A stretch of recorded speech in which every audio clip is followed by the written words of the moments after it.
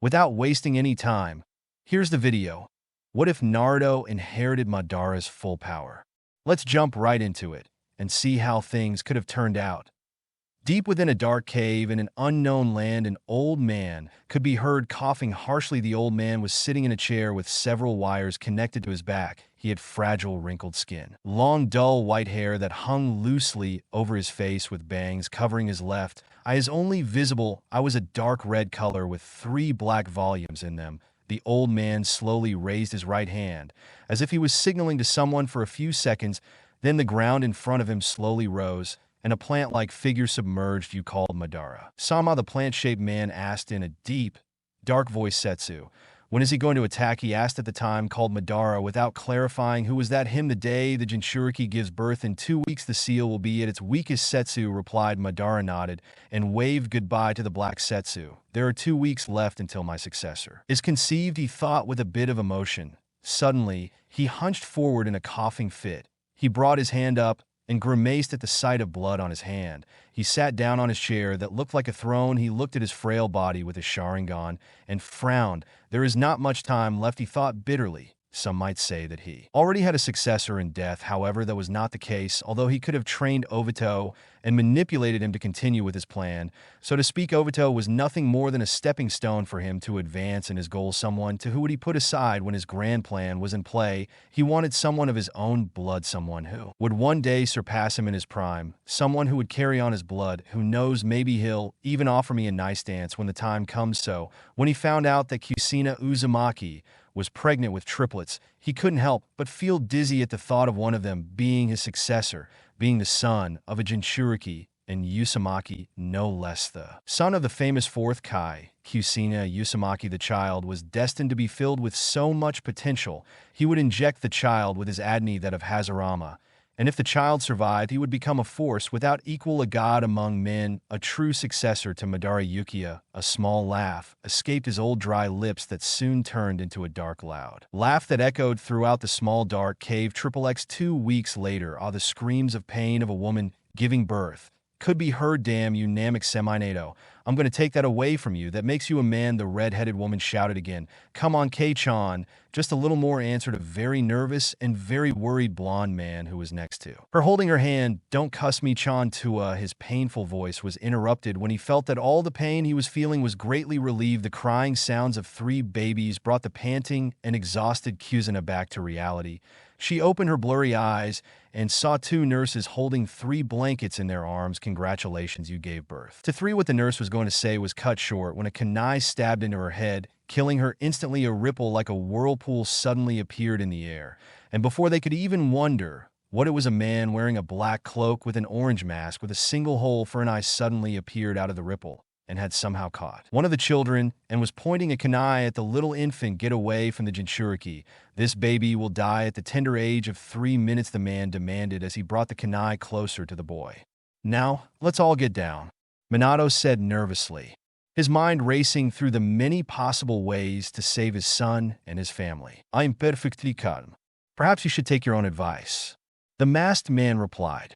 To the horror of the 2 new parents, he threw the boy in his arms into the air. Minato screamed Kusina in horror and alarm. Minato jumped from his position, and in a display of speed worthy of his title, he disappeared and instantly reappeared in the air with his son in his arms. His eyes widened in horror as he heard the sounds of the explosive tags burning. He saw that the explosive tags were tied to his son's blanket.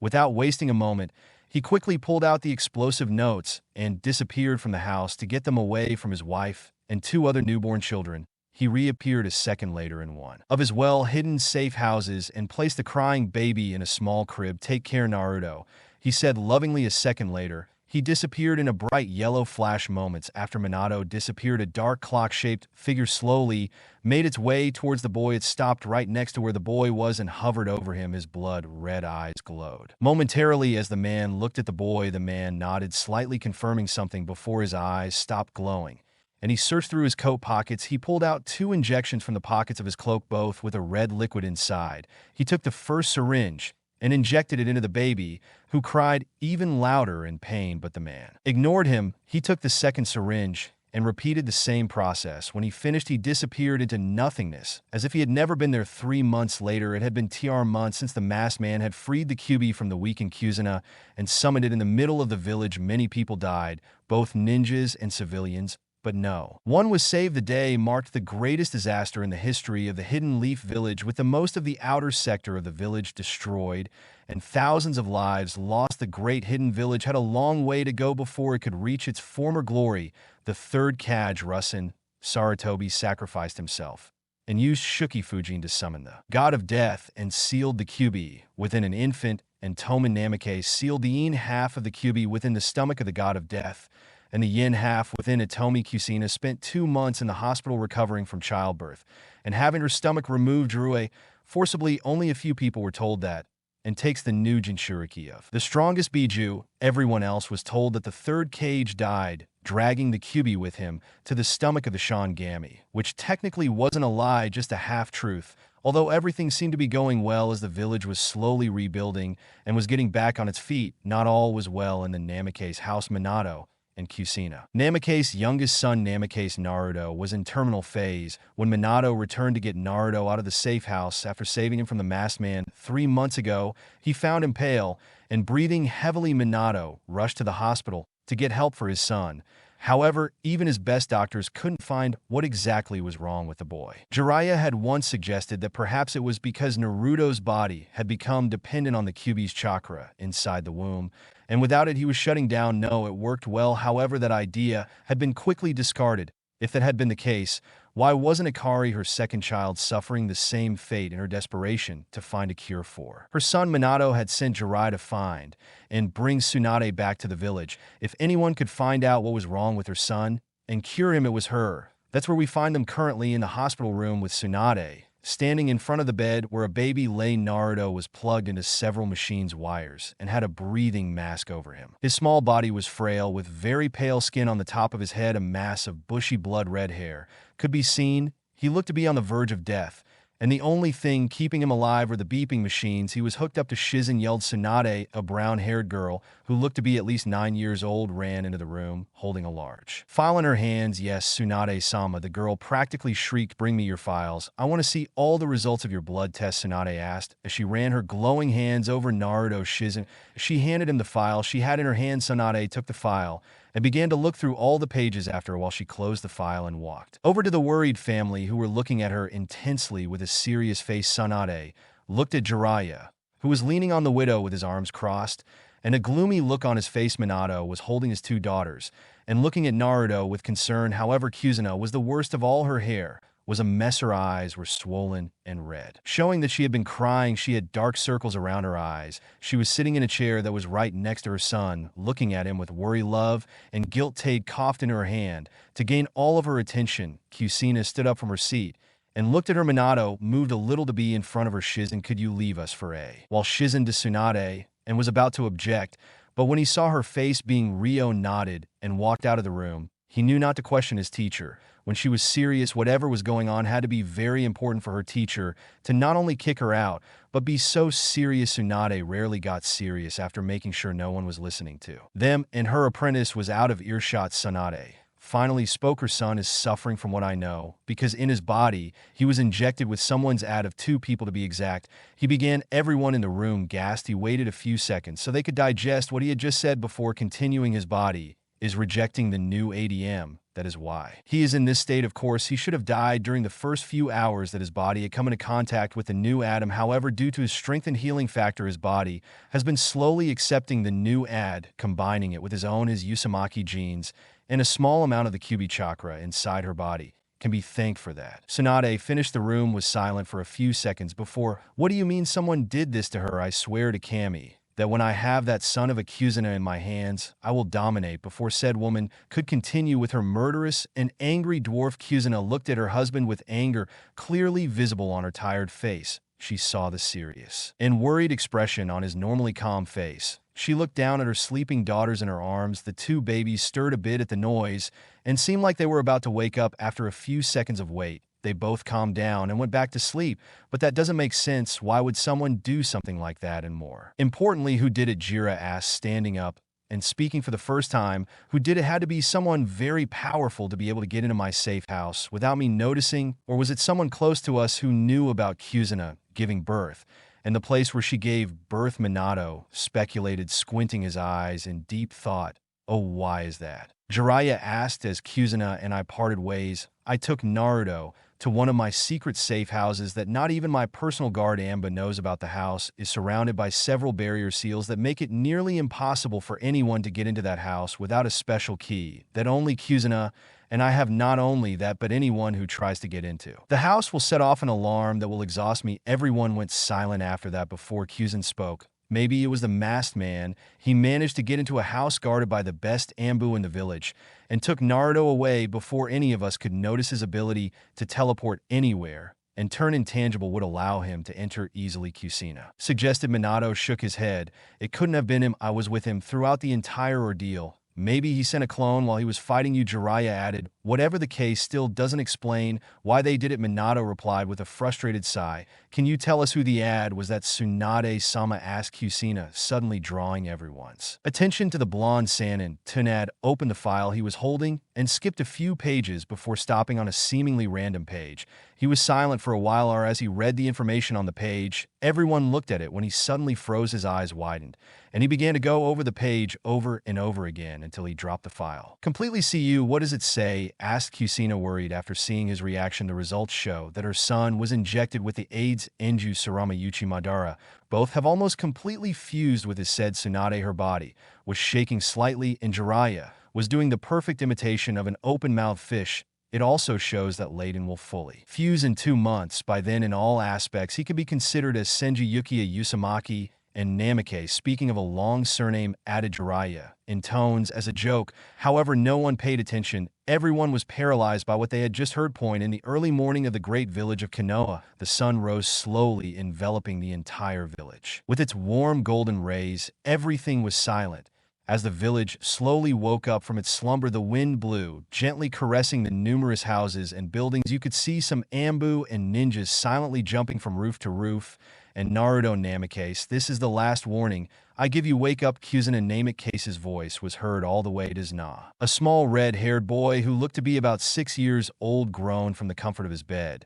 As he reluctantly raised his head, he blinked a few times before rubbing the sand in his eyes and got up from under the covers of his bed and headed to the door. The boy gave a small sigh as he slowly opened the door and began to do a mental countdown. C3. 2 first Narcan. 2 excited screams were all the warning he got before his 2 red spots knocked him down. He groaned in obvious pain and discomfort, having experienced the same thing every morning. One would think he would have grown accustomed to this by now. However, that was not the case. And Tomi and Carrie, get off of me, said Naruto after trying and failing miserably to escape his morning death ABs, as he had called them. For a few seconds, nothing happened before 2 pairs of arms unwrapped themselves from him.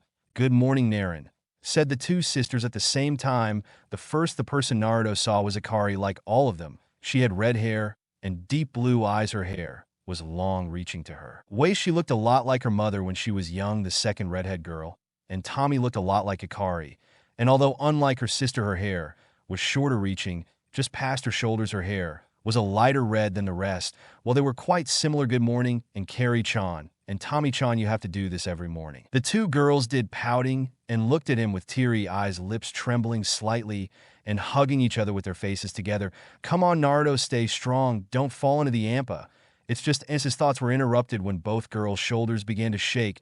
Well, you win, he said with an annoyed sigh and muttered something under his breath that neither of the girls heard, which didn't stop Elle from instantly cheering and giving him a big hug. Narek Kuinkaken said that we had to get ready, and Carrie was the first to speak. She tried to put a serious face, and for emphasis, she put her hand on her hip, copying what she had already seen her mother redo a few times, although that only made her look prettier red. Why? Naruto asked, now confused. He heard Tomi laugh and turned to her, waiting for her to answer. The academy starts today, remember? At this, Naruto froze, and then slowly his eyes lit up with excitement. A big smile slowly made its way onto his face, and faster than the 2 could blink, Naruto ran to the bathroom. A few minutes later, he came out wrapped in a towel. He went back to his room, and they heard clothes dragging, and when the door opened again, Naruto could be seen wearing a dark blue hooded jacket with a white shirt inside. He was also wearing black shorts and blue ninja shoes. "Let's go since we're going to be late," Naruto yelled to his sisters who were still standing at their door with a dumbfounded look on their faces. Naren, it's weird, they both thought. And a second later, they followed him down the hall stairs in the kitchen. Kuzuna smiled. When she heard the footsteps coming from upstairs, her smile grew even wider when she saw her son followed by his sisters. "Good morning, Kakin." Naruto greeted his mother. "Good morning, Kakin." "Good morning, Kakin." And Carrie and Tommy greeted their mother. After going down the stairs, Kuzuna walked towards her and kissed them on the forehead. The girls knew that their father usually woke up early and went to work while they were still sleeping, and seeing that he was not in the kitchen where he usually being in the morning, they knew that he had already left for work. Kuzuna knew how much her husband wanted to be there with them on their first day at the academy, but an emergency had occurred at the Okage Tower, so he had to leave earlier than usual. "Good morning, Nukaneka-chan." At Token, "Are you all ready for your first day at the academy?" The triplets nodded their heads excitedly, although she noticed that Naruto was the most excited of all. Honestly, it didn't surprise her at all. With that blood flowing with strength in her veins, it was to be expected. "How about we stop at the Uraka ramen stand on the way to the academy?" suggested Kusina, earning two excited squeals of agreement and a grunt of disagreement, which didn't surprise her at all. It was a surprise to everyone when they found out that Naruto, unlike his mother, father, and sisters, didn't like ramen. In fact, he hated the food. This was a surprise to everyone, especially to Kuzuna, since both she and her husband love food and hoped that all of their children would also love it, if not more. Although he had a favorite food that he loved, just like his family, he loved ramen. And that food was, for the first time he had tried it, that came as a gift from Jiraiya, who had forgotten that it was his birthday and had searched his pockets for something to give them, and had pulled out a packet of Poke, while the two girls found the Poke a good gift. Naruto had loved it and was obsessed to this date. Minato still cursed Jiraiya for that packet of Poke that he gave to his son. "Don't you worry, we will bring you some Poke on the way." Before this, Naruto smiled excitedly. Nothing super to Poke in the Kusina Academy, and his children planted the academy building a few meters away. He looked at his children and planted them walking a few steps in front of her. He smiled, knowingly sure they are excited, she thought to herself. She frowned a little when she noticed that Naruto covered his head with the hood of his sweater. She knew why he did it. When they found out that Naruto was part Uchiha and part Senjutade, did a bloodline test and found out that he did in fact have the ability to activate the Sharingan, but he didn't know about the first Kage would release, as it was never documented as a bloodline, and no other Senju, even his children, had awakened the wood release. Jiraiya had suggested that she spread the information to the rest of the Kusina village, as the protective mother she was. She had rejected the idea, not wanting to aim an ever larger target towards her son. In the end, it was Minato who convinced her to ask her how they would explain to everyone how she had activated the Sharingan if she did, and that was a big if. She managed to use the wood release of the first box. In the end, she had reluctantly agreed to let them tell the villagers. In a lighter tone, Tsunade had agreed to stay in the village and was now the head of the medical department. Her reason for staying, you might wonder, well, it was actually pretty simple now. She had a living blood relative with Naruto. Having ado, his grandfather was no less. Unknowingly, she had become a member of their family. So after a few hours of deep thought and weighing the pros and cons of staying, Tsunade had chosen family over adventure. She decided to stay. Both Minato and Kuzuna had asked her to become the godmother of their children, a position she tearfully agreed to. When the news reached the village, naturally everyone was shocked at first, but eventually got over it, and many accepted the news with happy faces and excited. Some, Ijin Danzo Ijin, had even gone as far as to suggest that the boy be trained as a weapon of the village. With the amount of potential the boy possessed, he would easily become powerful, a fact that many agreed with. However, their idea was quickly rejected, quite painfully, by a very angry Kusina. The Uchiha clan was the only one who was against Naruto possessing the ability to activate their precious bloodline, the Sharingan. But when Minato explained whose blood it was that had been used, and what did that mean exactly, everyone seemed to suddenly change their minds. Madara may have been considered one of the greatest in the history of the Hidden Leaf Village, but no one could question his strength. After all, he was the strongest Uchiha ever born. The fact that someone alive had the same blood and hopefully had the same talent as him once in his prime easily shut them all up. The Uchiha elders improved their image of the young Namikaze by explaining to the clan as they could use it as a way to improve the reputation and power of the clan. When the boy managed to become very strong, what everyone knew would happen, they would claim, was because of his powerful Sharingan, his reputation would increase exponentially as the boy became stronger, and even better, he would show everyone, especially the Yuga clan, that Daohatsu was superior. Naruto had become the center of attention of the village, and everyone had high expectations placed on the poor boy. As Naruto grew up, many of the villagers treated him, and to a much lesser extent his sisters, like princes and princesses, what were technically shops, would often give him free food, or candy people would sometimes give him a small bow when he walked past them, and this only got worse as he grew older. Minato had to turn down marriage proposals on a daily basis from many nobles and families. Naruto was constantly the center of attention wherever he went. This unfortunately had the side effect of making him avoid leaving his house, and at one point refused to go to the park on their usual family outings. Most unfortunate was that he spent most of his time in the house and avoided people like a plague apart from his family. And it is sad to say, because of his aloofness and avoidance of people, Naruto did not know any children his age, and because of that he had no friends. Yari and Tomi were treated like princesses for being daughters of Aiki, but their treatment was not as severe as that of their brothers. Surely people greeted them wherever they went, and some shops gave them free candy here, and there was nothing bad enough to deter them from having a normal childhood. And unlike their distant brother, they had friends who were all children of the clan heads. Called a Kane Yuga Yada Kusina, he picked up the pace when he saw the many villagers who were looking specifically at his son and whispering to each other. As he stood next to her, he crouched down and took her hand. He looked at her confused, and she gave him an encouraging smile. He smiled back and nodded his head. Then the academy building was very close. Inside the academy, all the parents with their children were led to an empty room where the aspiring ninjas were introduced to their new sense and were shown their classes. And so the time came for each parent to say goodbye to their children and leave them in the care of their new instructors. Unfortunately, for some, what was supposed to be a simple gesture of hugs and some words of encouragement turned into an embarrassing scene. Now, remember, don't start a fight lest whatever it takes. And if you get into a fight, make sure you beat the little panka to a pulp. That way they'll know to never mess with you. QC advised his children, whose sweat dropped. What kind of advice is that they all thought? And another thing, don't let anyone bully you. If they do, tell your teacher better. Yet tell me Naruto ignored her from that point and opted to look around. He saw some adults that he recognized from one of the stores he had visited before, or from meeting them on the streets. Some children he recognized were the ones who used to play with his sisters. One of them that he clearly recognized was a girl with platinum blonde hair and light blue eyes called Kano. She used to come to his house and play with her sisters. However, although she visited his house frequently, he had never said a word to her. The other girl he recognized was a girl with indigo hair, with lavender-colored eyes without spots. Her name was Nada, heiress of the Yuga clan. From the brief encounter between the two, Naruto had noticed that she spoke very gently and was very shy. She rarely came to visit her sisters, and when she did, she was always accompanied by a guard. Before Naruto could continue with his observation, the angry scream of his mother stopped him. Naruto and Tommy and Carrie, the three children, almost jumped in fright when they heard their mother yelling at them. They looked at her and gulped when they saw the angry expression on her face. Did any of you hear what she was saying? Kusina asked with a sigh. After calming down, yes, you answered. They all asked at the same time. Kusina dropped her shoulders and muttered something under her breath that none of them heard. The instructor, who had previously addressed all of them and asked all the parents to leave since it was time for the young students to go to their classes. Kusina hugged all of her children for the last time, giving them a kiss on the forehead.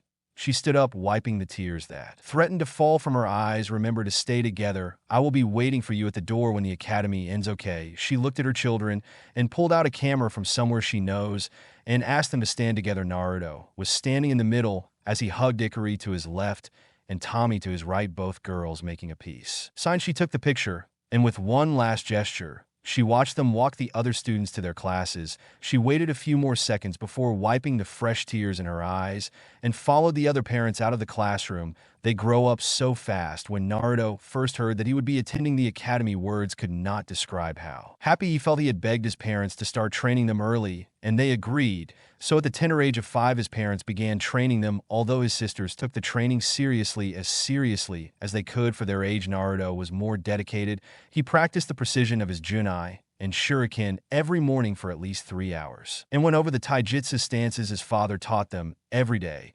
Now one would wonder why would such a young child train so intensely at such a young age instead of playing with other children or doing other things that children his age would be doing. The truth was that Naruto knew that people treated him differently. He wasn't stupid by any means. However, what he didn't understand was why people treated him the way they did. Sure, his parents were very powerful and known throughout the elemental nations, but he couldn't help but feel that there was a deeper reason for the fact that everyone he knew treated him with much more respect and prestige than his sisters helped further prove his point. He hoped that by becoming powerful and building a reputation, people would finally recognize him for what he is by the name he carries so day after day. He trained aimlessly, wanting to prove to others his own worth. When his parents told him he would be attending the academy, he became elated. This was his chance to prove himself. He couldn't help but feel dizzy thinking about things that he would learn, all the powerful jutsu and techniques that would be taught to them. Just like many children who attended the academy, he was very disappointed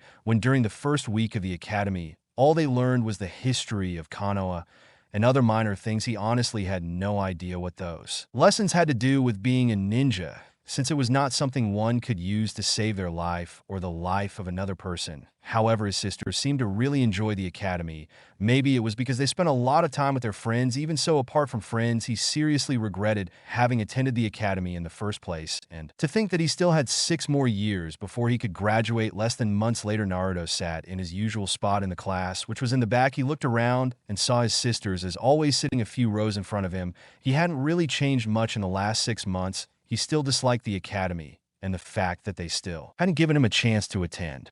Taught nothing worth mentioning. Annoyed, he had asked his father when they would start teaching them real ninja things. His father had chuckled and told him that they would eventually teach them. However, to Naruto's eternal frustration, his father never said when that would be, although something had happened that made him happy. He had made a new friend, his first friend to be exact. Flashback. 5 months earlier, the bell had just rung announcing recess. All the students left the classroom with great enthusiasm, and he couldn't blame them. After all, they had been freed from the boring lectures of the teachers, at least for a few minutes. Naruto walked around the schoolyard looking for a place to sit, preferably somewhere where there were no other children. He saw his sisters sitting under a tree chatting happily with their friends Yoanada and a pink-haired girl they had recently become friends with. After a few minutes of walking, he found an empty bench that was luckily hidden through some trees. He looked around to see if there was anyone around who might have been using the bench, and after finding no sign of anyone around, he sat down on the bench and was about to open his vento when he heard some movements in the nearby bushes. He waited for someone to appear, but no one appeared. However, the movements continued. Curiosity got the better of him. He stood up and walked towards the bush. He stopped right in front of said bush and spoke. "I know you're in there, you better get out," he yelled, trying and failing miserably to make her voice sound as stern and authoritative as she could, since she was so young and her body hadn't gone through puberty. Yet her voice sounded more like a cute squeak than anything else. There was a moment of silence before whoever was in the small bush began to walk out. The person who walked out was a bit taller than Naruto, meaning they had to be at least the same age as him. She was wearing a light green hooded jacket with long sleeves that completely covered her face's body from the waist up, with a high collar that hid part of his face. The hood was raised, covering most of his short, spiky dark brown hair. Inside his jacket, he wore a green shirt with dark brown pants that ended halfway down his calves. He also wore the standard dark blue shinobi shoes. Thin, round black sunglasses with wire hid his eyes. His name, as far as Naruto could remember, was Shino, heir of the Aburame clan. Like most members of his clan, he was a very quiet person who only spoke when spoken to, and even then he would only say a few words. Not that Naruto had ever spoken to him before. He had noticed all of this because they were in the same class. There was an awkward silence between the two before Naruto spoke up. "What were you doing in the bushes?" Shino raised his hand,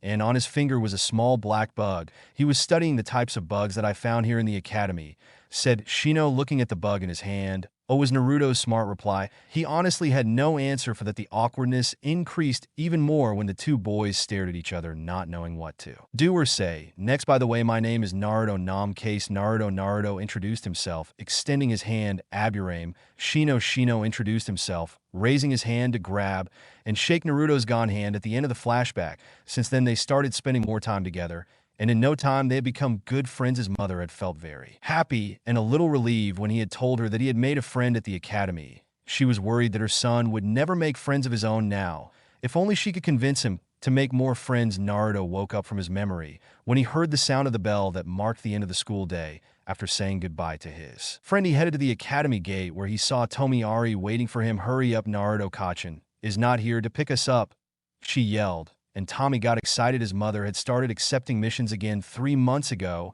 She probably got bored of being alone all day, Naruto thought to himself. She usually arrived before dinner since she didn't accept missions that would take her far from the village. She also didn't accept those that would take a long time to complete. He knew why the sisters were so excited, and to some extent he was too. His mother only allowed them to eat poi bar ramen once a week, and with how much they loved those foods, it was a torture for the four of them, including their father. So every time their mother was out like today, they visited the ramen stand, and Shuriken Naruto's case, the poke shop, and they indulged in eating several bowls of ramen and poke sticks. Speeding up the step, Naruto walked towards the door, and the three of them headed to their destinations an hour later after their little snack. The trio headed home. As they approached their house, they all felt a deep foreboding. They felt a bit of fear slowed their pace, and slowly opened the door to their house. The house was silent, too silent. A very bad feeling slowly rose from the depths of their stomachs. Tsunade Kak-chan yelled, and Tommy, nervously, his voice cracked, echoed throughout the empty house. They walked slowly towards the dining room, and were about to turn around and go up the stairs when suddenly, before they could they heard a whistle, as if something cut through the air at high speed. Following his instinct, Naruto jumped in front of his sisters. For a very tense second, everything was deathly silent before Naruto. The horrified screams of Tommy and Carrie echoed in the house that was no longer so empty. Naruto looked at them, confused, wondering what had made his sister scream his name with obvious horror. He felt something sticking out of his stomach. He looked down, and to his surprise, he found the tip of a kunai knife sticking out of his stomach. He saw that the area around the kunai was turning red. Oh, it was the only thing he managed to say before he saw the ground approaching him and heard the screams of his sisters. Two men dressed in black amber uniforms and white masks suddenly appeared in the room. Both held a K in each hand. However, the two distressed girls were next to their brother, crying and screaming for their brother to wake up. Completely oblivious to the two men behind them, they did not understand what was happening. All they knew was that someone had hurt their brother, and her brother was now on the ground, bleeding. Normally, in a situation like this, you would have to run out and get help. However, both girls were only 6 years old, and they were too shocked and scared to do anything, so they did what any normal girl would do. Crying, Naruto could see and hear his sisters crying, and could feel extreme pain in his stomach. Through his blurry vision, Naruto could see two black figures slowly moving towards his sisters. He tried screaming at them to run, but every time she tried to speak, the pain intensified 10 times, and all she managed to do was try to say something that made sense. However, despite her efforts, both girls didn't even listen to what she was trying to tell them. Her mind was screaming for her body to move, but it didn't respond. Move, move, move, she chanted in her mind at the last second. Just as the dark figures were about to reach her beloved sisters, she felt something warm, something powerful running through his veins like fire. The pain in his stomach suddenly disappeared. His vision cleared and became even sharper, and time slowed down for him. With a primal roar, he leapt to his feet, and with the speed of lightning, he pulled the kunai out of his stomach and stabbed it into the heart of the first Ambu. The second Ambu was shocked by what he had seen and froze for a second, a mistake that proved to be his downfall. At that very moment, Naruto, with all the strength he could muster, threw the bloody kunai into his hand on Lambo's head. He could clearly see the kunai traveling in slow motion towards the shocked man's head. He watched as it slowly sank deep into the man's head. He saw the man's eyes change from shock to horror, to finally the emptiness that accompanied the lack of life. All of this happened in a fraction of a second, and all of this was forever etched into his brain. As the man fell to the ground, Naruto blinked in surprise at what he had just done, and his surprise soon turned to horror. Before he could mutter a single word, his eyes rolled back in his head, and he fell to the ground. However, he never felt his body touch the ground, as he felt two rather soft arms catch him. The last thing he saw was a red stain and a yellow flash before everything went black. A few minutes before the cashier's office, Minato sat in his chair with a very bored look on his face. He was almost done with the day's paperwork and would soon be arriving home to his family waiting for him. He looked at the clock and saw that it was already 3 o'clock. Kuzuna hadn't shown up yet, which meant she hadn't picked the kids up from the academy. They probably stopped for ramen on the way home. She mused. Yes, she knew about their little stops when she wasn't there to pick them up. She had discovered them one day using the crystal ball when she was checking on them. She didn't tell Kuzuna after all. He also ate ramen a few times during the day. Telling her wouldn't only make him a hypocrite, but it would also make her suspicious of he talking about Kuzuna. He could feel her chakra signature approaching. Mina Koi. Kuzuna burst into his office. Without knocking, he smiled at her and got up to kiss her. How was the mission? She asked him after breaking the kiss. Same. As always, I had to kick an evil mercenaries, as Kuzuna replied, unconsciously adding her verbal tick to the end of her statement. Minato just sweat dropped at the vague mission statement. She gave him, "Are you ready to go home? Or should I continue without you?" He asked her. "Am I done? Let me grab my jacket, and I'll take you both home in the house." When both parents returned home, they immediately knew something was wrong. On one hand, they could both smell blood in the house. Minato couldn't sense any of the Ambos who were always protecting his house and his children. And last, but most important, their ninja instincts were telling them something was wrong. One doesn't get far in the ninja career and doesn't listen to their instincts because they're almost always wrong. Now on guard, husband and wife headed to the dining room, where reader blood was stronger. Out of the corner of his eye, Minato could see Kusina struggling not to rush there to see if her children were safe. Only years of being a kunoichi stopped her barely. When they finally got to the dining room, what they found shocked them, and Carrie and Tommy were kneeling on the floor with tears in their eyes, looking over to where Naruto was standing with his hand outstretched with a large amount of blood on his stomach and hands. They looked more specifically at his eyes. They were shocked to see two red eyes with a single shot at each eye looking at the dead figure with a kunai engraved on its head. Kusina was the first to recover from her shock. As she saw its eyes turn from their normal deep blue and roll to the back of its head, she moved quickly and caught it before it could reach the ground. Minato recovered a second after. Kuzuna instantly created two shadow clones which disappeared after nodding. She then approached the Ambu to check if they were dead and saw that they were indeed dead. After that, he went to see if his daughters were hurt and saw that they were okay and were just traumatized. He pressed the back of their necks and they both fell into his arms, unconscious, which gave them a chance to recover from the shock. Kuzan had caught his son before he hit the ground and instantly realized that he was pale, probably from the loss of so much blood. He cradled him in his arms and turned to see Minato holding his daughters who were passed out in his arms. Now extremely worried, quickly expressed her concern and her question, "What's wrong?" she asked, trying to stop herself from breaking down and panicking, which she knew would only make things worse. "They're both okay, just a little traumatized. I knocked them out so they could rest." "How is Naruto?" he replied, showing much more control over his emotions than his wife. "From what I can tell, he's lost a lot of blood. We have to take him to the hospital, and immediately before his situation gets worse with this." Minato, he nodded and walked over to where his wife was holding their son. She grabbed his shoulder, and there was a flash of yellow light. As the light went out, everyone was gone. They never noticed a single plant root spread across the ceiling in the hospital. The only warning the hospital staff received was a flash of yellow light before the fourth cashier suddenly appeared with his family. Seeing the limp and bloody children, Tsunade, who had luckily been at the front desk collecting some files, doctors quickly ran towards the family, caught the attention of some nurses who were working, and guided the family to an empty emergency room and quickly took care of the injured children. Less than 2 hours later, after 2 hours of waiting, the emergency doors opened and Tun came out. Kusina immediately ran towards her with Minato not far behind. "How are you?" asked Kusina, worried. Her eyes were red from crying so much and new tears were already accumulating so much. And Tomikomo and Karar also have no physical injuries. However, both are traumatized and will probably suffer nightmares for a few days, explained Tsunade, receiving a sigh of relief from both parents. "On the other hand, your son lost a lot of blood. This caused his body to go into shock during the operation. It took us several minutes to stabilize him before we could give him the pills to replenish the blood.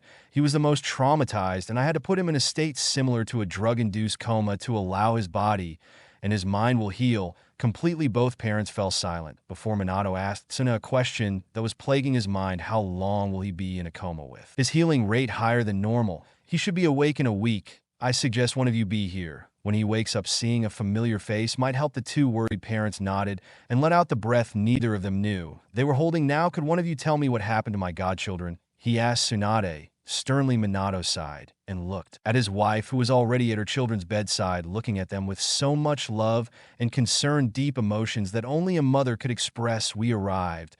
And so Minato explained to Tsunade how they had arrived at their house to find their daughters crying on the floor and Naruto standing in front of two corpses. Tsunade was shocked and horrified by what she had been told, having guessed that Naruto at 6 years old had already committed his first kill a week later. The first thing he felt when he woke up was a terrible headache and the constant ringing that didn't get better. He opened his eyes slowly and closed them quickly when a bright light assaulted him, and his eyes hurt. After a few seconds, he opened his eyes again and looked towards the window. He noticed that there was light outside. It was probably midday, confusing with each passing second. He sat up in bed and tried to remember how he had gotten there. As if a dam was exploding, his memories came back to him, and he remembered everything: how he had been stabbed in the stomach with a kunai while saving his sisters. He took said kunai, he stabbed it deep into the man's heart, and threw it with deadly accuracy at the other man's head. The lifeless expressions of the men looked at him. The images played over and over in his head. He did the only thing he could do. He let out the loudest scream he ever could. He held his head with both hands as he continued to scream. He never heard the door open. All he felt was the warm presence of his mother hugging him. He slowly stopped screaming and started crying as his mother continued to hold him and was now making cooing sounds to calm him down. After 30 minutes of crying, his whimpers calmed down and turned into small sobs. "I'm not sorry, Kei-chan in. I didn't mean Emi," Naruto yelled. I know, it's okay. No one's going to hurt you. Kei-chan is here," Kusina said sweetly with tears running down her face. This continued for another hour before Naruto finally fell asleep in her arms. By then, she was humming a soft tune to help calm him down and thus allow him to fall asleep. She looked towards the door and saw Minato Tsunade, almost standing there looking at her. She blinked and wondered how long they had been standing there. His face turned serious as he addressed them. "Have you already found out who was responsible?" he asked, not looking at any of them, but at his sleeping son. "I'm afraid not. Whoever it was, he made sure to cover his tracks. I had Inoichi search the minds of the dead, Ambu. However, their minds already, they had been erased. Apparently a memory seal had been placed on them to erase their memories in case they had been caught dead." Minato replied to her with his hands clenched, clearly angry. Kusina's hair slowly rose and began to flow angrily into the air behind her. "When I find out who is responsible, I will make sure they suffer death," she said grimly. And Kakashi, who had been silent the entire time, slowly backed away from the rising, killing intent Kusina was releasing. Fortunately for him, Naruto, who was still sleeping, moved a little. His body trembled slightly. Instantly, the K disappeared, and Kusina now held her son even closer and murmured soft words to him. Everyone in the room sweated a drop from the 180-degree change that had just happened. Women thought the two men location unknown in a dark building. Hidden underground was an old man with a bandage covering his left eye and his left hand wrapped in bandages, holding his staff in front of two men kneeling in front of him. "Report mission successful, Danzo-sama. The subject, Namikaze Naruto, has awakened to Sharingan and has shown signs of using the wood release," one of the men reported emotionlessly. Danzo nodded his head, hit the ground with his staff, and the two men disappeared. "Well, with the boy's power growing steadily, and at such a young age, he will become a force to be reckoned with. When he grows up, it's a shame I couldn't accept him under my foundation," thought Danzo, as he turned around and walked towards his own office. 3 days after Naruto woke up from his coma, he had been discharged from the hospital. He had been dreading the day he would have to go back home.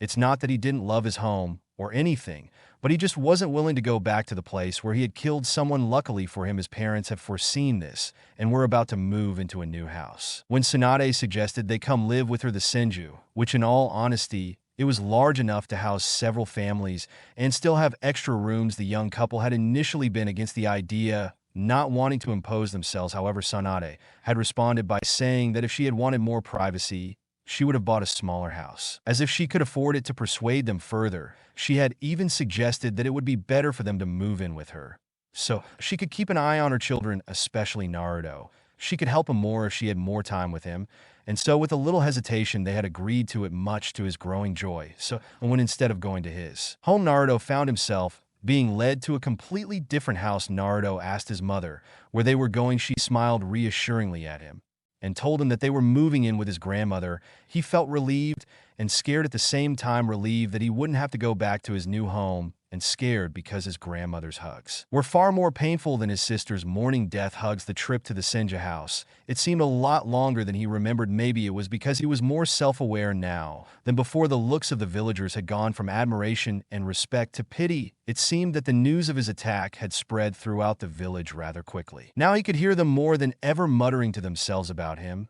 and his sisters, who were united. Many of the people they passed offered their apologies. Naruto found himself getting angrier with each apology he received. He didn't want it that he wanted them to respect him for his actions. The fact that he was thinking about how people would have respected him more for killing two Ambu didn't matter to him. He wanted them to talk about how he, at the age of 6, had managed to kill, not yet, but too ambu to save his sisters, not to offer him pity. What was pity for? He decided at that moment that he hated pity more than anything. Unconsciously, his Sharingan activated with the only tome spinning. Angrily, he didn't hear the gasp of surprise from the people when he did that, nor did he feel his mother placed her hand on his shoulder. Tsunade had been watching her son. She could feel his anger slowly rising every time a villager offered him words of pity. She could understand why he was angry. No one likes to be pitied, and with so many people willingly showing so much pity, his anger was starting to show. His Sharingan activated, and he could feel it releasing a very small amount of K, which in all honesty was quite impressive for a 6-year-old. Wanting to calm him down, he put his hand on her shoulder. He frowned when he noticed that she hadn't even reacted to his touch. Later at the Senju house, upon arriving at the Senju house, both mother and son entered a rather large house. Naruto already knew the layout of the house, so the need to explore had been satiated for a long time. The house was very quiet, which gave Naruto a feeling of déjà vu, something he didn't like. He wondered where everyone was, as if reading his mother. She replied, "No. Everyone is they are at home right now. Your grandmother was kind enough to allow us to live here." Naruto nodded in approval and relief. They moved into the living room, where Naruto sat on the large couch with his mother sitting beside him. "Would you like to talk about it?" he asked, not mentioning what it was exactly, that knowing he knew exactly what she was talking about. He shook his head in disagreement. Tsunade nodded at that. She was hoping you wouldn't want to talk about it. "It's fine if you don't want to talk about it right now, but when you're ready, come to me, and we can talk about it." "Okay, dear." Naruto nodded.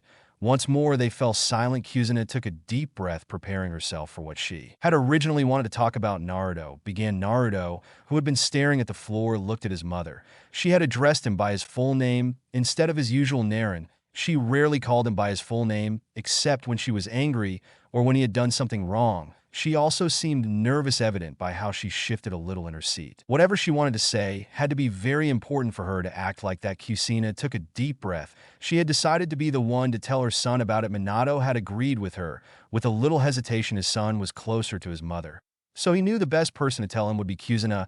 He knew her son was intelligent for his age and would understand what they would tell him. It was his reaction. What he feared, it was for that same reason that they refrained from telling their other children about it. They did not want their children. They began to treat their brother differently, although there was little chance of that happening with how much the two girls loved and adored their brother.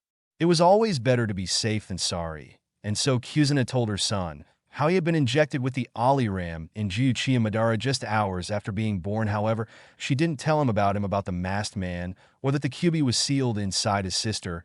And Tommy, after his mother finished speaking, Naruto fell silent. His young mind tried to digest everything he had just heard. Then suddenly everything started to make sense to him, because everyone treated him like a prince. He contained within his blood the ad of the strongest people in the history of the Leaf Village. He knew exactly who those two men were. After all, he had read several books about them. Aram Senju, the first Kage, the god of shinobi, the man who single-handedly captured all the tailed beasts except the Kyubi and delivered them to each hidden village as an act of trust between the villages. The man who is said to have created the forest that surrounds Konoha, one of the strongest men ever born. Then there was Madara, co-founder of Konoha, the strongest Chia ever born, the man who could destroy an army single-handedly and keep fighting. The only man who could fight is Sarama on equal terms. And let's not forget his own parents, his father, the fourth Kage, the fastest man in the world, a man who killed an entire army with one technique, ending the third great shinobi war. His mother was no slouch either. One of the most powerful women in the world. It is said that her sword skills are equal to or greater than those of the 7 great swordsmen of Kiri, one of the strongest women in the world, only surpassed by Tsunade Senju. All of these great and powerful, very powerful, and he was related to them. No one said it, but he knew that everyone except him surpassed them. Suddenly, he felt as if the entire weight of the world was on his shoulders. How could he even expecting to become that strong? Could he even become that strong? It wasn't fair, he thought to himself. Why was he, of all the people in the world, given so much responsibility? Why, of all the children born that day, had he been injected with his? For the first time in his life, Naruto became jealous of his sisters, jealous of the fact that everyone treated them normally, jealous that they had made so many friends while he only had one. Not that he had anything against his only friend, but he wanted more. He wanted to play with others' children like his sister. did a small part of him, a part he had buried long ago deep inside himself, hated them for it. He hated how his life was. He hated how everyone treated him. He hated how unfair his life was.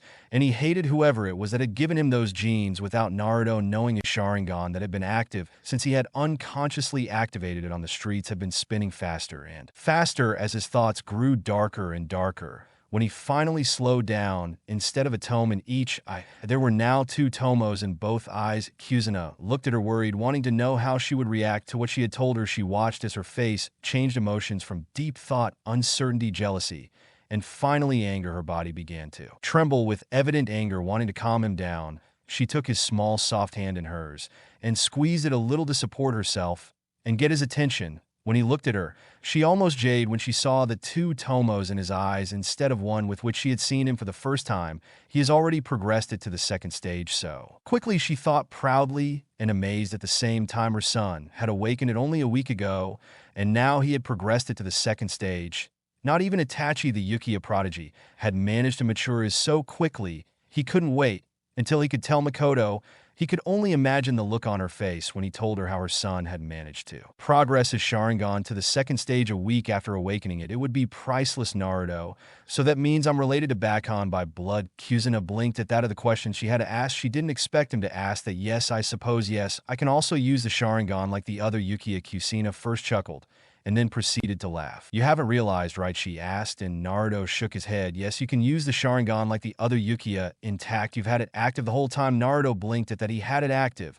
So why didn't it feel different now that he thought about it? Everything seemed different. Everything he saw much clearer, and his mother seemed to glow. Blue Yachty felt tired either from having his new bloodline active for who knows how long, or from having to digest so much information in one day. He didn't know. Why don't you go get some rest? I see you're tired, she suggested, to which he nodded. She stood up and headed upstairs. Your room is the third on the right. Naruto continued his way up the stairs until he reached his new room, almost the same as the previous one. But there were some differences here and there, but the room looked practically the same. Instead of going straight to bed, Naruto walked over to the dresser that was in his room. He looked in the mirror, more specifically at his eyes. So this is a Sharingan, he asked himself, looking at the two red eyes with the two tomos in them. Now, how did he turn it off the next day? Naruto slowly opened his eyes to find that he wasn't in his room. He was about to freak out when he remembered that they had moved in with his grandmother. He felt tired. He had slept a lot the previous nights. First, it had taken him about an hour to learn how to turn off his char. Then when he finally went to bed to take a well-deserved rest, another problem arose. Every time he closed his eyes, the images of that dead man he killed would instantly appear in his mind, forcing him to stay awake most of the night. He slowly sat up from the bed and walked to the door, although he was a little disappointed not to hear two shouts of his name, as usual, nor the morning death hugs he was so used to. He went downstairs, and to his surprise, he found everyone sitting around the kitchen table chatting happily as they enjoyed their morning breakfast. Even his father, who by this time normally had already left for work, was also there. Naruto-kun Shizen, his older sister figure, was the first to notice him. Everyone stopped talking and looked at him. Good morning, Non. And how are you feeling today? His mother asked him in a loving tone. I'm fine, she answered him in a low voice, something who barely paid attention to him. His grandmother stood up and with a gleam in her eyes walked towards him like a hungry lion. Akira, it's pray good morning. Naruto-kun, come give your back on a morning hug. Naruto took a step back and was about to turn around and run for his life when he suddenly found his face buried deep within his grandmother's generous bust, and the life was squeezed out of him. Luckily for him, his savior arrived in the form of Shizen, who had seen his face turn blue. Tsunade-sama, I think I should let go Naruto-kun. Before he passed out, Tsunade pouted slightly before letting him go. Naruto sent Shizen a grateful look for saving him. Good morning, son. How did you sleep? His father asked him with a slightly amused look on his face after seeing his interaction with Tsunade. Was it nice? He said in the same tone he had used to answer his mother, like, yes, I barely got any sleep. He yelled angrily in his mind. He looked at his sisters who were staring at him in silence. He had hoped they would be the first in greeting him. Instead, both girls were silent, something he never thought was possible, and they looked at him nervously. They are afraid of me, he thought, worried. Maybe they were afraid he could hurt them. He couldn't get the images of those men he had killed out of his mind. He wondered how his sisters saw him now. They thought he was a monster for killing those men. He looked at them both directly in the eyes, and they both looked away. Then they are afraid of me, He thought sadly, his eyes filled with tears before blinking away tears, and Carrie and Tommy were nervous their brother had risked his life to save them, and the worst part of it all was that he had to kill two men to save them. They were both ashamed and worried at the same time, ashamed of themselves for not even trying to fight, ashamed that their brother, the youngest of them, had to fight for them and even got hurt in the process. They were also worried about what he would think of them. He would hate them for not helping him, angry that they did what she said goodbye to when those two men were about to kill them. "Why don't you join us for breakfast? Your food isn't the warmer?" the mother suggested, unknowingly interrupting her children's depressive thoughts. Naruto shook his head. "No thanks, I'm not hungry," he said as he left the room. Some time later, Naruto walked aimlessly through the streets of Konoha, ignoring their usual whispers. He didn't care about Nting at that moment. His sisters, the people he loved, were more afraid of him than anything else in this world.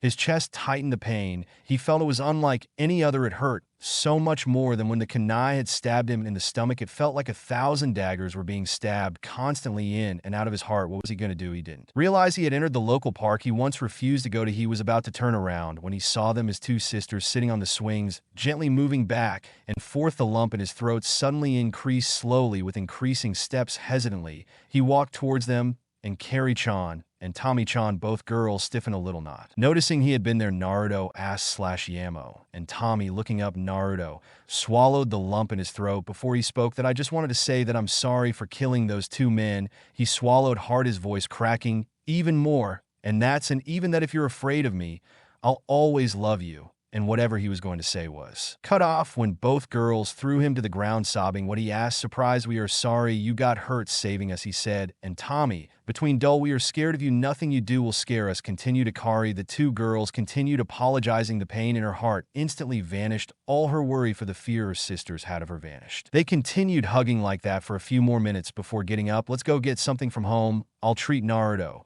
suggested, rubbing the remains of tears in his eyes. His sisters cheered before taking his hands and dragging him to the ramen stand. Seeing their sister smile happily as they dragged him, Naruto made a promise to himself. He would protect his sister. He would become strong enough to protect them against anyone or anything. He would go through hell and back if it meant he could protect them.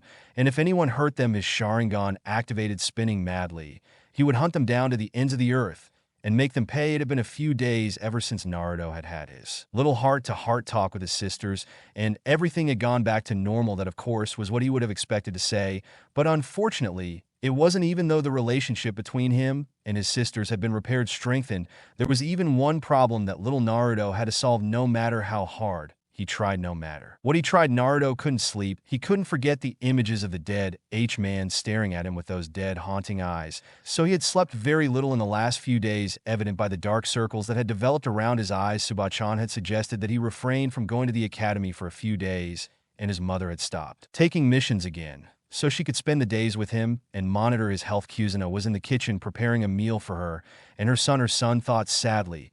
She was very worried about him. She could see that he wasn't getting enough sleep lately, and he was becoming paranoid of his surroundings, and she knew the reason behind it. Everyone knew it. Tsunade had suggested him to wait for him to come to her and tell her about his sleeping problems. However, he was getting impatient, motherly demands screaming for him to help his distressed son, but he had stood his ground and had not given up. He looked out through the kitchen window and saw his son sitting in the swing, pushing himself absent-mindedly. Instantly, his will broke it with Tsunade. "My baby needs me," he screamed in his mind. He left what was doing and walked out, heading towards his son with a determined look on his face. Naruto Naruto almost jumped in fright when he heard his voice. Kazan said, "Surprise." Kuzuna, with his head with a smile, and moved behind him and began to gently push him. "Is something wrong, Naruto? Something you want to talk about?" he asked carefully. Without mentioning what he meant, Naruto stopped before shaking his head. Kuzuna sighed to himself. He could use a little more help. Naren, when people have problems with something, talking to someone usually helps. Even I sometimes talk to Tuten when I have problems, just like he does the same when he has problems. Naruto looked at her, surprised. Seriously? She nodded at him before smiling and stopped pushing him, moving in front of him. She knelt down his level and took his two small hands in hers, giving him a warm, motherly look, and with a very soft and gentle voice, she spoke to him, I will do it. Now Naruto, tell your Kakin what has been worrying you. Naruto looked at her Rigeso. Seeing that his hands were covered by his mother's, he was silent for a moment. I can't sleep, he said in a low voice, but Kuzuna heard him. Why can't you sleep, he insisted. Every time I try to sleep, he stopped there and took a deep breath. I keep seeing the dead person always looking at me, and I end up not sleeping. He ended up with his head still down, and a small tear fell on his hands. Kuzuna hugged him instantly. Naruto continued crying for a few more minutes before lowering him enough for Kuzuna to talk to him. You know, I too reacted the same way as you when I killed someone for the first time. He started rubbing the remains of his tears with his hand. You did, yeah. And you know what your grandmother told me at that moment? Naruto shook his head. She said, when you kill someone, remember why you did it. Was it for money, for revenge? Or was it to protect the ones you hold dear in your heart? Form your own nindo, and always follow it no matter what happens. Your own nindo, he said softly. Yes, a nindo is a rule. Why you live your own way, little girl. What is your nindo? Kazan asked Naruto curiously. I never go back on my words, and I will always protect my family at all costs, she said passionately before standing up and kissing him on the forehead and walking back to the house. Her work was done. My own nindo. Later that day, Kuzuna was sitting at the kitchen table writing some seals on scrolls to pass the time, and she stopped what she was doing when she heard some small footsteps heading towards her. He looked up from the scroll and saw his son standing in the doorway. Nervously, he raised one at that. Kazan was wondering if you would please allow me to go to the Uchiha clan library. He blinked a few times and slowly thought about what Kazan had said. I was wondering if you could please allow me to go to the Uchiha clan library. Instead of exploding like Naruto expected, Kuzuna narrowed her eyes. And tell me why you want to go to that library. Naruto shifted a little before answering. I thought about what you said before about forming my own nindo, and I came up with one of my own. Kuzuna nodded, wondering where he was going with this, and also wanted to hear the kind of nindo he had come up with. My nindo is that I will become the strongest ninja in the world and protect my family and precious people with my own life. Kuzuna gave him a proud smile. I am very proud of you and Naruto, but that still doesn't explain why you want to go to the Uchiha clan library, she said with her eyes softening. As I want to become very strong, I want to master my Sharingan to help me get stronger, and the only place I can learn how to use it is in that library. Naruto replied. Kuzuna looked at him and thought about telling him about Kakashi and asking him to help him with his Sharingan, but decided against it. It will help him learn the value of hard work, she thought to herself. I'll let you go. Naruto was about to celebrate when she interrupted him, but he was only there for an hour, and after attending the academy tomorrow, she finished in a tone of firmness. Naruto was visibly discouraged at that, but gave her a Naruto smiles before going to his room. Thanks, Kazan, Naruto yelled to his mother as he excitedly headed to his room. He had to get ready for the academy tomorrow. At the academy, the next morning, Naruto entered the academy building with his sisters by his side. His head is covered by the hood of his jersey. Some of the students, those who saw him, were giving him looks of admiration. Some were giving him looks of fear, and some looks of envy. He did not pay attention to them and continued on his way towards his class. When he entered the classroom, everyone went silent, all their attention and eyes fixed on his form. He walked to the back of the class where he usually sat. Sitting down, he looked at his only friend who was sitting next to him, wanting to see his reaction. Shino looked at him and nodded. Welcome back, said Shino with his usual stoic face. Thank you, replied Naruto with a small smile on his face. Naruto nodded and looked towards the front of the class where his sensei had just entered and was now teaching. A small smile was drawn on his face. Shino, despite his calmness, was a very good friend, did not judge him like all the other students, and instead accepted him as he was without asking questions. A true friend. After the academy, instead of going straight home, Naruto began to walk towards another sector of Konoha. His sisters had asked him where he was going, but he had only told them that he would return later. They had tried to convince him to take them with him, but his mother had come to his rescue and had convinced them to let him go alone. While Naruto walked towards the Uchiha district, he was very aware that the Yellows were following him since he had woken up from the hospital. He had been able to sense people, so to speak, and knowing his father, his grandmother, and his mother, it wouldn't surprise him if some ambush followed his every footprint. The Uchiha district was quite far from the village, so it took him a while to get there. When he got to the Uchiha district, Naruto headed to the clan head's house. Going through a lot, Uchi on the way was a little surprised by the many respectful looks of approval he was receiving from many of them. Although there were some who were giving angry and disapproving looks, he arrived at the house that was in the middle of the clan compound. It was several times larger than the other houses and more spacious. He knocked on the door and stopped knocking when he heard a female voice answer. I'm coming. He waited a few seconds before hearing the door open. The person Who opened it was a woman with long, straight black hair and black eyes. She was wearing a purple blouse with a red skirt and a yellow apron. She looked around in confusion before her eyes landed on the small red-haired boy at her door. She blinked in surprise before smiling warmly at him. Naruto-kun, what are you doing here? He asked, opening the door wide for him to enter. Good afternoon, Makoto Basa, started Naruto. After entering the house, I was wondering if I could talk to Fugaka-sama. Makoto seemed like she was about to ask what it was he wanted to talk about with her husband, but stopped when she heard her husband coming down the stairs. She looked back and saw said husband coming down the stairs, and it seemed like he heard everything. Naruto, follow me to my study, where we can talk in private, said Fugaka, seriously looking at his wife, who had the decency to blush. Naruto said, turning to the north, and followed him up the stairs to the study. In the study, Naruto sat nervously watching as Fugaka looked at him with a very curious look. After what seemed like an eternity for Naruto, Fugaka finally spoke. You wanted to see me? It was not a question. Naruto nodded his head slightly before speaking. Fugaka-sama, I would like to ask you to grant me permission to enter the Uchiha clan library. For a long time, Fugaka was silent, making Naruto nervous. Why would he grant you such a privilege? Many of our clan secrets are documented within the library, Fugaka said seriously with his eyes half closed. I understand that, but since I woke up my Sharingan, I've been reading up on how to best use it. However, most of the things I've read are common knowledge, Naruto said. Fugaka agreed with him on that point. Most, if not all, clans keep the knowledge of their techniques a secret from anyone outside their clan, so he wasn't all that surprised that Naruto had come to him seeking access to his clan library, though he had expected the young man to arrive at a much later date. Not at this age. No, while still he was so young, allowing him access to the library will possibly earn us a favor with the Okage, and it will look good on our image if the boy keeps coming here. Not to mention the clan elders would complain if they knew I turned him down. Thought. Fugaka looked at Naruto for a few more seconds and smiled a little when he saw him shift in his seat nervously. The library is at the end of the premises. He gave Naruto his answer, his face still serious. And remember, whatever you learn inside the library must never be revealed to anyone else. He finished, leaking a small amount of K at the end and putting extra emphasis on never will not. Naruto snapped and blushed in embarrassment when he realized what he had said.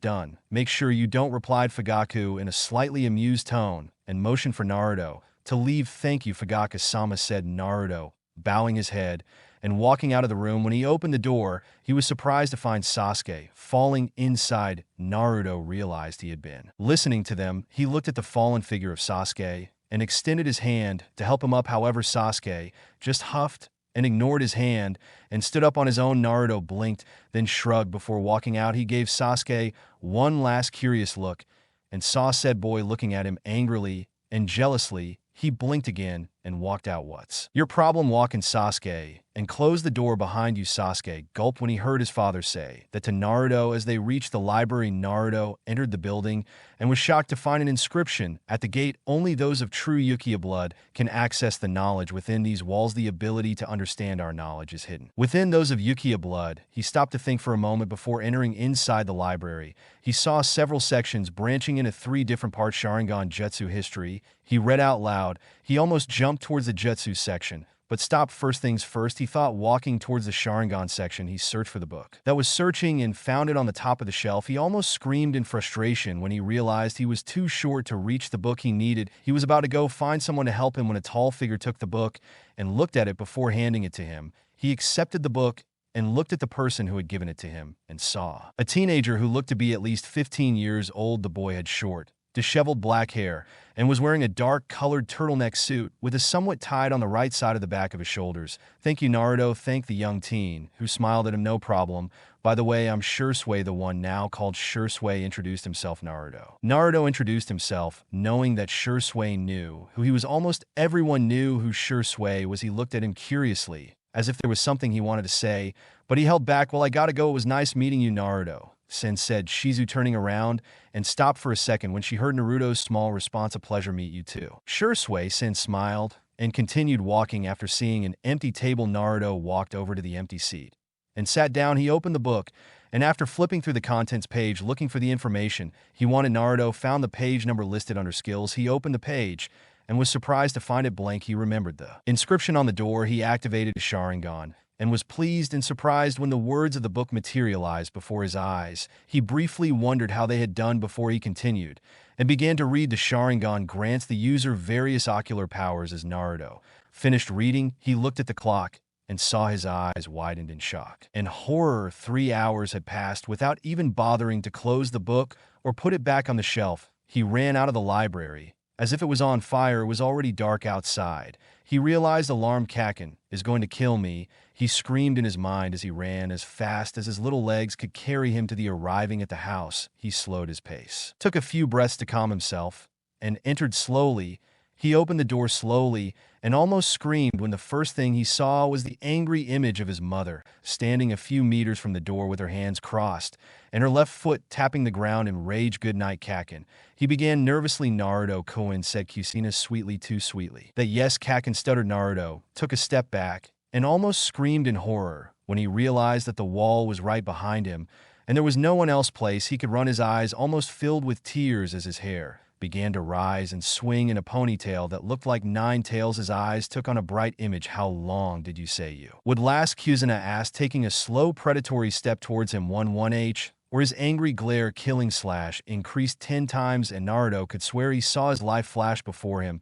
"And how long did it take you?" Naruto almost peed his pants at that moment. T3 hours. He took another step forward, and Naruto, he tried to break through the wall and run. For his life, he finally caught up with him, and faster than he could react, she grabbed him by the back of the neck and lifted him up to eye level with an astonishing display of strength. "Do you have any idea how worried I was the next time you decide to stay by? Cammy knows how long. Make sure you tell someone," she screamed, shaking the poor terrified boy like a rag doll. "From now until I decide when you're grounded. Now, what do you have to say in your death?" She fluttered her rant and blinked as she saw him staring at her with a blank stare, with a white shape coming out of his mouth. Naruto Kusina shook him a few times, wanting to get a reaction out of him. Kusina was about to run and take him to Tsunade when she turned around and saw everyone waiting for her other 2 sons staring at her, barely containing their laughter from the commercial scene between mother and son. Tsunade calmed down and walked towards them. She placed her hand that was glowing green on Naruto's forehead. "Don't worry about him. He's just unconscious. You should take him to bed." Kusina nodded and almost skipped up the stairs to carry her son to bed when he was out of sight. Tsunade and Minato burst out laughing. Shizen's laughter was muffled by the sleeve she was holding over her FaceTime. Skip 2 years later. Fire-style dragon fire jutsu. A large dragon made purely of fire rushed towards the training dummies at the end of the small clearing, and when it hit an explosion the size of 100 explosive tags that they exploded at the same time, it echoed throughout the training field. When the explosion calmed down, only the charred ground remained of what were once 3 training dummies. An 8-year-old red-haired boy could be seen smiling with satisfaction at the destruction caused by the fire. Dragyata. "I finally mastered it," Naruto said out loud. Not much had changed, and Naruto still wore the same outfit he wore 2 years ago, and the only noticeable difference in him was that he was a few inches taller, and instead of the 2 he took in each Sharingan, I was now 3. Naruto had managed to fully mature his Sharingan months ago, while having a taijutsu training with his father, well, a clone of his father to be precise. He was so excited about it that he kept it active for almost a whole month, turning it off only when he was about to sleep or when he was inside the house. His rather upset mother scolded him for showing his skills, and like a true ninja, he would keep his skills a secret to surprise his enemies. After that, he stopped showing it a year before his parents had decided to tell his sisters about his condition. They took it quite well, and Tommy even went so far as to say that no matter what they said or did, they would always love him and see him as their brother no matter what happened. However, not everything was perfect in his life. It never was since that day 2 years ago when he asked permission to enter the Uchiha clan library. Sasuke had begun to throw hateful glances and always asked him to pair him with during taijutsu training in class. And when he lost, which was every time, he would get very angry and storm off. He didn't know what his problem was, and honestly, it didn't matter to him. Sasuke was acting like a spoiled brat who couldn't stand anyone being stronger than him. Something else had happened at the academy. He didn't know when or how it started. One day, the day he would curse forever, many of the girls at the academy had decided that he had the best boyfriend material, and suddenly they had in love with him, which led him to have the only thing he had never dreamed of, having fans.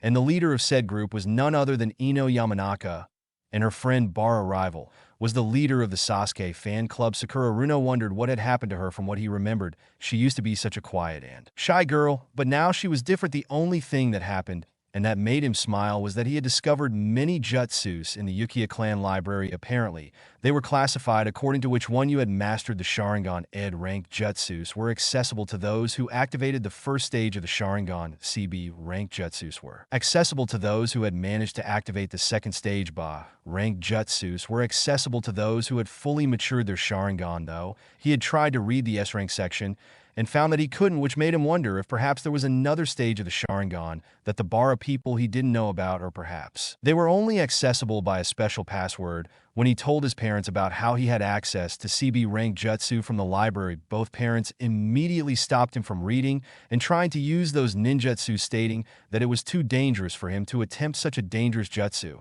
at such a young age after a long session in which he tried to convince them to let him try them. Thanks to Kami for the puppy dog eyes jutsu, they agreed. Although they gave him some rules to follow, first he had to master 3 CB rank jutsu before she could attempt any C rank jutsu. Secondly, she was only allowed to learn 5 C rank jutsu. She would only be allowed to attempt a B rank jutsu after she had completely mastered all C rank jutsu and gained the approval of both parents. And lastly, she was only allowed to learn 1 B rank jutsu. She immediately hugged her parents and ran off to quickly learn the required D rank jutsu. Then, so as to not make her daughters feel left out, either parents decided to teach each of them a jutsu and teach them more if they mastered the jutsu they had been taught. And so after learning the 3 rank C jutsu that were replacement jutsu, cloning jutsu, and the fire style ash technique, which in all honesty didn't take that long, about 3 weeks to master them all, she had told her parents and had gotten permission to learn the 5 rank C jutsu. Surprisingly, she had chosen all 5 to be fire techniques because for some reason he found the fire jutsu more appealing and much easier to master than other jutsu of different natures. That's where we find Naruto now after having caught fish and mastered his 3rd rank jutsu that had taken him 2 months to master. He looked at the sun and saw that it was about to. Said, "I better get home before Kazan goes crazy again," he thought, and started back towards the village. As he walked through the streets of Konoha, he couldn't help but feel that something was wrong. He quickened his pace to jogging to get home quickly. When Naruto got home, he still couldn't shake the bad feeling in the pit of his stomach. As he entered the house, he wasn't at all surprised to be tackled to the ground by his sisters. He wondered when and if they would ever stop doing that. "Good night to you too, and Tomi-chan and Karien," he said as he gently pushed the 2 laughing girls. "Hello, Naruto." He greeted him and Tomi first, and then Akari followed him. "Hello, Naruto." They took their hands, each took one, and proceeded to dragging them into the dining room where their mother and Shizen were sitting chatting amongst themselves. "Good night, Kak and Nachan." Both women turned their heads, and their faces lit up when they saw the 3 little red-haired boys. "Hello, Naruto-chan. How was your day?" his mother asked after giving him a hug. "It was great. I finally managed to master the dragon fire technique," he said proudly. His mother blinked in surprise before kissing him on the forehead, much to his chagrin and amusement. "Well then, congratulations. How about we go out and celebrate a little? Let's all go eat ramen," Kuzuna suggested happily. Naruto made a face of disgust, and his sisters cheered. And Poi added after seeing their reaction. "Shizen is paying," he added as he walked out of the room with his children held high. He laughed when he heard a small girly scream, "Hey." The next morning, as usual, Naruto woke up from his sleep groaning. As he didn't want to get up, he put on his usual clothes and went downstairs only to find his older sister. Shizen sat at the table watching as her sisters devoured 3 bowls of ramen each in a matter of seconds. Raised an eyebrow.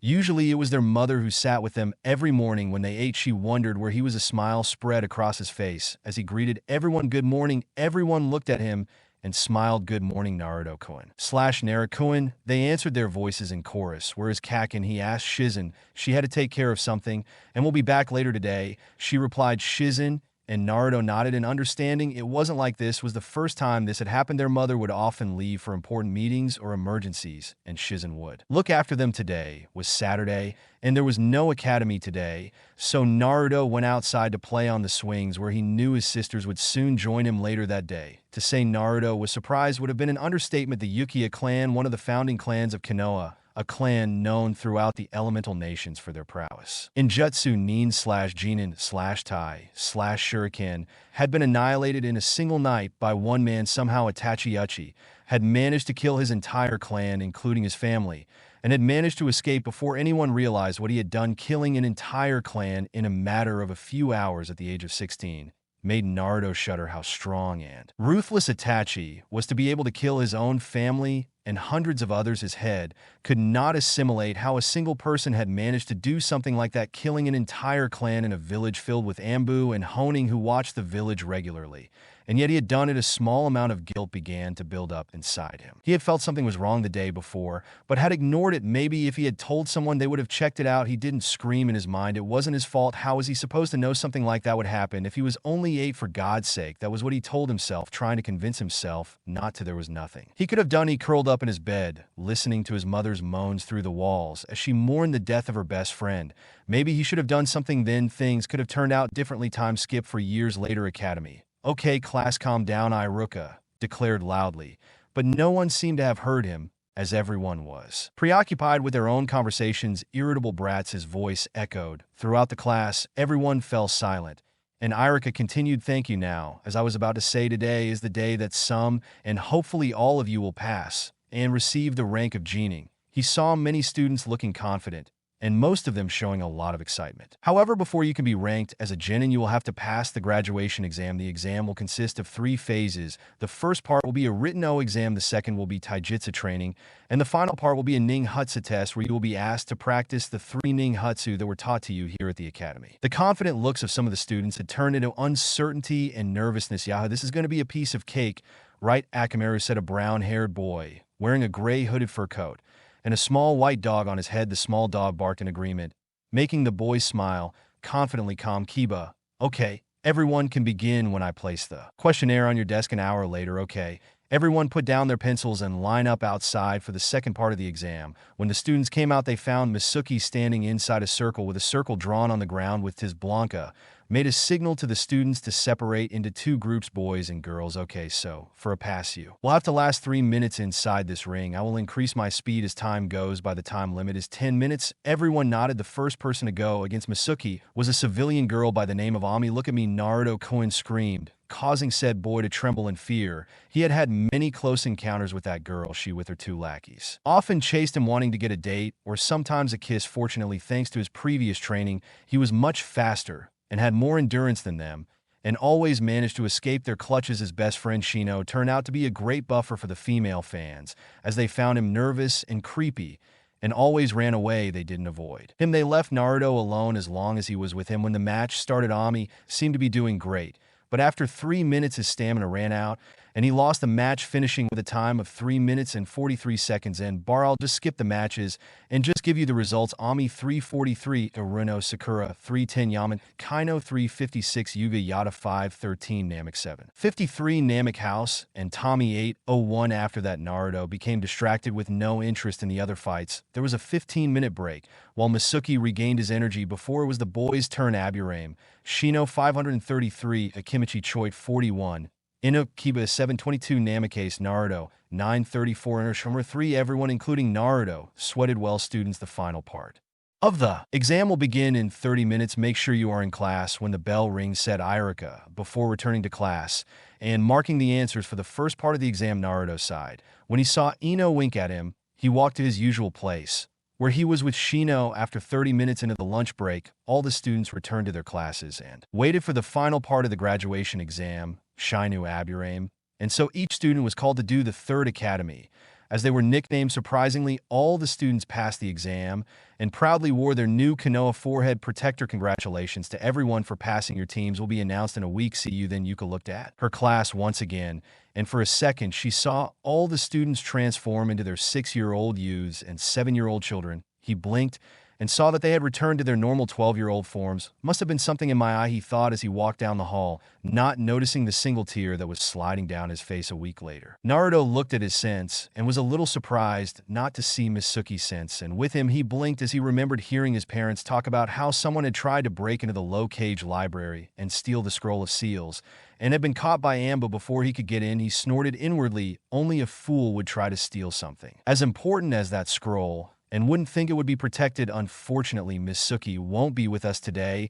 He had a mission to go on, Iruka announced, rubbing the back of his neck nervously. Instantly, everything perked up at the mention of a mission, and Iruka cursed inwardly. What kind of mission, Sensei Sakura, was it that he asked about? A secret mission. Sorry, I can't tell you about it. It's against the law to reveal statements from important missions. He sighed in relief when he saw that all the students believed him.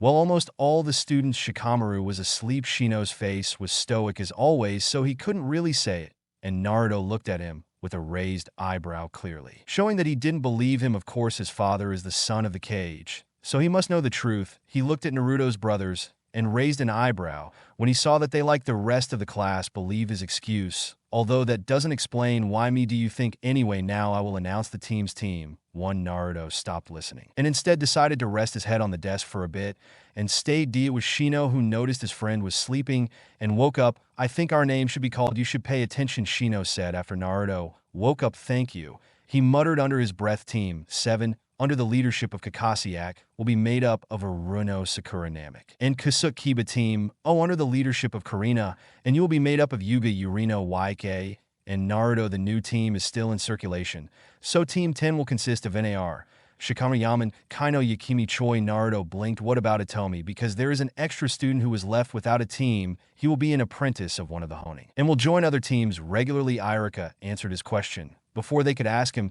they all looked at Tommy, who seemed beaten at not being on the same team as any of her brothers or one of her friends. And Tommy, your Hanin sensei, will be waiting for you at the training camp 14. As for the rest of you, Sujin and Sense will be here to pick you up in an hour. Good luck, and remember your teamwork. And with that, Yuka left the class. After Irika left, all the new genins walked out of the class and sat with their new teammates, trying to establish a friendly relationship with each other and get to know each other better. With Team 8, Team 8 sat on the bench where Naruto first met Shino. This had become their usual hangout for sit-down. During the breaks, they sat there in a very awkward silence, as none of the team members were willing to say anything first. Surprisingly, it was Shino who broke the silence. I think the best thing for us would be to introduce ourselves. Why? To get to know each other better and know what our strengths and weaknesses are. The other two members of Team 8 nodded in agreement. My name is Shinu Aburame. I like learning about new insects, take care of my hive. Naruto, and I don't like bug killers and people who show prejudice towards my clan members. My dream is to one day become the clan leader and make my clan proud. I specialize in tracking and fighting mid-range. Finished Shino without showing a single outward emotion. He looked at Hinata, and she knew he wanted her to introduce herself. He gulped before speaking nervously. Hello, my name is Yuga, and that I like cinnamon rolls, my family and friends. I don't like people who look down on others and senseless violence. My dream is to one day become a respected kunoichi and reunite with my family. I specialize in tracking, and I'm a short fighter. He finished and bowed his head at the end. Naruto looked at them for a moment and sighed inwardly when he saw Shino staring at him from behind his glasses. He knew what he was about to do. Sighing inwardly again, he spoke. My name is Namikaze. Naruto, I like my family, my friend Shino, to train and Poki. I don't like those who hurt my family, friends, and those who make fun of Poki. My dream is to surpass my father and all the inner. Okay, I specialize in hand-to-hand combat and mid-range. Naruto introduced himself. Last, they sat there for a while. The awkward atmosphere dissipated after their introductions. The bell rang and the new team headed to class and met their new sensei inside the classroom. After a minute of waiting, the honing sensei of each team began to enter and take their genins with them. After the team's honing sensei left with the door opened, and in walked a young woman with long black hair that reached to her upper back. She had very distinctive red eyes that looked almost like the Sharingan with a ring in them, though without the tomos. She was wearing a red mesh armor top with only the left sleeve visible that resembled bandages with a thorn-like pattern. Her hands and upper thighs were wrapped in bandages. Ultimately, she was a very beautiful woman, and Kiba, who had seen her, had whistled loudly and even drooled at her form. Team 8, come with me, she shouted seriously with a stoic face, and turned around to leave the class, but not before giving Kiba a very cold look as she walked out with Team 8 behind her. Training camp 8. Team 8 stood in front of their new sense, and Honing, who was standing in front of them, looking at them all with a critical eye. He held his gaze for a few more seconds before smiling at them and giving them all a smile of approval. Well, team, now you have introduced yourselves. Everyone opened their eyes, including Naruto. How will I introduce myself? My name is Karina Yui.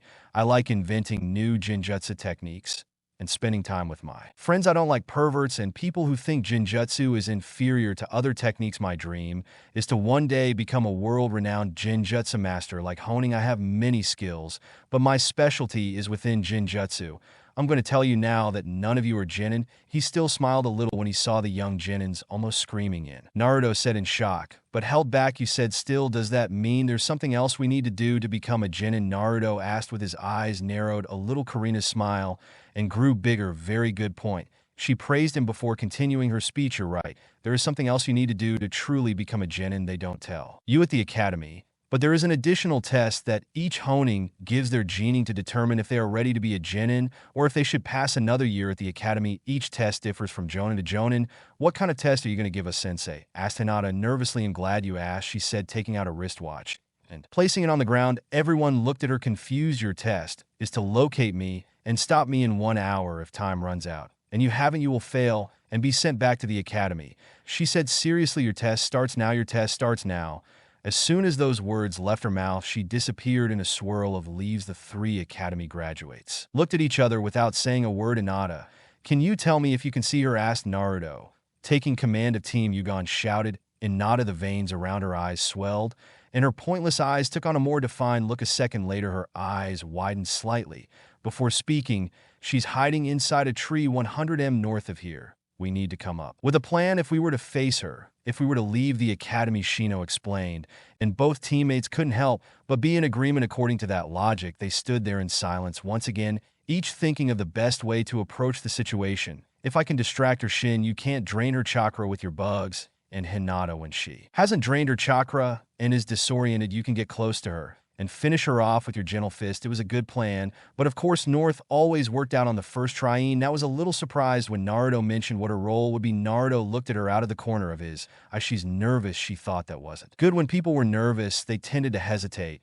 And when people hesitated, they put their team in danger. He sighed to himself. Kami hated doing this. And he wasn't good at helping people emotionally. Where are they and Tommy and Carrie? When you need them, he complained to himself. His sisters were more open with their emotions than him. And to calm his resolve, he forced a smile. Don't worry, Yaden. We will pass this test as long as we work together as a team. He said confidently. You're right. As long as we work together as a team, we will pass, added Shino. And Nada looked at her new teammates, and seeing how confident and supportive her teammates were almost made her want to cry. She looked at them, and with a determined look in her eyes, she nodded her head. She said, trying to sound as confident as she could. Have you moved? Naruto asked, seriously refocusing on the point at hand. Hinata activated her Bakugan once more and shook her head. No, she's still hiding in the same place. They looked at each other once again before jumping into the trees and heading towards her sensei, with Kurenai patiently hid inside a tall oak tree. She knew her students would find her easily, that she was the target. She knew her students would find her easily, that she was the target. She would test her tracking and observe her teamwork skills. If she had them, she felt a strong chakra signal heading towards her and was disappointed since the person was alone. There is no teamwork, thought a red-haired figure.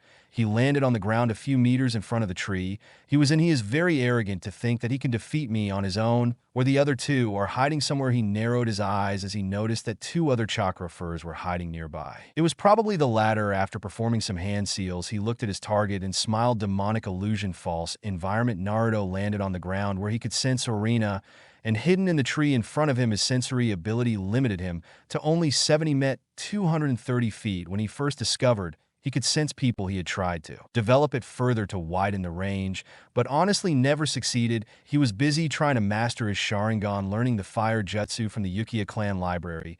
Then the time to learn and properly master his sensory ability never came, hence the limited sensory range. He was a little surprised when the surroundings suddenly changed, and instead of being in front of a tree in a forest, Naruto found himself standing in his elderly parents' house.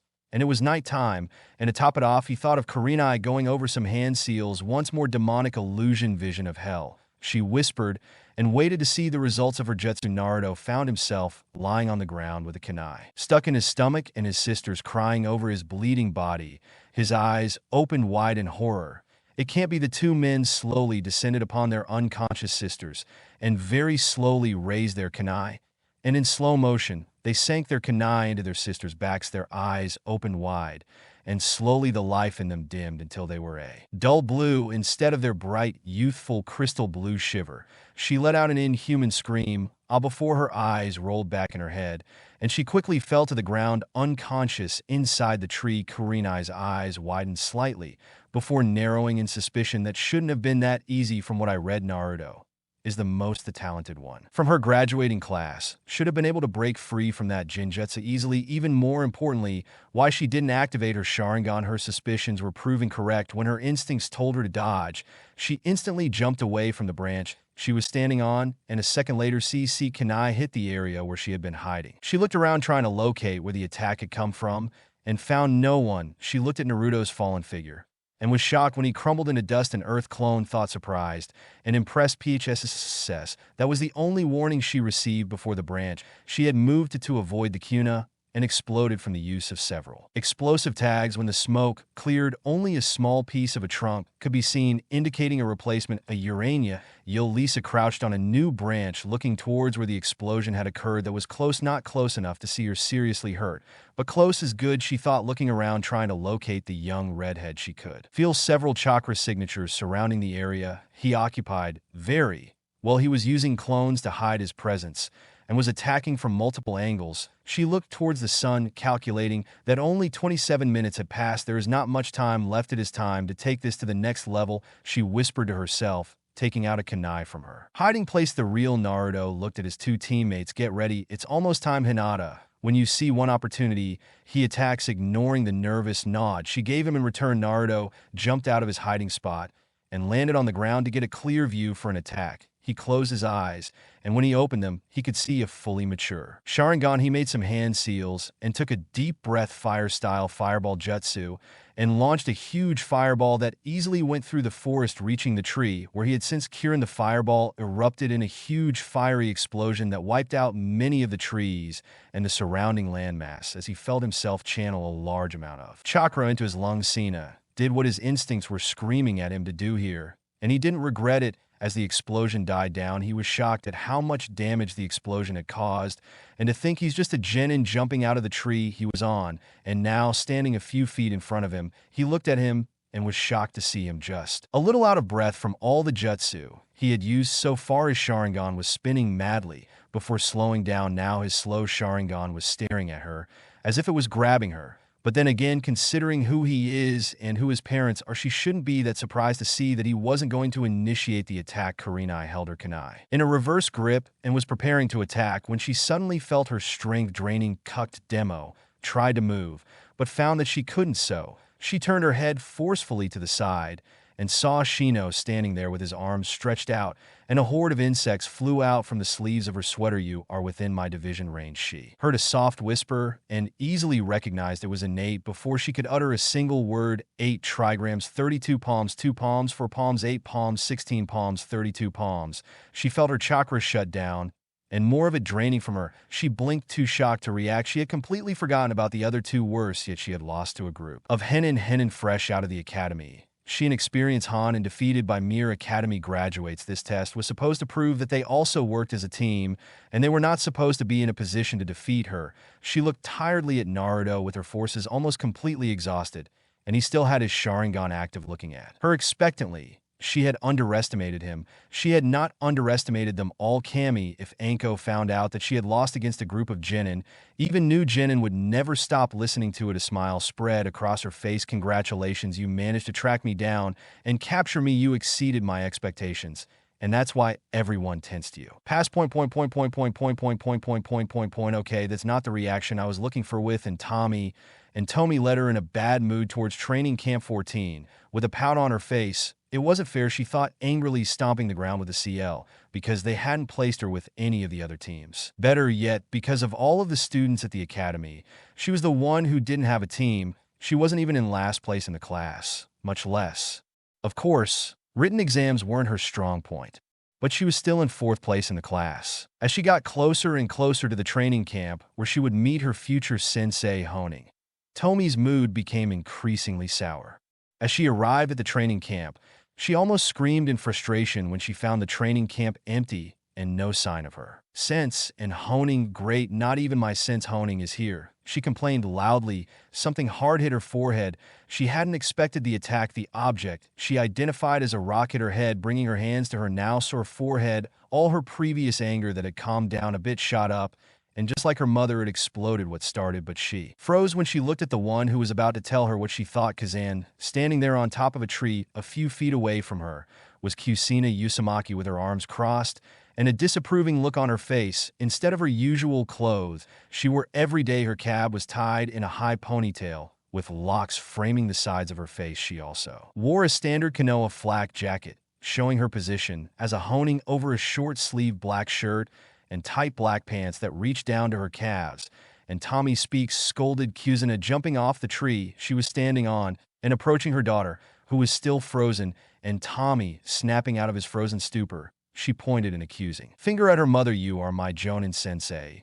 She screamed, obviously surprised, but who could blame her? It was not common for a father to teach his own son/s. For obvious reasons. On one hand, the father could avoid taking dangerous missions trying to protect his son. Another reason, which was the most important, was that if his son was put in danger, the father would immediately drop everything and try to save him regardless of whether he was on an important mission. He was protecting a cargo/client important.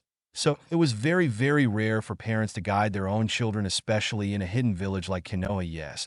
But whenever we are on duty, you call me Kuzuna-sensei, explained. Kuzuna, ignoring her daughter's cry of surprise. After all, she expected her to react like that. And Tommy just nodded dumbly. His mind was still processing what was happening, regaining some of his composure, and Tommy asked the first question that came to mind. "But you are my Kei-san," he stuttered. "And now I am Tujin in Sense-Tabane," said Kuzuna excitedly. Unconsciously adding her verbal tick to the end of her sentence, realizing what she had said, a drop of sweat escaped her, and her breath escaped. Kuzuna became serious. She looked at her daughter and spoke now. "And Tomi, I'm sure you're wondering why you were the one chosen not to be on a genin team. Even more important, because I'm your sense Jonin seeing him. It would be that there was his mother," and Tommy gulped audibly and nodded his head. "What I'm about to tell you is very important, and not you should tell no one except those people you really trust." Sook now.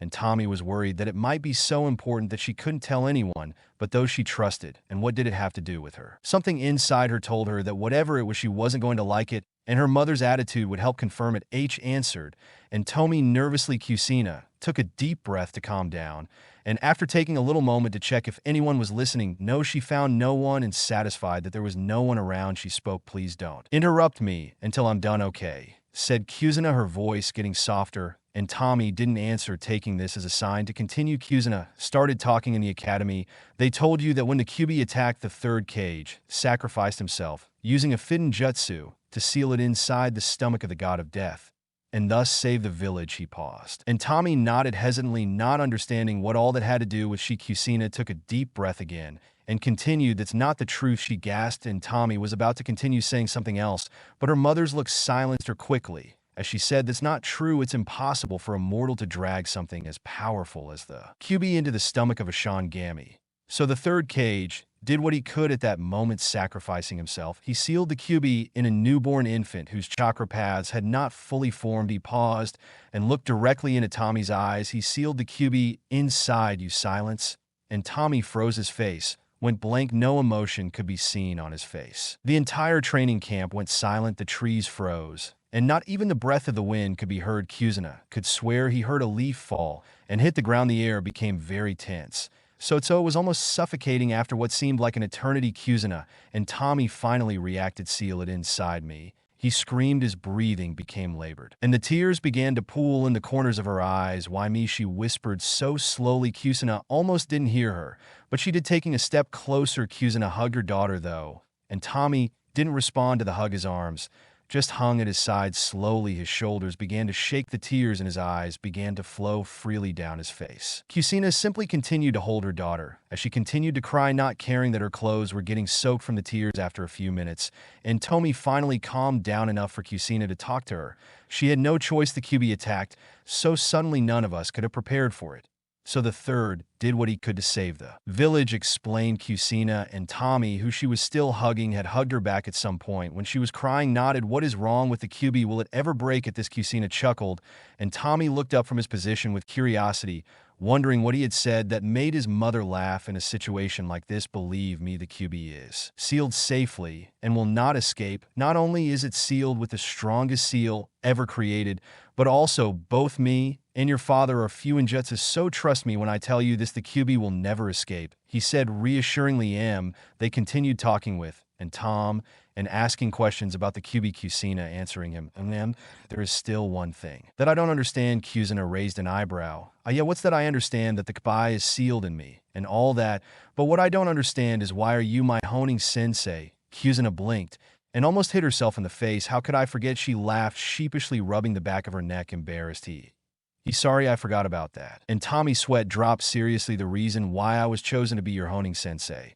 is because I can help you control K's chakra item's eyes, and they opened slightly. You can how Kusina swelled the chest with pride and closed his eyes for dramatic effect. A second later, the golden chakra chains sprouted from the ground and hung loose in the air, still connected to the ground, and Tommy could only stay with his mouth open, doing a perfect imitation of a fish with an open mouth. That's so cool, he shouted with stars in his eyes. But then his expression of astonishment turned into one of confusion. But that still doesn't explain how it will help me control the Kyuubi's chakra, smiled. Kusina, these are chains of chakra. Only I have access to them. And they are almost indestructible. They can be used for various purposes such as direct combat or physically restraining targets. Even-tailed beasts, explained with pride. Tommy's eyes widened slightly, understanding what his mother was saying. With his chakra chains, he could restrain her when and hopefully never lose control. Go. Then only you can use them, Yami said with a frown. Kusina looked at her daughter's disappointed face. With a sympathetic look on her face, could understand where her daughter was coming from. If the situation was the other way around, she would have been unhappy too, knowing that she couldn't do what her parents could do. Well, technically, not really. Just because you and your sister and brother haven't been able to use the same chakra chains as me doesn't mean you won't be able to one day, Kusina said, trying to cheer Tommy up. Instantly, Tommy's eyes had a hopeful glint in them. Now, well, normally I would have to give you an additional test to determine if you're ready to be a genin or not. But since it's just you and no one else, I'll just skip the test, Kusina said hastily to Yomi's delight. Now, let's go find ourselves a mission. Since you're a Jetsu, a genin will start with ranking missions. He smiled. He couldn't wait to see the expression on his daughter's face when she found out what ranking missions were really about. Tommy's previous happiness was suddenly replaced by nervousness. He felt as if 1,000 souls were screaming at him, warning him of something. I was coming. I can't wait for you to meet Tora, Kusina said evilly, and Tommy froze. Her mother wasn't going to force her to go on dangerous missions, right? And what Bara, who the hell was Tora, whatever? She was going to kick her ass. She was a tell me. My case, her mother was one of the strongest women in the world. Her father was the fourth Kage, and her grandparents were 2 of the 3 legendary Sannin. Nothing could scare her, especially not this person/thing, Tora. Poor and Tommy. If only she knew. Later in the Senja compound, one and Tommy, tired and battered, she entered the Senja compound with an angry snarl on her face that had several claw marks and a swollen blue eye. At the sight, Shizen ran towards her, worried, however, and Tommy simply walked past her, muttering something about evil cat. Shizen looked at Kusina, curious as to what that was about. Kusina chuckled in humor. Tora said simply, walking past Shizen, who blinked before getting a look of understanding on her face that quickly turned into a disappointment. Sympathy. Tora, also known as the Hell Cat, was known to almost every Konoha ninja who had the unfortunate luck to meet her. Even Shizen had had her encounter with that rebel cat. And to this day, just the mention of Tora made her cringe. Unconsciously, she brought her hand to her face, rubbing the phantom wounds Tora had inflicted on her long ago when he had tried to catch her. Then, shaking her head in sympathy, Shizen continued what she had been doing before. The next morning, it was early in the morning. The sun rays were just barely passing over the mountain. The dew on the leaves and grass was still visible, and Team 7 was impatiently waiting for their sensei to arrive. Honing, where the hell is this guy? Yelled Kiba, stomping the ground in frustration for the 100th time. Kiba, you know it, yelled Sakura. No, he only arrived 2 hours late yesterday and gave us a lame excuse as to why he was late. He also told us to be here at 5:00. Still no. Looks like what kind of honing does that do, man? Now I wish he was on the same team with Naruto and Shino. At least his honing came on time. Not only that, but he is very, and I mean very sexy. He finished his speech with a drool at the end, only to get punched in the face courtesy of a furious and angry perverted. Sakura screamed in female rage, causing Kiba to fly off and crash into a tree. Surprisingly, a second later, he was standing and facing Sakura. What the hell, crazy bitch that hurts faster than he could blink. A fist hit him on the top of the head and sent him crashing into the hard, unforgiving ground. Call me? Sakura asked in a somber tone, putting extra emphasis on each word. Her head bowed and her hair covering her face. Kiba, who was now lying on the ground, didn't see and muttered an answer that sealed his fate. Peppa the bitch exploded. Sakura began to punch the still fallen Kiba into the ground until half of his body was buried in the ground and his legs rose into the air. The only sign that he was still alive was the constant movement of his legs, shaking off the dust. Sakura snorted and turned around to see a groaning Akamaru who, upon seeing her staring at him, ran off as fast as his little legs could carry him. Sakura smiled and walked over to the other woman on her team and her smile turned into a frown when she saw. Ariyari hadn't been paying attention to any of her teammates since arriving at the training camp. Her mind was on worried about something else, more specifically what their parents had told them about. And Tomi the night before had been a surprise to her and her brother when they found out that Tomi was none other than a Jinsha of the Kyuubi. First, she had been afraid that sooner or later the Kyuubi would break free and kill them all. However, her father had quickly intervened and calmed her fears by explaining to them that the seal was safe and that the chances of the Kyuubi breaking free were impossible after that the three children had spent some time talking to each other, mainly her and Ikari, before going to bed. But Ikari didn't sleep. Something kept her up most of the night, as stupid and ridiculous as it might sound. And Carrie was jealous not for not being the one who sealed the Kyuubi inside her mind, no. And Carrie was jealous because unlike Naruto and Tommy, she didn't receive some kind of power bar curse at birth, as silly as it may seem. She felt left out when she was told that Naruto had been injected with Madara's adyas. Sarama felt sorry for her brother, and that was it now. However, her mana also had the Kyuubi sealed inside of her, and that changed everything. Now she felt like she was the only male out of the group. Yari. How was her smart reply? She saw the worried look on her friend's face and wondered how long she had been thinking. I've been calling you for over a minute. Are you okay? Sakura asked worriedly, her personality in direct contrast to what it had been a few minutes ago. Oh yeah, I'm fine. I just have something on mind. That's all, Ikari said. Without thinking, Sakura looked at her friend with narrowed eyes. Before frowning, oh yes, you're sure? Yari just nodded her head. So how long do you think he'll make us wait? The sensei asked Sakura, changing the subject. Yari frowned a little and sighed loudly and slapped her forehead with her hand. How could I forget? Kakashi is always late for everything. Kazan, he always complains that he's always late for everything. So how long is he usually late? Sakura asked. No, it could be that bad, right? 3 hours, Yari moaned. We could get comfortable, said Sakura in a defeated tone, walking toward the nearby tree and collapsing with Ikari right behind her. 2 hours later. Hey, sorry I'm late. A black cat crossed my path, and I had to take the long way around, said Kakashi, appearing in a burst of smoke with a smile in his eyes. Hearing nothing, he opened his only uncovered eye with curiosity, and sweat dripped at what he saw. Ikari and Sakura were sleeping under a tree, and Kiba had to look twice at that. Kiba's upper body was buried in the ground, and his dog Akamaru was trying unsuccessfully to dig it out. What an interesting team. Closing exclamation. The target is in my sight, said a voice on the radio. Wait for the others to get into attack position, replied a female voice. They fell silent before another voice spoke over the radio. I can see the target. A few seconds, and another voice spoke. I'm in range. Okay. Then Team OO, go ahead. Instantly sounds of fighting were heard. / ruin. There was some movement before everything went silent. Report target captured. An annoyed voice answered over the radio. 3 figures came out from the bushes, all with some scratch marks somewhere on their bodies. Karina nodded and looked away from her team, hiding the small laugh that was about to escape her lips. The team entered the cashier's office with a fighting Tora being held tightly by a very annoyed who looked almost ready to kill the struggling cat at any moment. Team OO reports for a successful mission, Okajima, said Karina, tilting her head slightly and receiving a smile from the cage, who nodded. A woman who had been sitting in a chair in the office suddenly stood up from her seat, and with speeds that a normal civilian should not possess, she ripped the now trembling Tora off of Naruto and began squeezing him with her hug. Now, I understand why he was struggling so much. Stay away, poor kitty. I won't let him take any of you. Oh, my poor Tora, I was so worried. Never run away from Mom again, said the woman while she floated the poor cat's face. Ignoring the scene in front of him, the Okage addressed the team. Congratulations, team.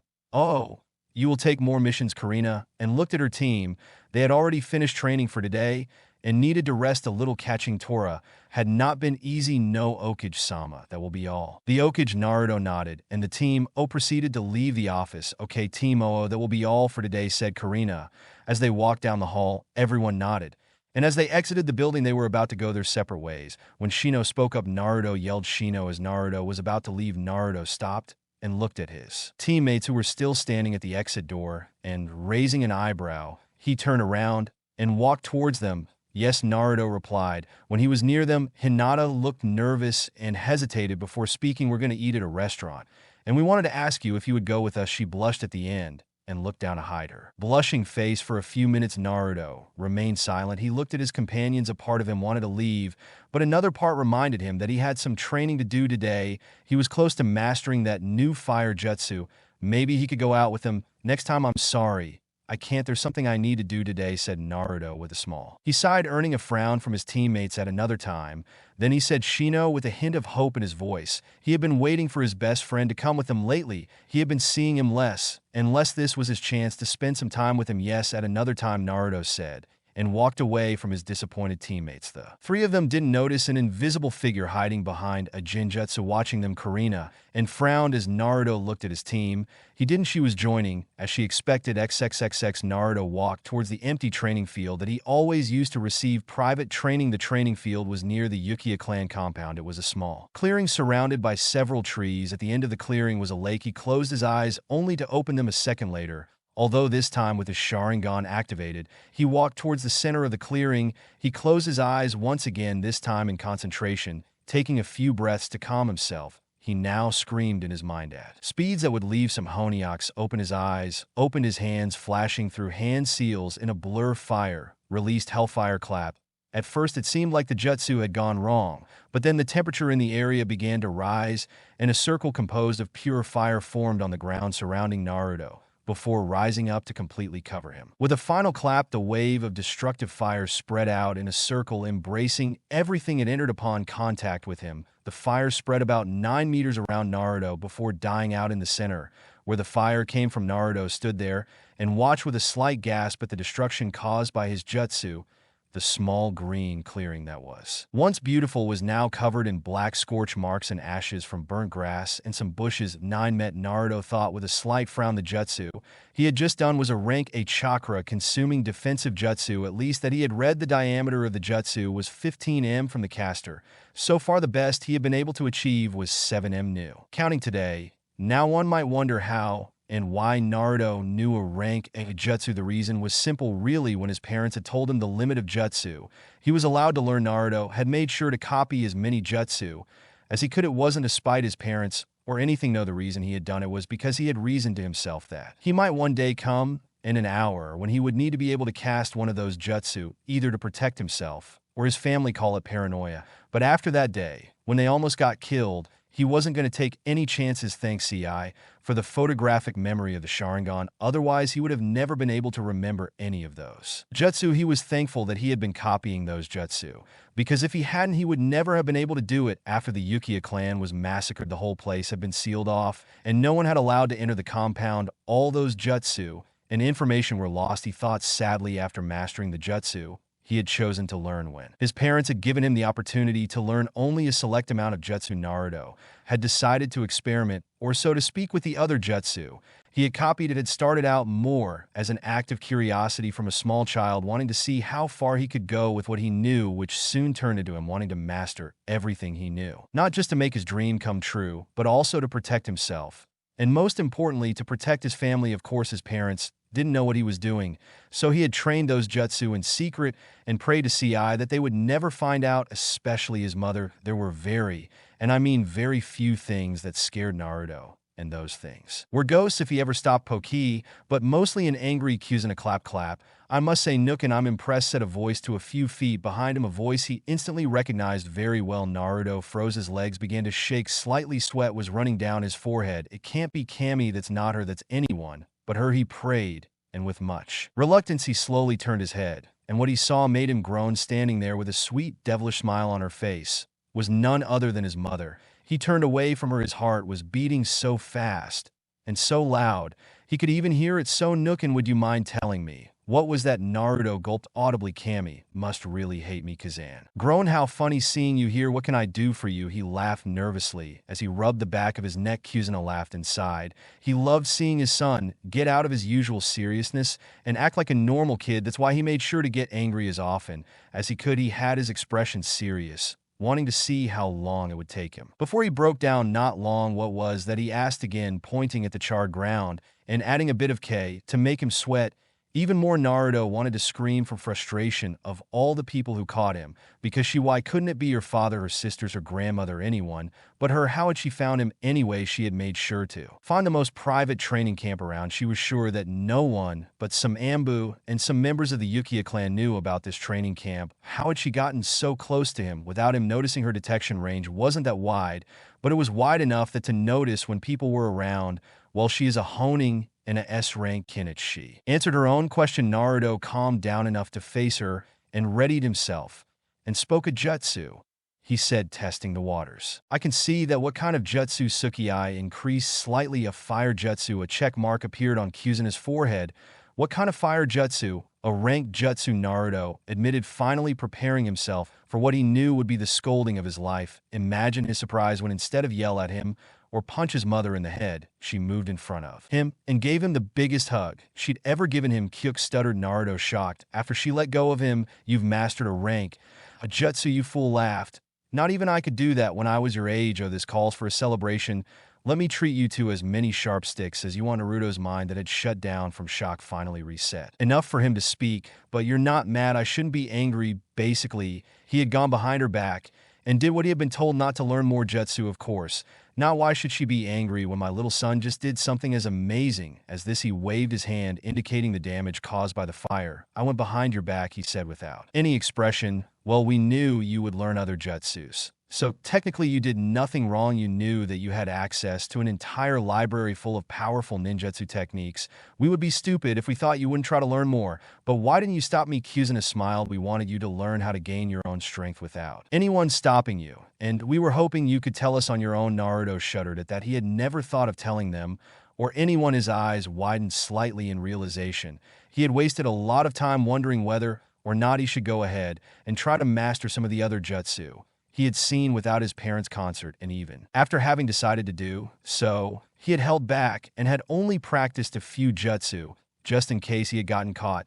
Then he would simply say that all he managed to learn were a few jutsu, and none of them were too dangerous. His punishment would surely have been less severe aside from the original amount of jutsu he was supposed to learn. He had only learned a total of 7 jutsu: 2D rank jutsu, 3C rank jutsu, 1B rank jutsu, 1A rank in total. That brought him to a total of 5D rank jutsu, 8C rank jutsu, 2 of rank B, and now 1 of rank A. Rank equal replacement jutsu clone, jutsu fire style, ash technique water clone, jutsu earth style earth clone, jutsu C rank equal mythical fire, phoenix hutsu fire style, dragon fire fire style, aerial explosion fire style, fire bed water style, evil windmill water, shuriken water style, water chain, jutsu earth style, mud river earth style, earth dragon explosion, B rank equal fire style, great fire dragon fire style, hellfire whirlwind ranking equal to fire style, hellfire clap. After mentally checking the number of jutsus he knew, he smiled proudly. After many burns on his clothes, throat,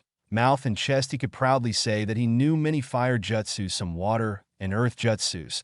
But that didn't matter. He had tried to do some wind and lightning jutsus. Not only had it been very difficult for him, but they had taken away a lot of chakra. After countless attempts and neither of the 2 successes, he had given up and had moved on to other things. The earth and water jutsus were, and still are, slightly difficult and required at least twice the chakra required for a fire jutsu, but with his large chakra reserves and very good chakra control, they didn't put enough of a dent in his progress as to deter him from learning them fire jutsu. He had to smile at that. The fire jutsu were by far where he really shined from. At first, he had been drawn to the fire element, and he could honestly say that he loved them. Sure, he had hurt himself trying to learn them, but hey, who said power came at a price? Free.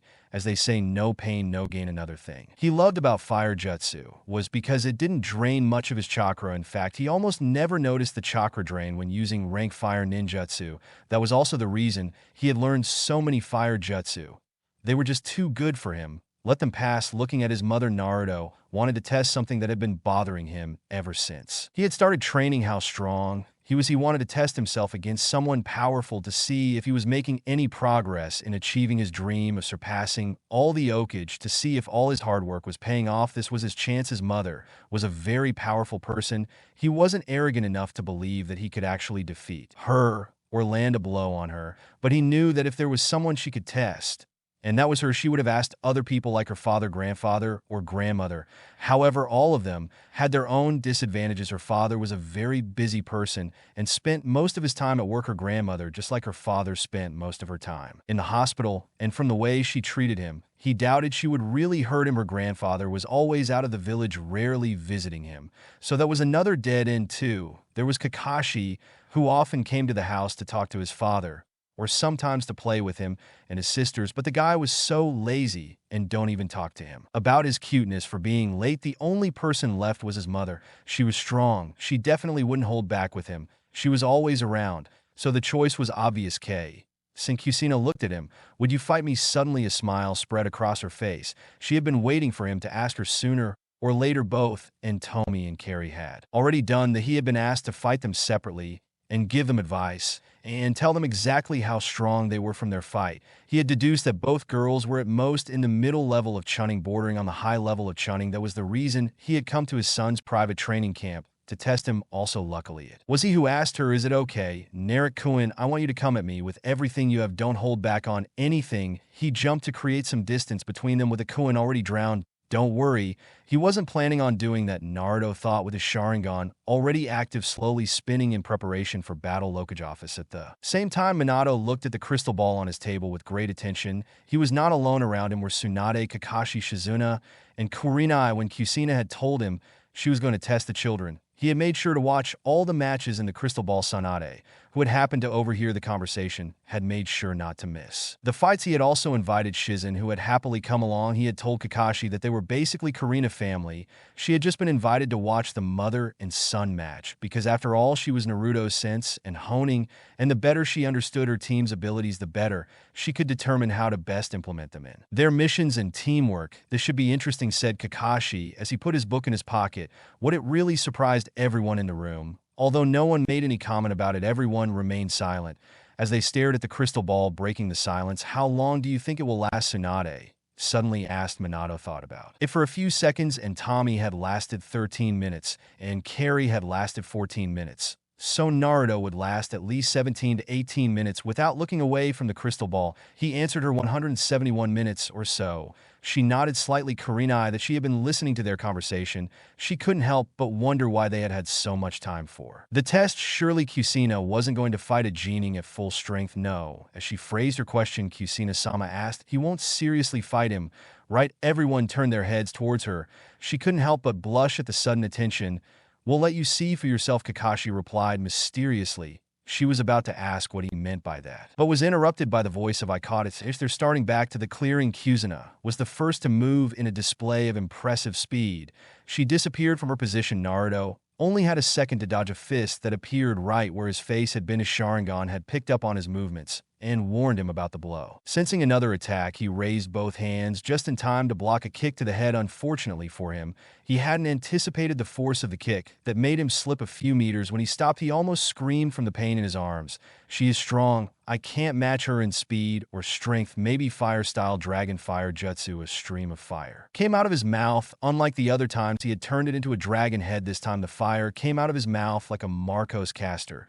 He had the jutsu for a few more seconds before stopping. When the smoke cleared, a body burned and charred could be seen lying on the ground with his Sharingan. Naruto could see that the person that was lying on the ground was actually her mother, but something about it felt wrong. She was about to throw a kunai at the body when suddenly it exploded in smoke. Her eyes widened. A clone? What kind of clone was that? She bit her lip to keep from screaming when a fist sank into her stomach. Kusina smiled, but that smile turned into a frown when she saw that the Naruto she had hit was smiling at her with zone. She had no time to react when the Naruto suddenly exploded. Explosive tags. She pointed before disappearing in a burst of smoke.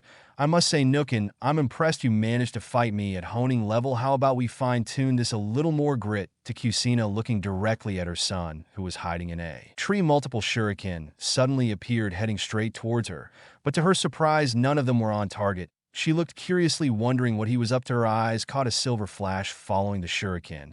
So that's her plan. In mid-air, the shurikens turned around, and all of them spun around her. She was tied with ropes that wrapped around her and bound her entire body. Naruto appeared in front of her with his hand, making Earth-style hand seals. River of mud.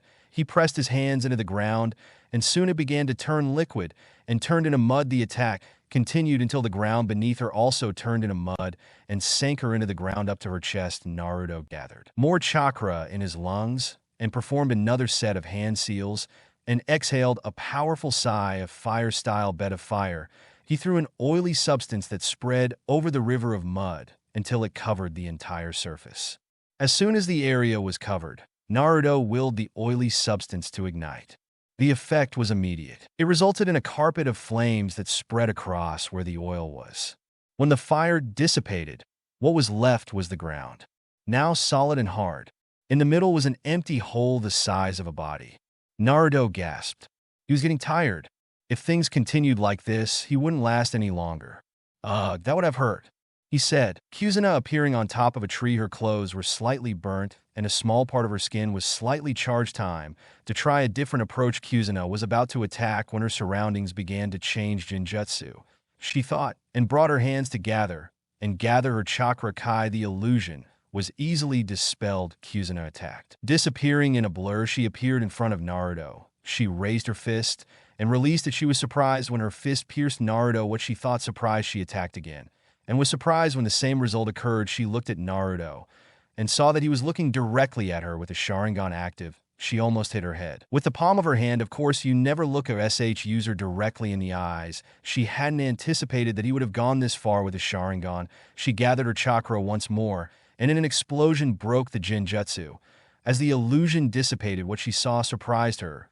There was Naruto with his back hunched back and a large amount of chakra building up in his chest. Great Hutsu fire style of dragon fire. 5 large dragon heads, easily twice the size of a normal fire dragon, launched themselves at her at high speed. Upon contact, a fiery explosion like no other shook the training grounds. The shockwaves from the explosion sent Naruto flying into the trees. When the explosion died down, a large crater was formed. Several trees were swept away and a few burned until only branches and stumps remained. Naruto staggered as he stood up. He used almost all of his chakra in attack. His Sharingan was slowly spinning until it stopped, and his eyes returned to their usual dark blue hue. He looked at the center of the attack, but couldn't see it clearly as it was obscured by dust and smoke.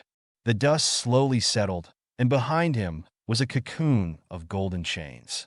The chains began to recede towards the ground, and he could clearly see his mother.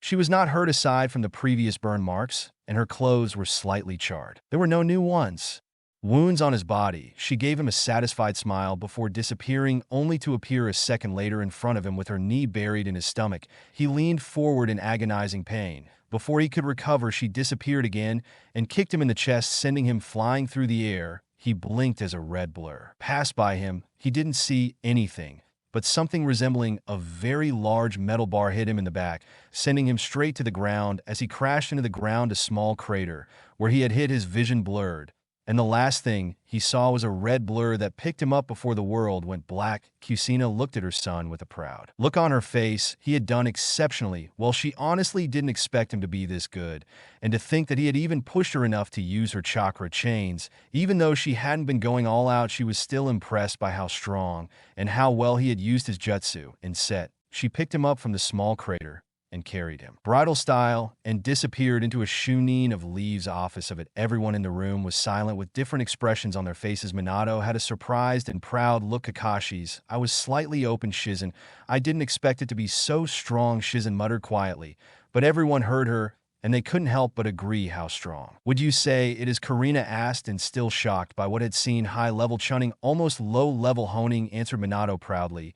He knew his son was strong from the very day they began teaching them. Naruto had shown prodigious skills in everything he did. He had been worried when Naruto had told them what he had found in the Uchiha clan library. He had been worried that his son would become power-hungry and eventually follow in the footsteps of his predecessor Madara. That was why they had set a limit for the number that he was allowed to learn, although as the prodigy that he was, Naruto had quickly mastered the set of jutsu he had chosen. At times, he had wondered if he should learn more or not. When learning more, Minato had wanted to stop him, but Kusina had stopped him before he could, stating that they shouldn't try to hinder his son's growth, that they shouldn't decide for him what to learn and what not. In the end, he had given up, although he controlled his son using the crystal ball. 2 months later, 2 months had passed ever since Naruto had faced his mother. Once he woke up in the hospital from the beating she had given him, he remembered the end of their battle. He went straight to her to ask her how strong she thought he was. He couldn't help the proud smile that spread across his usually stoic face when he heard what she had to say about him. It was like a small weight had been lifted off his shoulders. He was strong, and he was getting stronger. All those hours spent training had paid off, and they continued paying off immensely after that. He had thrown himself more and more into his training. He still felt like the gap between how strong he was and how strong he wanted to be was too big, infinitely big. During his time with Team 8, they would spend 2 hours working on their teamwork, then Karina, and have them work on some obstacles, and have them do some laps around the training ground. Finally, have them work on their chakra control after, or work with each of them individually, and then they would accept a single mission. After the mission, he would let them go home, or in Naruto's case, go train some more. That had been his team's routine for the past 2 months. So when they got to the cashier's office, everyone was surprised when instead of requesting a normal rank mission from Karina, she did something different. I would like to request an Okage-sama rank mission. Everyone, even the Okage, was surprised. Ah. Yes, are you sure? Asked the Okage. After all, Karina, only he had had his genin team for 2 months. Most Honi didn't accept missions above rank D until it had been at least 7 months since they had become true Henin. Karina looked at her team and nodded. I think my team is ready for a Kokai-sama rank mission. Minato looked at the mission request on his desk. His eyes lit up slightly as he found a perfect mission for them. Here's a rank mission. He took a file and handed it to Karina. Your mission is to deliver an important scroll to a Sandan who will be waiting for you at the border between Konoha and Tsunade. Do you accept this mission? Karina and looked at the mission details before nodding his head. Hello, Okage-sama, he said, bowing his head slightly before turning to his team. Go and pack your bags for a 2-day trip. Make sure to bring only the essentials and meet you at the door in an hour. The genin nodded and left the office. Naruto, shouted Minato to his son, who was already at the door. Tsunade replied Naruto and turned to look at his father. Be careful out there, okay? And good luck. I will. Thanks. I was about to leave before Minato spoke again. Don't forget to tell your mother and grandmother where you're going. They'd feel bad if you don't. Naruto froze, and a small shiver ran down his spine. He wasn't looking forward to it. Minato watched with a proud smile as his son left for his first rank mission. He looked at a picture he had on his desk. It was a picture of him carrying 3-year-old Naruto on his neck. He was wearing his usual Okage robes, and Naruto was wearing orange pajamas with green toads on them. They grow so fast, he thought as he went back to focusing on his paperwork. Naruto walked towards the door and wasn't surprised to find everyone else waiting for him. Sorry, I'm late, he said without giving them a reason as to why he was late. He had dinner and raised an eyebrow and looked at him with a questioning expression. Where's your backpack? He asked, seeing that the only thing Naruto had on him other than his usual clothes, it was a bag of kunai. Naruto raised his hand slightly and moved his shirt slightly to show his arm. What caught everyone's attention was the seal that was written on his hand. He added a bit of chakra to the seal, and a puff of smoke appeared. When the smoke cleared, his small backpack could be seen on the ground. I keep all my things sealed inside me. It's much easier and more comfortable this way, he explained, showing another seal on his hand. How it works? Asked Shino curiously. The seal creates a dimension pocket where everything is stored. I seal by adding a minuscule amount of chakra to the seal. The elements come out of the seal. His parents were seal experts, so he learned a few things from them. However, he wasn't as interested in seals as they were. That was more Akari's strong point than his own. Karina gave Naruto an encouraging smile. Her student was proving to be more amazing as time went on. Can you do the same for me? Shino asked, seeing the benefits of having his items sealed. Not only would it provide him with less weight to carry, which could potentially and possibly fatally slow him down, but the likelihood of his items getting lost or stolen was reduced to almost nothing. Naruto nodded, happy to help his best friend slash teammate. He channeled chakra into the seal on his wrist, and a scroll appeared. He opened the scroll, and another seal could be seen written on it. After channeling chakra into the seal, some tools appeared of writing. Where do you want me to place the seal? Asked Naruto, dipping the brush into a bottle of ink. Shino rolled up the sleeve of his right coat. There is a limit to the amount of things you can seal. You will know the seal is full when you try to add more things, and nothing happens. He added, lastly, how can I seal my things there? He asked Shino. Place the things you want on the ground, concentrate a small amount of chakra on the seal, and the rest will take care of itself. He undid them. Naruto nervously. She wanted to ask him to do the same thing he did for Shino, but she was too afraid to ask, and if he said no, Naruto and Shino had been friends for a long time, and she had hardly ever talked to him. Even though they were teammates, Naruto was a very quiet and distant person. In the 2 months they had been teammates, he had only gone out with them twice, even then it had been dinner, and who had convinced him to go with them with the argument that it would help strengthen his teamwork. She barely said anything that time, and if Shino hadn't been there, it would have been very awkward. The truth is she had no idea where she stood with him. Sure, she was her sister's best friend, and they were teammates, But that was all Sina, and brought her out of her thoughts by grabbing her shoulder. She looked up confused and saw Karina, and looking at her, as if to say go ahead, she nodded slightly and gathered her courage. Hinata gulped slightly. Naruto, Sen, could you do the same for me? My finished, looking at the ground, and steepling his fingers. Naruto looked at her with a raised eyebrow. Why is she so nervous? He mused internally, and shrugging, he dipped the brush into the inkwell and walked over to her. Where do you want me to put it? Hinata blushed and rolled up her sleeve to show her pale, white left hand. Nodding, he held her hand in his and began to lower it. He didn't notice that Hinata's blush intensified 10 times with the contact, and if she did, she didn't show it when she saw that Naruto had finished Kurenai. He took command. Okay, team, let's move. Naruto, you take command. Shino and Hinata walk a few steps behind him. And remember, even if it's only a C-rank mission, anything can happen, so be alert. Pei shouted 3 voices at once. And with that, Team 8 embarked on their first C-rank mission, a mission that would change their lives. XXXXX 5 hours later, Team Kurenai walked silently down the dirt road that headed to the border between SUA and Konoha. Kurenai, who was walking behind her team, noticed that everything was going. They were getting tired and looked exhausted. And that was the worst of all. He was sweating. His walking speed had visibly slowed down, but he was forcing himself to walk. Shino was next. He didn't physically show he was tired, but her trained eyes could easily pick up the little details in him that put her on notice. There was sweat glistening on his skin, and the big coat he was wearing wasn't helping at all. His feet pushed lightly down the path, and apart from that, nothing else was seen. However, Naruto didn't. He showed no signs of fatigue. His pace had slowed slightly, yes, but nothing else indicated that he was tired. Probably because of his Uzumaki heritage, Kurenai thought to herself, let's stop here and take a 30-minute break. Kurenai said. Everyone immediately stopped walking, immensely relieved. Can you tell me if there's anyone near our position yet? Nodded her head. Bakugan Bay. There's no one around. Since Karina nodded and motioned for her team to follow her, they followed her until they came to an open area. Rest, I'll go explore later. Saying this, he disappeared between the trees, leaving the team alone. Naruto looked at where his sensei had just disappeared with a raised eyebrow. He hadn't gone to Nada to check if there were people just now. Maybe he had something else to do, he thought to himself. He rolled up the sleeve of his jersey and, adding chakra to the seal on his hand, he revealed the only thing he had been craving since he left the village. Poi, finding a place to sit. Naruto did exactly that, and he enjoyed the food. The Sai gave him, what's Poki, do you mind if I join you? He looked up from where he was sitting and saw Shino holding a box of Vento. He patted the spot next to him, motioning for Shino to sit in front of it. Naruto looked at Hinata and saw her sitting a few feet away alone. Hinata called out to her. She raised her head so fast he was surprised it didn't fly off his neck. Come sit with us. He waved his hand, indicating a spot next to him, and Shino had thanks. Naruto let him. She waved her hand. Don't mention it, we're teammates. After all, her cheeks reddened,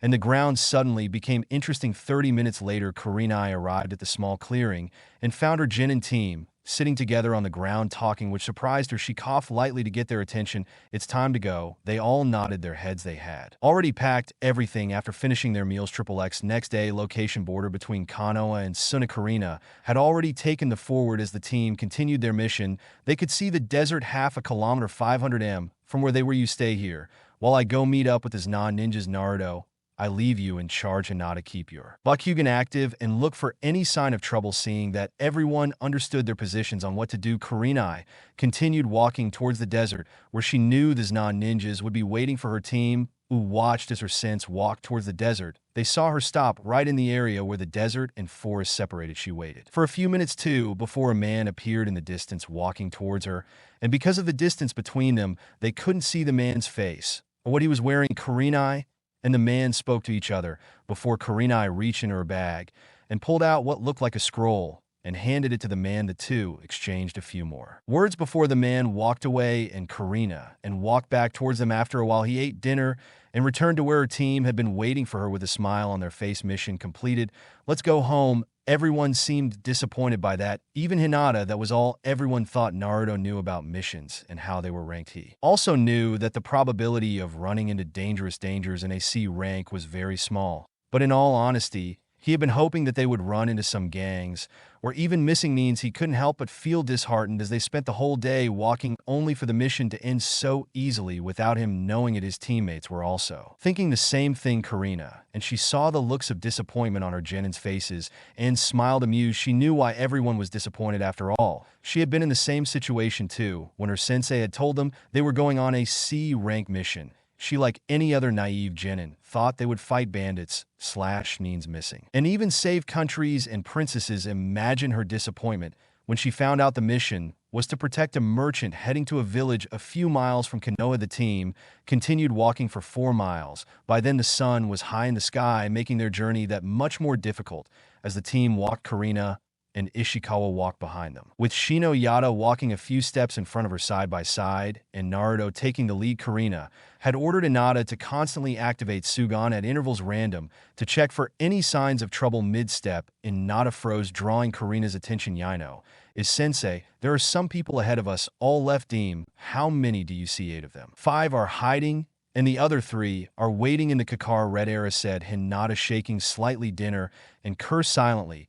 Can you tell me their ranking? All members of the Yuga clan were taught to identify a person's strength bar rank by the amount of chakra that he possessed, although this was not always correct because in some cases sometimes a Honin could have a small amount of chakra. This was because they specialized in something like Kinjutsu or Jinjutsu, and some genin could have more chakra than a Chunin or Jonin 2, Jonin 3, Chunin, and 3G. Genin replied in Nada. Karina and cursed again. They could not surround them, because judging by the way they were waiting for them, they had already seen them coming. The situation was not good. They were outnumbered, and their enemies had more power of fire that the only way they had any hope of surviving this was for her to cast a Jinjutsu strong enough to hold them off long enough for Shino to drain their chakra, and for Naruto to finish them off with one of his fire ninjutsu. With her plan in mind, Karina looked at her team. They would survive this. She promised herself they would all XXXXXX. End of chapter. In the next chapter, Naruto realizes he can use Mokuton, so stay tuned, read, and review please. Oh,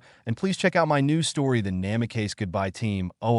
Continued walking in a straight line, acting as normal as possible. They continued walking until they were stopped by the 2 men who were standing in the middle of the street. Karina had moved to walk slightly ahead of her team. Can I help you? Karina asked, looking directly at the 2 men. Both were wearing headbands cut from Kumo and Gon. Karina thought to herself, of course you can. How about you and that little princess from there? You are not still, and maybe we should think about letting the other 2 go alive. One of the men looked at Karina with a look. She looked at him, taking in all the details she could about who seemed to be the leader. He had dark black hair that hung straight over his head and looked unkempt. He had brown eyes the color of mud, a short but strongly built body that was built for combat, and had the scars to prove it. He wore a tight black fishnet that showed off his scarred body, with pants brown cargo shorts that ended halfway down the back of her waist, and regular dark blue shinobi shoes. If there was one thing Karina hated more than perverts, it was rapists, and from the lustful looks in those men's eyes as they held her, it was obvious what their intentions were. She held back the angry grimace that threatened to slide down her ruby-painted lips.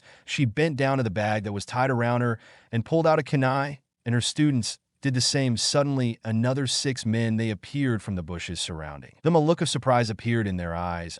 We can't let you fight back. Now, not after all. You might get hurt. The same man spoke again, waving his finger in a mocking gesture as a lazy smile spread across his face, the same look that was on all their faces. So how about you just give up, and we can all get what we want? He gestured with his bandaged hand towards his dinner friends, and just smiled. How about we don't do it with that dinner? And disappeared in the nothingness with the images of his genin team doing the same body arrest technique. Much to the men's surprise, several dinners appeared behind each of them like a solid ghost, grabbing them by the nape of the neck with one arm. They all felt their body freeze. They couldn't move at all, no matter how hard they tried. To make matters worse, they heard a humming sound like the one bees make. They saw a black cloud of insects surrounding them and draining their chakra from their hiding place. Naruto looked to Shino, waiting for him to give him the signal. Shino nodded, and that was all the confirmation he needed. After performing a few annual seals, he took a deep breath and fire-style dragon fire jutsu from his mouth. He exhaled a large stream of fire that came out as if it were a flamethrower. The fire reached the target,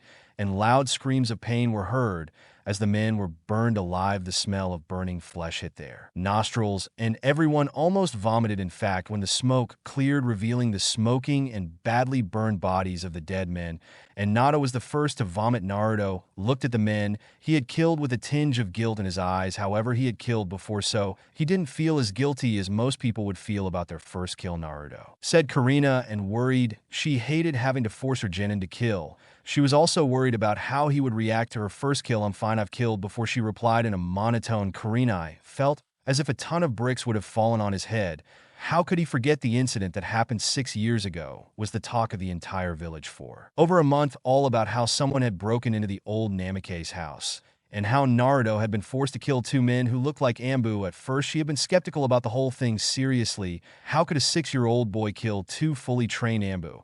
It wasn't until Lokage confirmed the story and her best friend Anna, who had been part of the tracking team to investigate the scene, told her face to face that it was true. "Now you have done it," said a hoarse voice behind them.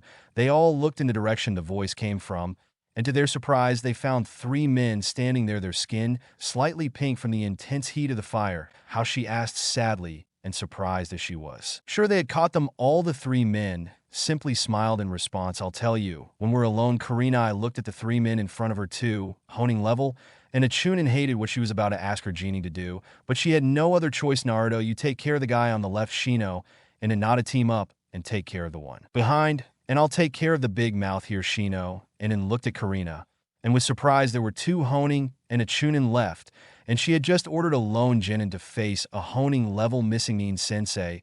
"I don't think it would be wise for Naruto to go against him alone," said Shino, trying to save her friend from what she could see was a very dangerous battle, one that Karina would not win. And she bit her lip. She had seen Naruto give it his all, and she knew he was powerful, but this was a mock battle. Although Kuzuno was barely holding back, he is her son, so she was sure at some point he could have landed a few hits. However, this was a honing level missing mean he was not going to hold back. He was going to attack with the intent to kill. The problem was Naruto was the only one skilled enough to taking on one of the ninja alone, couldn't take on 2 honing level ninja at once. So his best plan at the moment was to finish their battle as quickly as he could, and then go help him shut it down. He looked at Naruto out of the corner of his eye and could see his Sharingan spinning frantically in preparation for battle. "We have no choice, Naruto.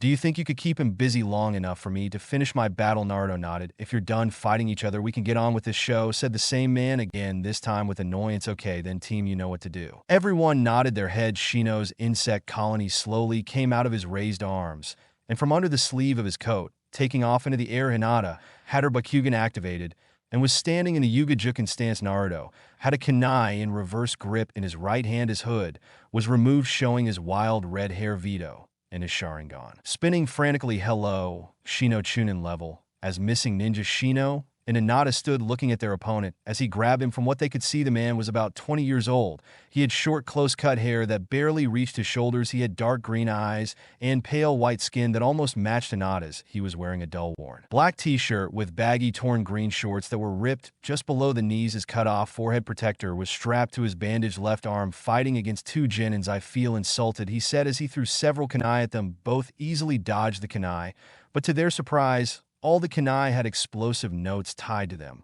When the kunai exploded, both Shino and Hinata were forced to use a substation to get away from the blast radius. When they appeared unharmed through the smoke, the man sneered. He pulled out a kuna and attacked Shino head on. Shino retaliated by doing the same and fought the man. The area they were in was filled with sounds of clashing metal and the sight of several sparks arcing through the air. Every time a kunai collided with another, Shino was being pushed back by his opponent. He wasn't very good at hand-to-hand combat, and the man he was fighting was taking advantage of that. In a display of pure speed, he disappeared from Shino's sight and reappeared behind him. Shino Hinata tried to warn him, but it was too late. The man stabbed Shino in the back with the kunai. However, Shino dissolved into 1,000 insects. The insects swarmed the man, covering him from head to toe. Hinata swung at the captured man with her Bakugan active. The moment the insects moved away from the man, now very weakened, she attacked. She gathered chakra in her hand, making it glow blue momentarily, and quickly pushed her palm towards his chest. At first glance, it seemed all she had done was hit the man with her palm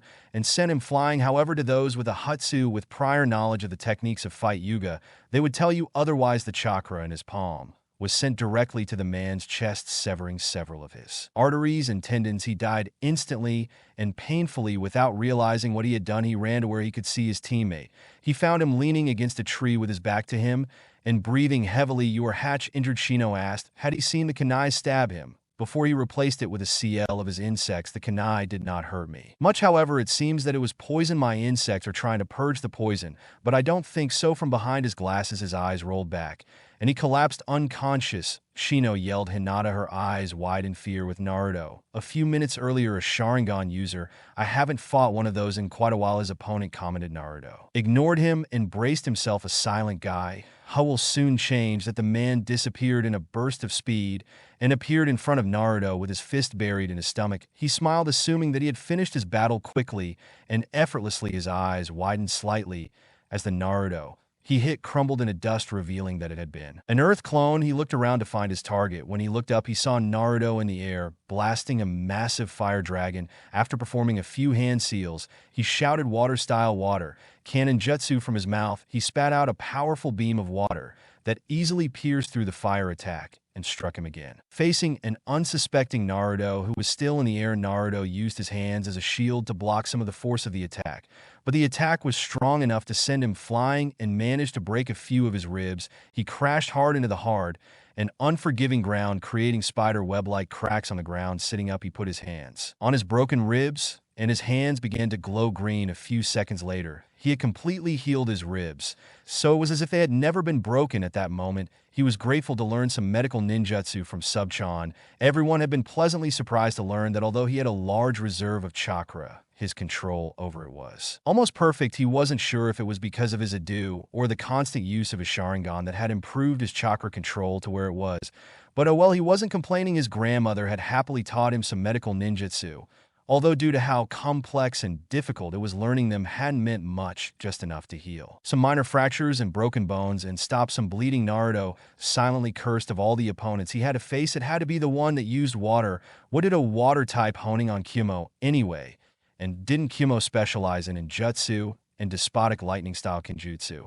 He slightly regretted having focused so much on fire-style jutsu. He had some water and earth jutsu, but none of them were strong enough to overpower his opponent. He made a silent promise to learn more earth and water jutsu. When he got home, after all, he could easily convince his grandmother to allow him access to the Senju library. That was, of course, if he came out of this battle alive. He jumped just in time to avoid several Chunin strikes on the same spot. He had been standing. He looked at where the kunai were coming from and saw his opponent looking at him from the tree he was standing on with a smug look on his face.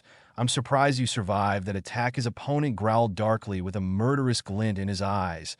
Let me rectify that water-style giant. Water dragon, water-style giant, water dragon.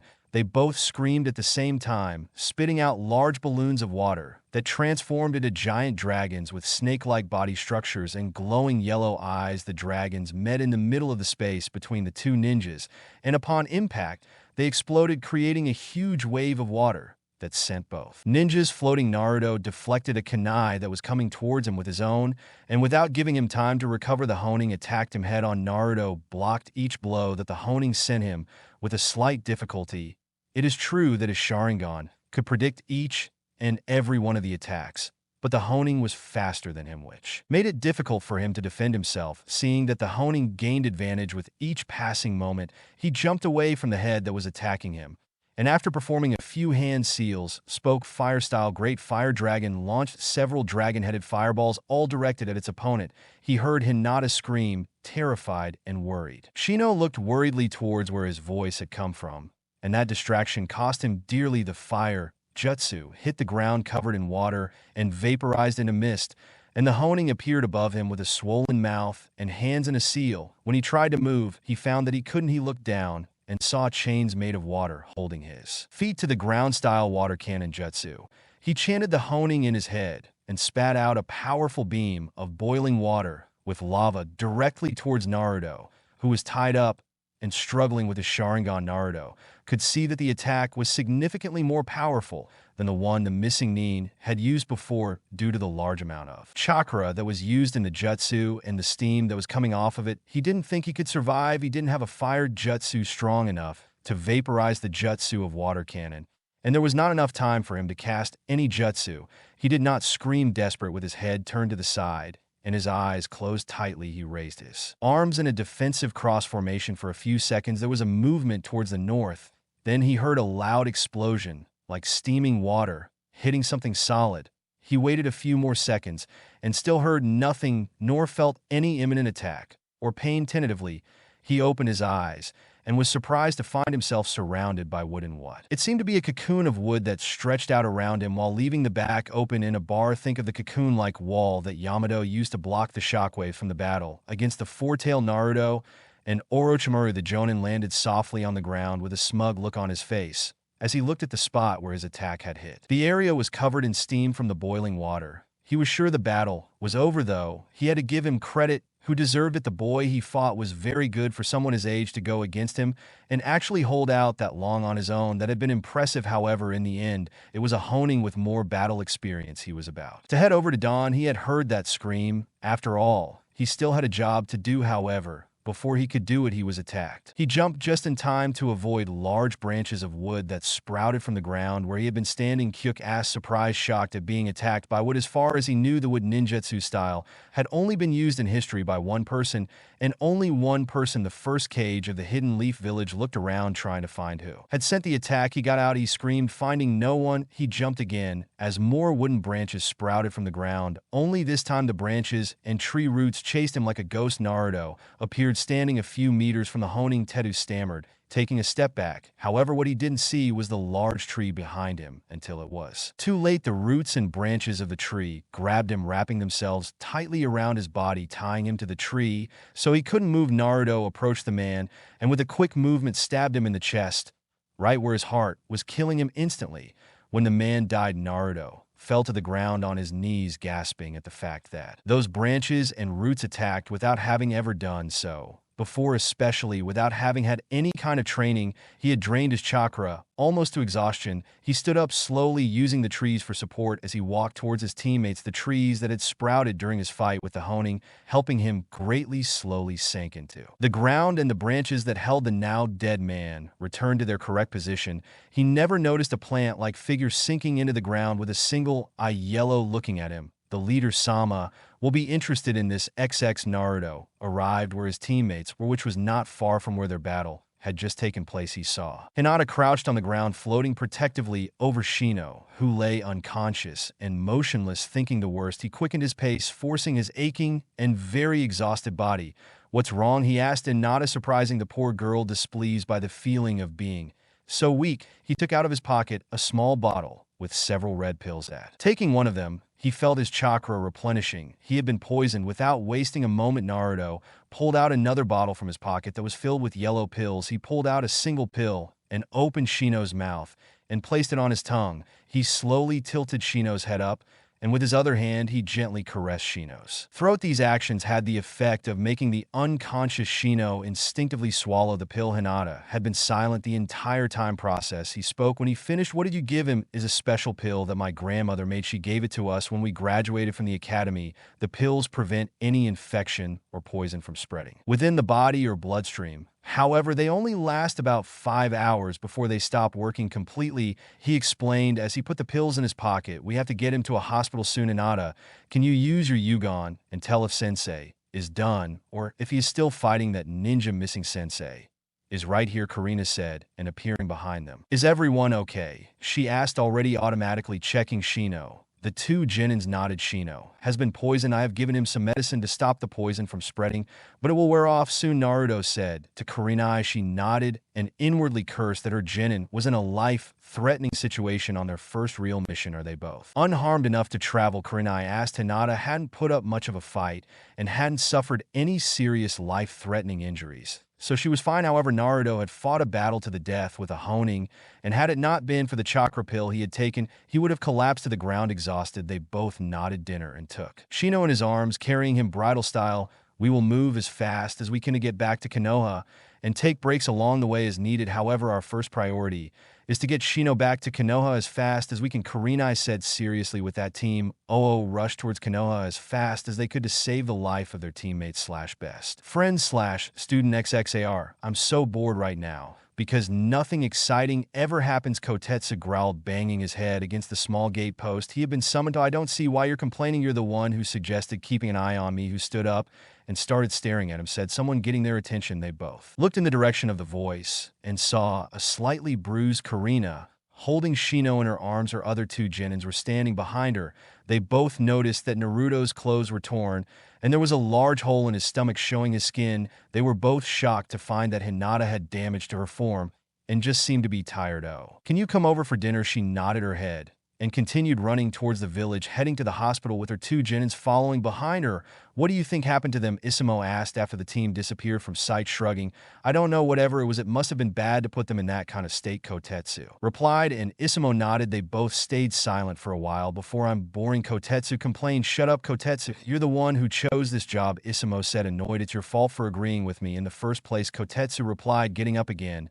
And the cycle continues. A few hours later, after dropping Shino off at the hospital, he had dinner and left his team to go give instructions on the mission to the Okage, though not before telling them that he would give the team 2 weeks off. Naruto walked towards the Senja house with a solemn look on his face, his thoughts returning to the mission. They had just completed the mission. A simple delivery mission turned out to be very dangerous one that almost cost them their lives. He clenched his fist tightly. His best friend had almost died on that mission. The thought made him stop for a second. He knew of the dangers and sacrifices of being a shinobi. His parents had made sure to make them understand that being a shinobi was not like most people thought it was. That as a shinobi, there were times when you would have to kill, watch your comrades die, murder innocent people, all for a mission. He had taken those words seriously, but after that close encounter with those missing ninjas, it had been a true revelation to him. His thoughts drifted to his own struggle, even though he had held his own, and even won against a honing. He had lost the battle. It had shown him his weaknesses. He was relying too much on his fire ninjutsu. It's true,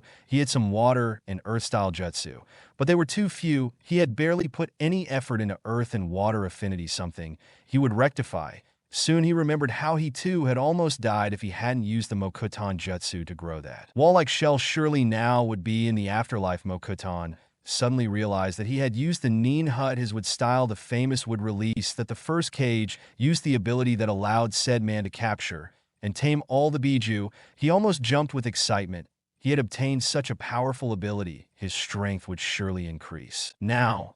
And it was inevitable. He couldn't wait to tell his family, especially his grandmother. She would be excited to know that he could use the same ability that he had used her grandfather, and for her it meant that the Senja blood would not die only with her, but would also continue with Naruto and their children. She stopped a bit as she was going to train using the wood release. She didn't know how she had used it in the first place, nor did she know anyone alive who had it. It was like her Sharingan. When she woke it up, she had no idea how to use it. The most embarrassing thing was that when she first woke it up, she didn't even know how to activate and turn it off. But at least back then she had the Ukiya library to help her. That's he screamed in his mind, just like he learned to control his Sharingan in the Ukiya library. He could also learn about wood release in the Senja library. The first cage must have left some notes about his wood release in case one of the Senja kids could wake him up, and hopefully some jutsu to go along with those notes. So now his goals were to first learn how to use wood release and practice and improve his affinities with earth and water. With that in mind, Naruto continued his way home. Before he could do any of that, he first needed to get some rest. He had managed to hold it off so they could get to the village quickly,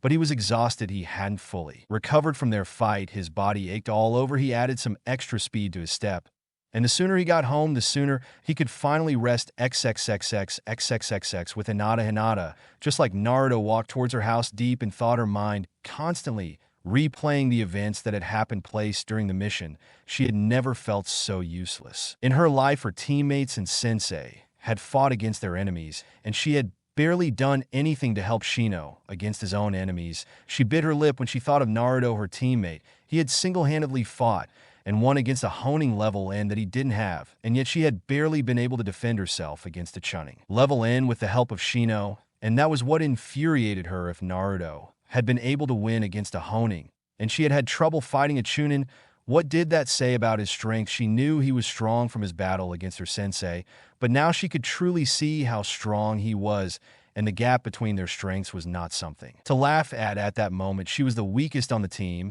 She was the one holding it, a burden they had to carry. She clenched her fists so hard it almost made her bleed. She no longer said in a low voice, from now on she swore that she would become stronger, that she would no longer be a charge, would walk beside her teammates and not behind them. She would show them the true innate Yuga. She started running towards the Yuga complex with determination burning deep in her eyes. She had some training to do. 2 days later, her body no longer hurt. Her chakra was fully restored. All her muscles were healed. She had to tell the truth. She loved her Guinness or Swaki Senju, not only had a large amount of chakra and almost perfect control of that chakra, but his body's natural healing cup was second to his sister's Jinchuriki. He walked towards the hospital with two people in mind. The hospital was near the Oakage Tower, which was close to the Senju compound, so it didn't take long to get there. Even from afar, he could see the large building that easily towered over many of the other buildings. He couldn't help but marvel at its size. The hospital was one of the most important buildings in the Leaf Village, responsible for saving and healing hundreds of injured people a day. And to think that his grandmother ran everything. He reached the straight path that led to the double doors that led inside the massive building. He entered the building and was immediately greeted by the smiling face of a nurse sitting at the reception desk. "Hello, what can I do for you today?" she said with a warm smile on her face. Naruto returned the smile slightly in response. "I'm here to see my teammate.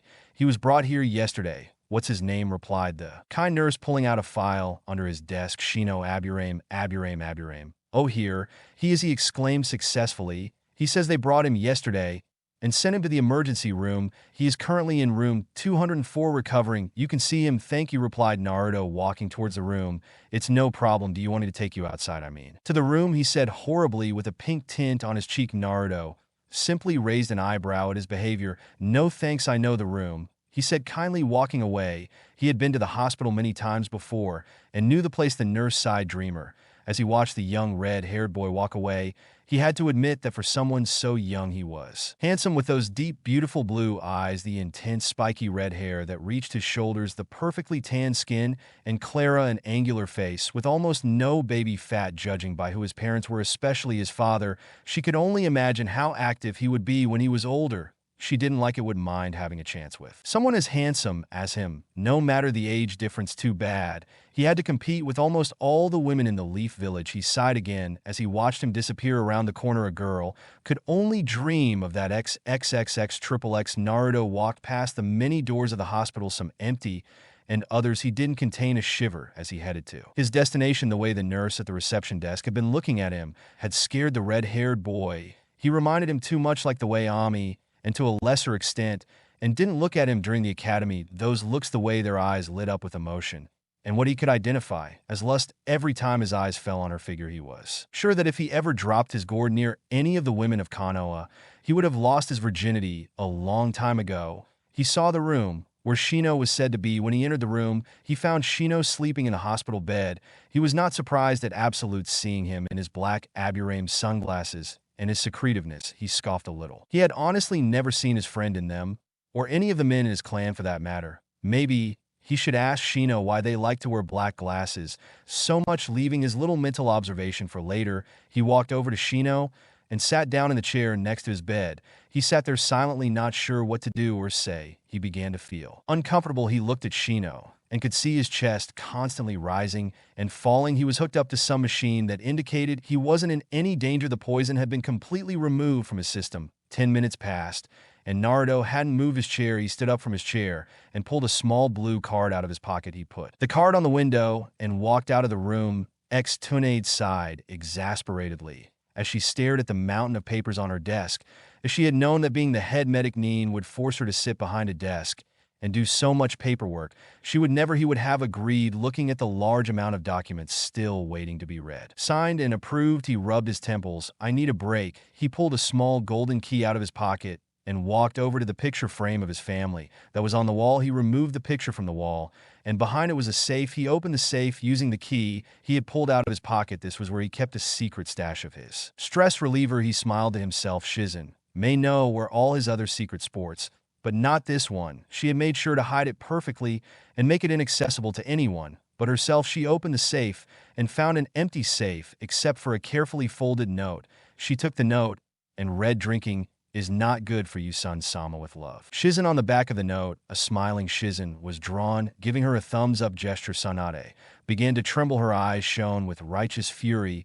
She raised her foot, and quickly he took him to the ground. The action shook the entire room, and also a good part of the eye crack marks appeared on the floor where Shizen had stepped. "When I have that little one in my hands," his furious, murderous thoughts were stopped by someone he knew at the door. "Knock, knock, knock. Come in," he said to calm her down a little. He would look for his little apprentice. Later the door opened, and a boy with a red coat entered that he instantly recognized. Naren exclaimed happily, forgetting his anger at seeing his grandson. He walked towards him, and she hugged him, burying the poor boy in her generous bosom. After an eternity on Naruto's part of hugging and smothering the poor boy, she finally let him go when he had freed himself from what he could only say was one of the most dangerous situations in his young life, second only to being trapped in a room full of fangirls. Naruto took a deep breath to replace the oxygen he had been deprived of seconds ago. He looked at his grandmother, who in all honesty didn't look like a grandmother at all considering her age. He wondered how she looked so young. He would have asked her, but he wasn't willing to risk making her angry. He had seen how she reacted when he got angry. His grandfather learning to fly was proof of that. He straightened up, not noticing the blush on his face. But unfortunately for him, Tsunade noticed that my little Naren is blushing. He gasped, putting his hand over his mouth. Don't tell me you've fallen in love with me. You know that incest, Naren, is forbidden. He put a hand under his cheek in a thoughtful attitude. Come on now, you're so cute. I'll make an exception. To say that Naruto was embarrassed would be an understatement. His face was as red as his hair. He was stuttering words, trying to defend himself. Tsunade could only laugh at her failed attempts at denial that her grandson was making. After laughing for a while, and her mood improved dramatically, she decided to put him out of his misery. Calm down. I'm just kidding, boy. You're a little too young for my taste. Naruto breathed a sigh of relief, and the blush on his face faded. Honestly, why your grandmother and mother liked to tease him or irritate him as often as they could. It was like they enjoyed watching him embarrass himself or lose his cool. But that couldn't be true. Ban. Tsunade glared at him. I mean back on. She quickly corrected herself. Tsunade sat down in her chair and motioned for him to sit in the chair in front of her desk. I don't think this is a social visit, is it? Naruto sighed inwardly. It was so readable. I didn't come here to ask you for something, Tsunade admitted, narrowed her eyes and arched an eyebrow. Oh, what's wrong? Naruto shifted in his seat. He felt like he was back in the Ukiya compound, asking Fugaku for permission to enter the clan library. He tried to calm his growing nervousness. This was his grandmother. She loved him. Surely she would agree. Could you and Nad spit it out, he said. Tsunade. Can I use the library? Senju snapped. Tate blinked. That was all. That was the reason. He was so nervous. All he wanted to ask for was to use the library. It's not like there was anything important in it or nothing. Without Tsunade knowing, she had been silent the whole time as she thought about the stupid reason for her grandson's behavior, and her silence was making said boy very nervous. Sure, you can use the library all you want, she said matter-of-factly. Naruto's sweat dropped at that. Here he was having a mental breakdown, worried that she was going to refuse, or worse yet, explode on him. And she had simply given him permission to go to the library without too much concern. Seeing the expression on his face, relief on Naruto's face, Tsunade laughed inwardly. Her grandson, an only living blood relative, was certainly an odd one out compared to his sisters. Unlike Tomi and Kari, who were very loud, very open, and too cheerful, Naruto was the odd one out. He was reserved, quiet, and rarely spoke out loud. And truth be told, she was worried about him. She knew how people treated him, the expectations everyone had for him. She was worried that just like the Ukiya prodigy Itachi, he too would crumble under the pressure and do things that would haunt him for the rest of his life. He would often spy on him as he trained himself into the ground, wanting to become more powerful to show his worth to everyone else. He wondered what would happen if he got that power. Would he turn evil and abandon his family and friends, friend, and become a power-hungry tyrant like his teammate, worse yet, Madara? Or would he use that power to protect his loved ones and the village like his grandfather, with the influence of his family, of his friend? She knew he wouldn't fall to the dark side, or at least that's what she hoped. Her grandson was destined for great things, that much was to come, and that he was going to change the world for better or worse. Putting her thoughts aside, she stood up a little to pinch his cheek. You shouldn't overthink things, Naruto. One day you're going to get a brain tumor. Naruto rubbed his now sore cheek and gave him an annoyed look. Says one of the smartest women in the village, replied Naruto. Don't be cheeky with me, brat, she said. Tsunade, amused by his response. They both fell silent after that, as he wasn't leaving, and the accumulation of papers on her desk would only increase if they didn't deal with them. Is there anything else you want? She finally asked. Something happened to me on the last mission I had. Naruto began to get Tsunade's attention. She had heard from Minato about the mission he was talking about. They had been on a rank mission when a group of missing nin had attacked. From what she had been told, and the mission report she had read, Naruto had fought one of the Honin and had earned the scolding she had given Minato for allowing a group of inexperienced genin to go on a C-rank mission after they had been a team for only 2 months. And to make matters worse, her grandson was on that team. Of course, Minato had defended himself by saying that sooner or later Naruto was going to move up to a higher rank, and that he was strong, which she agreed with, and that going on higher rank missions would give him the experience that she needed. She had calmed down after that and had stormed out of his office, threatening him that if his grandson or granddaughters got hurt on one of those missions, he would be in for a world of hurt. She knew she was wrong. She couldn't protect them forever. Sooner or later, they, just like she did a long time ago, would go on their own missions and leave their own lives behind. But as long as she still could, she would be the overprotective grandmother. What happened to you? She asked with a hint of concern in her voice. When I was fighting the missing and caught me, and he was surely going to kill me with a powerful water jutsu, until Tsunade said, now nervous. Her hands were shaking slightly. I had almost died when the jutsu was about to hit him. I closed my eyes and felt something blocking it. When I opened them, I saw a cocoon similar to a wooden wall blocking it. Then I attacked it using roots and trees. In the end, I caught it and tied it to a tree with roots and branches and killed it. Silence. Tsunade's mind went out for a moment. I knew it existed, the possibility of him inheriting the wood release from his grandfather, but the possibility was so remote that he had almost forgotten about it. Getting over his surprise, he jumped out of the chair and grabbed Naruto, who yelled in. Surprise, can you show me? He said after letting him go. Naruto rubbed the back of his neck. Well, you see, that's the problem. I don't know how I used it in the first place. It was something that came up on the spot.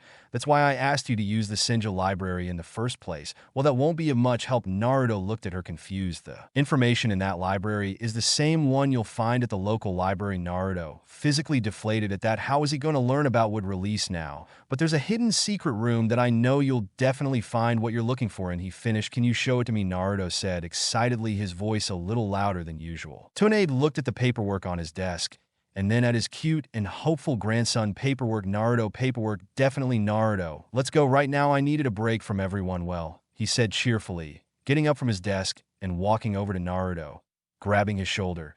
They both disappeared in a swirl of leaves. He went to the Senja house.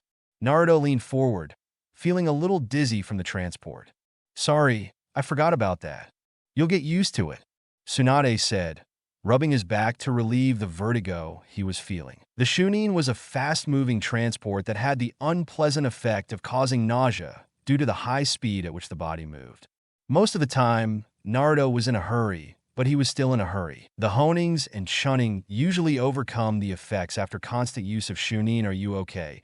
Yes, I'm fine. That was disconcerting, Naruto said, feeling the vertigo passing. Tsunade gave him an apologetic look. That Chunin for you? Naruto nodded, wondering if he too could learn it someday. It seemed like an effective technique for traveling short distances. Could you teach it to me? Tsunade gave him an amused smile as she walked into the house. She had expected him to ask her. That was her grandson, always looking for ways to improve. You will find it in the local library. It is a ranked technique. Naruto opened his eyes, slightly surprised, but did not make any further comment. He could not believe that such a technique was accessible even to the students of the academy. To think that if he had learned that technique a long time ago, traveling to his little secret training camp would have been much easier. He followed his grandmother silently.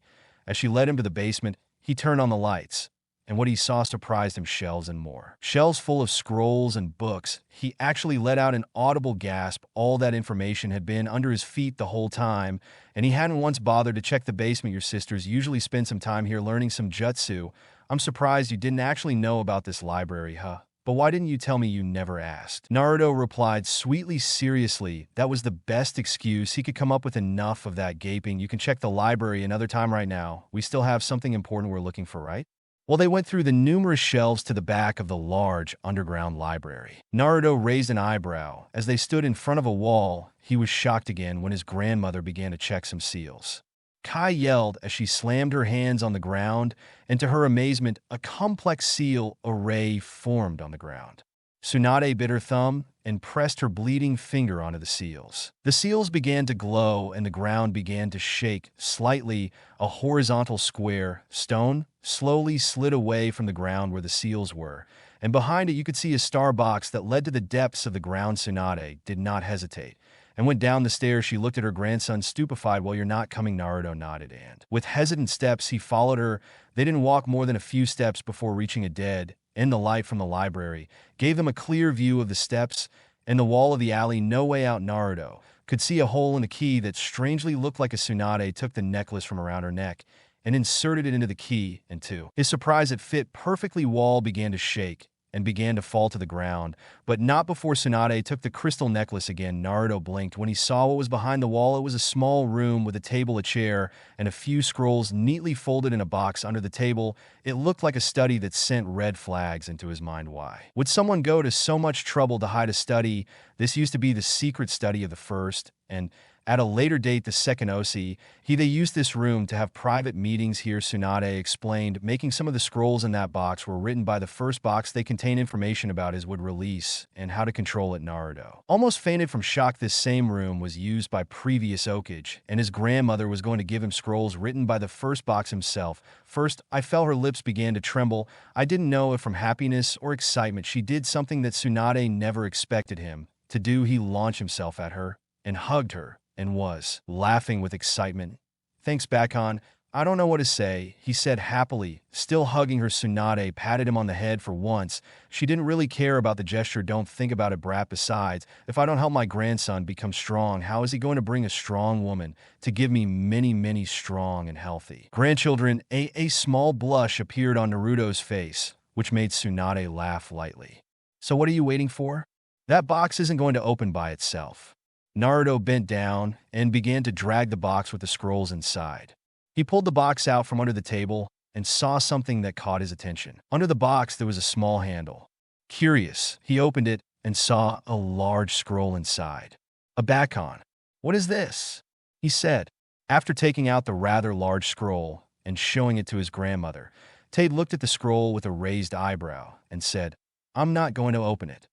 Naruto. He took a closer look at the side of the scroll, and something could be read writing on it, but it was covered in dust. When he removed the dust, he saw a single word, Igel, written in kanji vertically. His eyes lit up as he recognized what the scroll was. Naruto, do you know what this is? She said out loud, almost screaming. Naruto almost jumped when he heard her scream, honestly having no idea what the giant scroll was. He shook his head. This is a summoning contract. Not just any contract, but the same contract that my grandfather used. I thought it had been lost years ago, but now here it is. Naruto was sure his brain was going to explode sooner or later from the many surprises he had seen today. First, there was an entire library underneath his house that everyone knew about except him. Then his grandmother showed him a secret meeting room that was once used by the Okage. Then his grandmother was giving him scrolls that were written by the first OCG, and now he was looking at a summoning contract that was used by the first Ikage. Didn't even know she had a summoning contract. Maybe she should activate her Sharingan to make sure this wasn't a dream or some powerful jujutsu.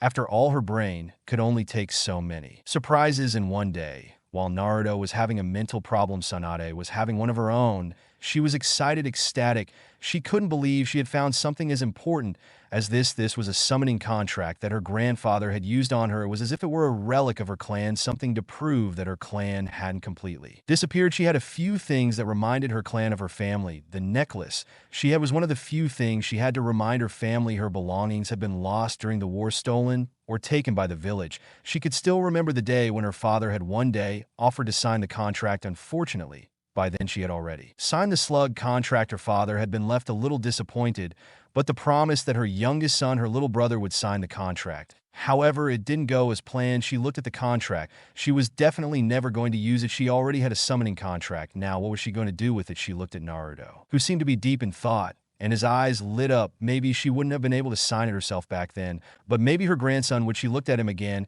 He was the only living senju left who could do it, and it's a perfect candidate. And Archan said, sweetly bringing him out of his thoughts, yes, would you like to sign the contract of summoning the eagle? Kyuk, I yes you, unless for some reason there is another Naren here. Thanks, Bacha. I am really grateful for what you have done for me today. Don't think about it. Besides, you will pay me back later with many grandchildren, right? Right, said Naruto. Slowly took the summoning contract and placed it on the ground. He unrolled it and saw two names written on it, Senju, Sarama Senju Keiji. Who was that? Naruto asked, reading the names written on the contract. Tsunade frowned as she looked at the names written on the scroll. Tatar, grandfather said sadly as she looked at her father's name. Oh, putting aside the depressing emotions that were coming up and putting a smile on her face. All you have to do is sign the contract, writing your name with your blood. Naruto nodded his head. He tapped his big toe and wrote his name. So he could summon you. Draw your blood from the hand. You sign the contract with contract. The type and size of summon you want to summon is determined by how much chakra You use the more chakra you add, the bigger it will be. The summoning hand seals are boar, dog, bird, monkey, ram, and then you say summoning jutsu, and that's it. Naruto nodded, listening to his grandmother. Thank you again, Bei. Chan XXX. After parting ways with his grandmother, he walked towards his secret training ground. Upon reaching the training ground, the ground was now covered in small patches of grass. Green had long since filled the crater that was in the middle of the training ground. That fight with his mother had really taken a toll on his private training ground. Luckily, the ground that was once blackened was now a healthy green. He opened the box with the scrolls inside and began to look through them. He looked at the scrolls and was glad to find one that had water manipulation written on it. He put the scroll aside to use later. He found another scroll that had earth manipulation written on it. Kamami. He must be happy with me today, he said quietly. After all, he had promised to improve his earth and water manipulation. And today, he only found scrolls in them. What were the skills after? Searching through some scrolls, he finally found it. It was a simple green scroll at the bottom of the box. He opened it, and instantly his eyes lit up at what he saw. The wood release is a combination of water and earth chakra, so one can gain good control of Mokuton ninjutsu. Must have a good control over his affinities with earth and water. Naruto looked at the two scrolls on water and earth manipulation and sighed. I guess there's no way around it. He closed the scroll he was reading and sealed it. Water and earth manipulation. Location: Oakage Building, Honing Hall. The Oakage silently looked at all the assembled honing with his eyebrows furrowed. Could someone go find Kakashi and tell him that if he's not here in the next 10 seconds, I'll demote him to Henin for a month and ban the production and distribution of a Checha Paradise in the Country of Fire, he said menacingly. 10-9-8-7-6-5-43.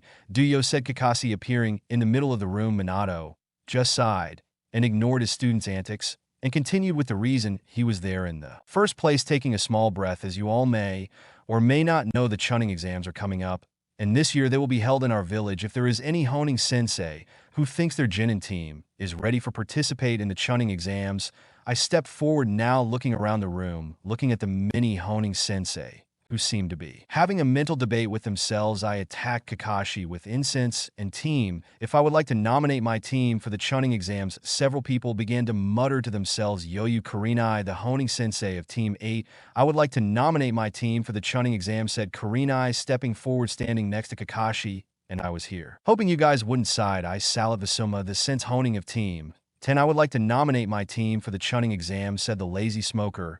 He too stepped forward and stood next to Kurenai. Yo mate guy, the beautiful green beast of Konoha. I would like to nominate my young students for the Chunin exams, yelled excitedly a man who looked like an adult version of him, giving everyone a thumbs up and a beautiful smile, in whose eyes he was the everyone's thoughts and Kuzunahan incense and Tomi's. I would like to nominate my genin for the Chunin exams, Kusina said, shyly rubbing the back of her head when she realized she only had one genin on her team. Minato looked at Sensei honing in front of him, nodded in approval. Very well, then teams 7, 8, 9, 10, and 11 will be able to participate in the next Chunin exams. Finally, having had enough, Iruka said, back to what I thought. Forgive my intrusion, Okajima, but no, I think it's wise to allow those genin to participate in the exams. They've only been genins for 6 or 7 months. They're not ready to participate in something like the Chunin exams, he pleaded. He had taught all of those students to him. They were like his little brothers and sisters, and he'd be damned if he let them be killed for participating in something they clearly weren't ready for. You have to realize something, Iruka San said, Kakashi seriously looking Iruka straight in the eyes. They may have been your students, but they are our genin now. We have trained them, we have taken them on missions, giving them the experience they need to survive the harsh realities of a child. You can't feed them like babies forever, Urukin. They are our genin now, which means we know what is best for them. But Kakashi is right. Iruka, you can't protect them forever. They are their genin now. They know what is best for themselves, said the Okage with a hint of firmness in his voice. Iruka fell silent after that, but everyone, they could clearly see the look of disapproval on her face. As a final note, since Akari doesn't have a team to participate with, and there are no available spots on any team, she will be allowed to choose which team to join for the duration of the exams. XXXXXXX Naruto walked towards his private training grounds, thinking deeply. Earlier today, Karina and she had told them that she had nominated them for the Chunin exams. That had made his day. The chance to become Chunin was something that he had honestly thought he wouldn't make it until at least next year. He couldn't help but laugh a little when he thought about the exams. It was a chance to test himself against other genins from different parts of the elemental nations, and a chance to become Chunin. And becoming Chunin would have its many advantages, such as taking on higher ranking missions. So wrapped up in his thoughts, Naruto didn't realize he was messing with someone until it was too late. "Hey, watch where you're going," he yelled at him, a female voice. As she faced the person, sorry. She wasn't paying attention to where she was going. She apologized, looking at the person he had bumped into was a girl who looked to be at least a year older than him. She was a little taller than him by a few centimeters. She had long, straight blonde hair that was tied up with tight bandages, and she had deep, dark onyx eyes as her outfit. She was wearing a purple and black short-sleeve blouse, both with a cloud design. The last thing he noticed about her was that she had a forehead protector. As while Naruto looked the girl up and down, she was also looking at him. He noticed that the boy he had run into had intense dark red hair with some spikes and two small bangs on the sides of his face. He honestly had the darkest blue eyes she had ever seen in her life. He was wearing a white hooded t-shirt and a long blue shirt tucked in. "It's okay. Nothing happened," she said, giving him a small smile. "Once again, I'm sorry about that, ma'am." "Yugito, Naruto. It was a pleasure meet you, Yugito. And I hope we have the opportunity to meet again. But for now, I have to continue on my way," said Naruto, bowing slightly. "The same, I say, Naruto-san," answered Yugito with a small bow, and the two continued their walk in separate directions. "What do you think? There is something in him that is not right. He is strong. By how his chakra feels, I would say that he is very strong as well as handsome, a perfect partner for you, Kitten Nimbai. I am not in the mood for your perverted rumors. Right now, I can already see him kidnapping that god of a man and taking Nimbai's stupid, perverted cat and ride the beast Nimbai. That's it. I'm going to cut the fight. Don't wait." Yugito sighed. Tired dealing with Nimbai was even worse than dealing with her sensei. Continued walking until she reached a large hotel. Upon entering the hotel, she found her teammates resting on the couch. "How was the walk?" asked a blonde-haired girl with a bust that shouldn't belong to a girl her age. "It was refreshing," she answered. Honestly, Konoha was very different from Kumo. There were a lot of trees, and most of the people she saw were civilians, and there was a happy feeling in the village. Unlike her village, where most of the things she could find were rocks and mountains, most of the people there are ninjas, and very few civilians. "Did you find anything interesting?" Sammy asked with her expressionless face. As always, she gave her friend a mocking smile. "Could you say that Exa the next morning with Team 8th entered the academy building, and everyone was shocked at the finding a large group of people yelling at two people who were blocking the door to the room they were supposed to be in. Jinjutsu Naruto instantly realized upon looking at the door number, it was written 109th, and he knew from past experience that this was the second floor, and the real room, 209, was on the third floor. "Should we do something?" Shino asked, as he saw a leaf genin wearing a green jumpsuit get punched in the face for trying to get into the fake room. "They are not using the Jinjutsu to eliminate weak teams. If we told everyone, it would only give us a bigger competition later on," Naruto explained, walking towards the stairs, avoiding being seen by everyone. "Could you stop carrying that fake Jinjutsu? You are not fooling anyone," shouted an arrogant and loud voice, attracting everyone's attention. "Idiot," Naruto thought as he turned around to see who was dumb enough to shout that for everyone to hear. He was not that surprised at Team 7 standing there, Kiba in front, giving them all a cocky smile. "Then you notice," said one of the teens standing in the doorway, before smiling as well and disappearing at full speed, reappearing a second later in front of Kiba with his foot raised in a kicking motion, a kick that never reached its target. "That doesn't mean I'm letting you pass," what he said in shock as he saw a hand holding his foot, a hand belonging to the same boy wearing the green monkey. "I didn't even see him move," he thought to him. What happened to being subtle? A girl with brown hair tied in two buns asked from behind, who also wore a pink sleeveless blouse with red trim on the sleeves and yellow snap buttons, as well as dark green pants. "I'm sorry, Tintin, but I couldn't let him hurt a fellow leaf," she said at the time, called to him, giving him her big idiotic smile. "It's been and you found us out," she said, angrily punching him on the top of the head. A second later, he stood up, apparently and relieved from the blow he had received from his teammate. The moment he saw Sakura, his eyes lit up, and in the blink of an eye, he was standing in front of her. "Hello, I'm the next beautiful green beast of Konoha. Please go out with me. I will protect you with my life," he shouted passionately, holding the hand of a horrified Sakura.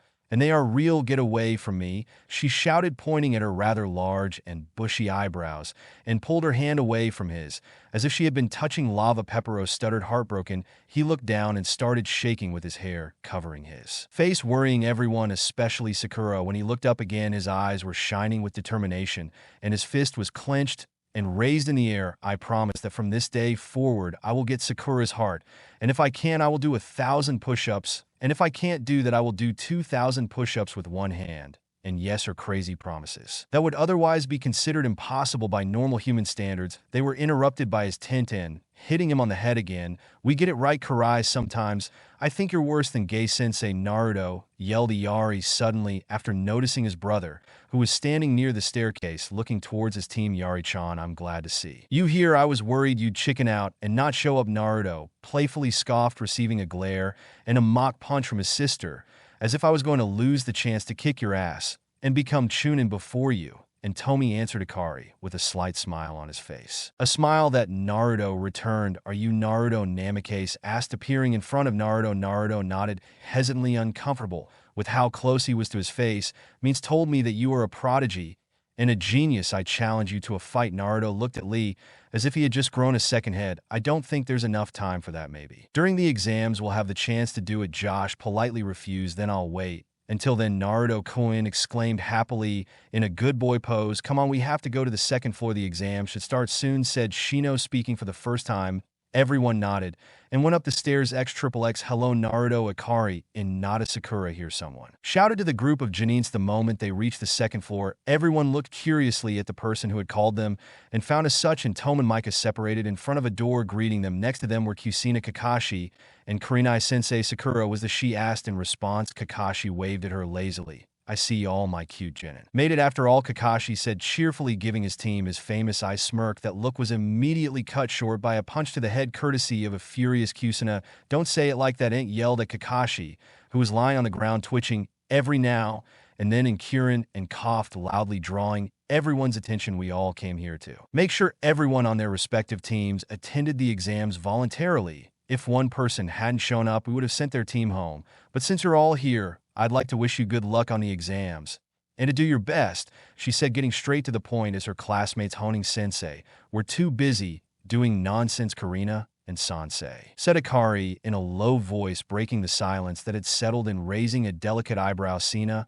and replied, "Yes, what about Yami-chan? She doesn't have a team. That means that she can't participate in the exam?" she asked, giving her sister, who was now standing next to her, a worried look. "Like, and Tommy doesn't have a team like you said. Okama has given her the option to join any team she chooses for the duration of the exams. Does that mean I can choose which team I want to join?" she asked, and Tomi looked hopeful, to which Karina already felt with her head she was about to immediately choose the team. Yes, after all, that was the team her sister and her best friend were on. But then he saw his brother and remembered that his brother was on Team 8 and his other best friend Hinata was also on Team 8. He bit his lip. He was at a crossroads. On one hand, if he chose Team 7, he would hurt the feelings of his brother and his best friend for choosing Team 7 instead of them.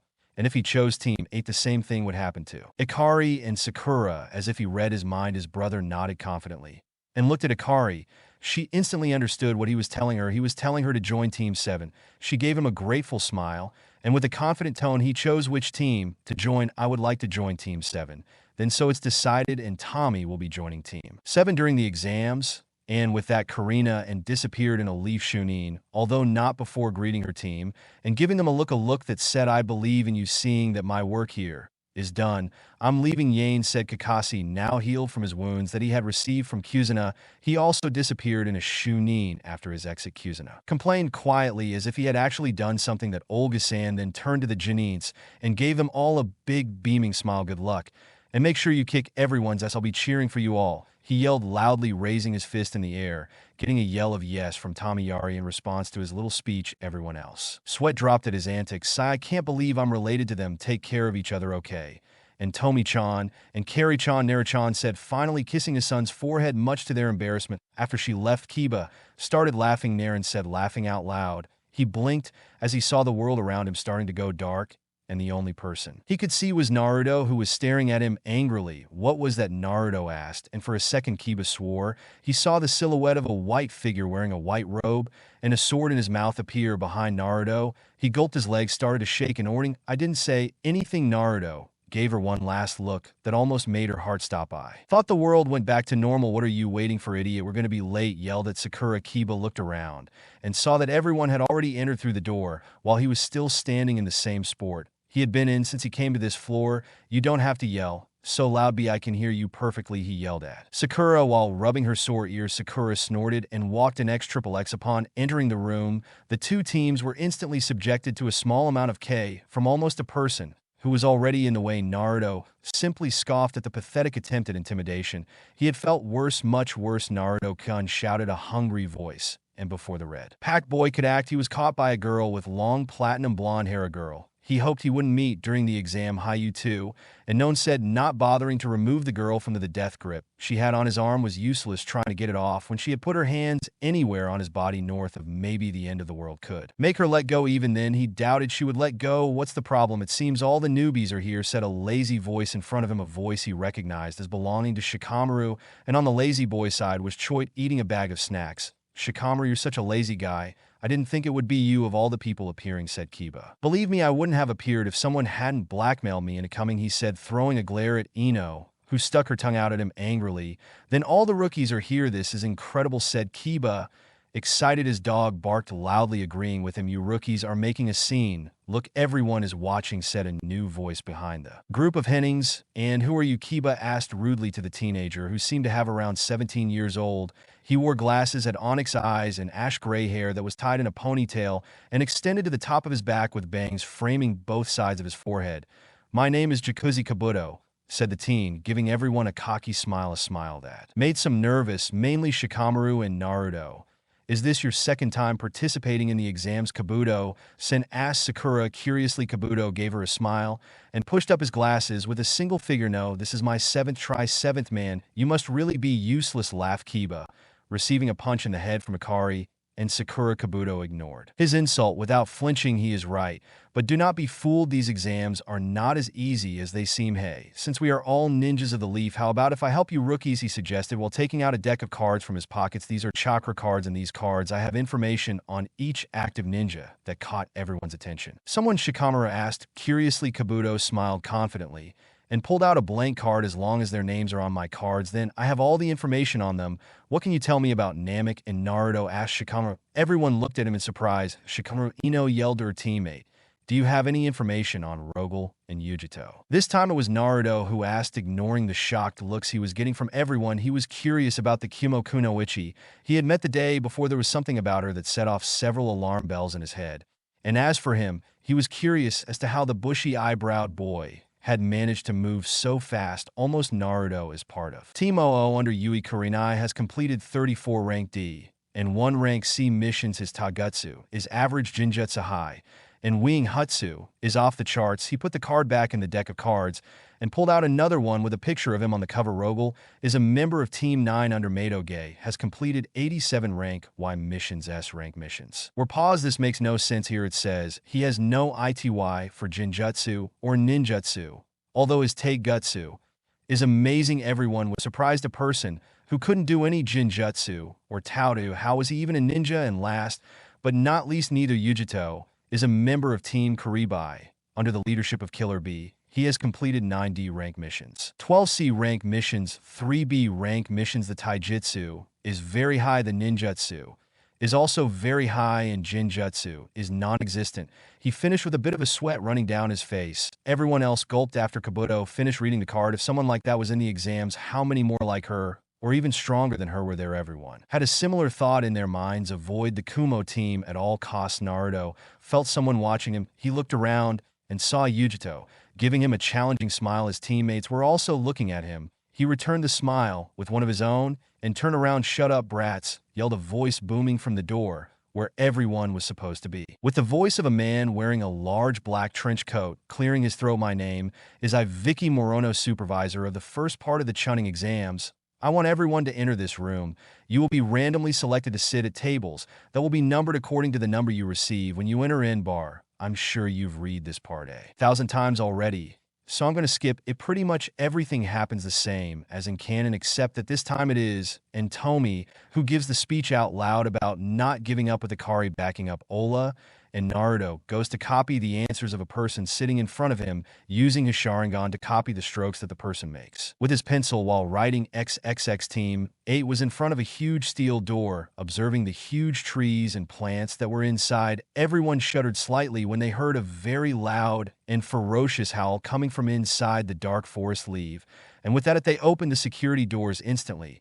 They entered the forest. The exams were on the way. XXX one day later with the team. Oh, I saw them coming this way. Were they? I don't see anyone. Shut up, idiot. They probably heard your voices and ran away. What is this? Other screams could be heard throughout the forest as gigantic, monstrous leeches fell from the trees on them, devouring them. Fire-style fireball jutsu, as if the jutsu involved a large ball made purely of fire, who headed towards the horde of leeches and burned them all. That was easier than he expected. Naruto commented, looking at the dead genin team. His teammates standing next to him didn't comment. They too agreed with him. So far, they had encountered 4 teams, and none of those teams had proven to be a challenge. For them, you see someone else near Hinata without muttering a single word or using any hand seals, and not as Yugon, ignited with his bloodline active. He could see miles away, giving them an advantage over all the other teams. She jaded audibly, causing her teammates to look at her expectantly. I can see someone heading straight towards us. They are very fast, she said with a hint of panic in her voice. What else do you see this time? It was Shino who asked as her mind raced over what could be making her teammate react like that. Her chakra.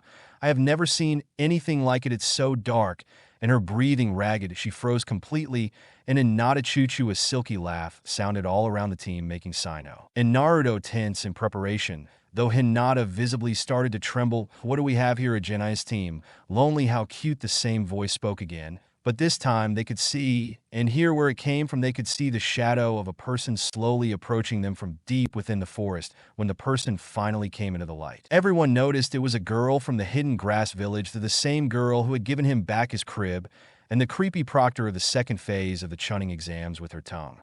The same girl who everyone had had a bad feeling about. The person they all hoped they wouldn't meet looked them in the eyes, and at that very moment the world stopped moving.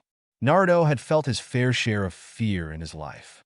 Living with his mother and grandmother, he had seen his fair share of things that would stop many hearts, but nothing could compare to what he had seen. He felt at that exact moment. He could hear his heart beating in his chest. His instincts, his body, his very soul were screaming at him to get away from the monster in front of him, to run with every ounce of his energy and never look back. He could see his death in many different ways, and none of them less terrifying than the other. He tried to speak, but it felt as if an indestructible weight had been placed upon him, digging into the spot where he stood. What is this? I can't move. Naruto looked at his companions for the corner of his eye and saw that both of them were in a similar state. I have to do something. What do you want? He asked, gathering all his courage and willpower to utter that one sentence. The grass. Kunoichi smiled and gave them a predatory smile. I have come for one thing, and one thing only. You. What could only be described as the largest snake the 3 genin had ever seen rose up from behind the kunoichi, as if controlled by her, slithered next to her,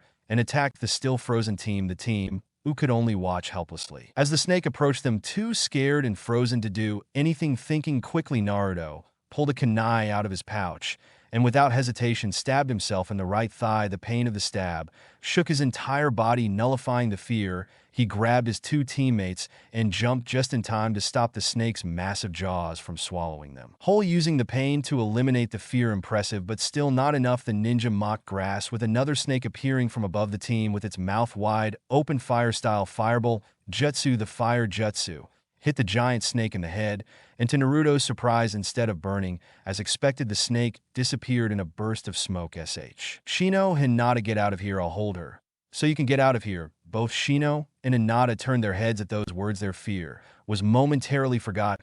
You can't fight that monster alone. It's too strong. Hinata pleaded. I agree with Hinata. She is too strong for you to fight alone. The only way you can hope to defeat her is if we all work together and fight as a team. Shino reasoned. Naruto looked at both of them, and they both looked back at him, showing they weren't backing down. I guess you're right.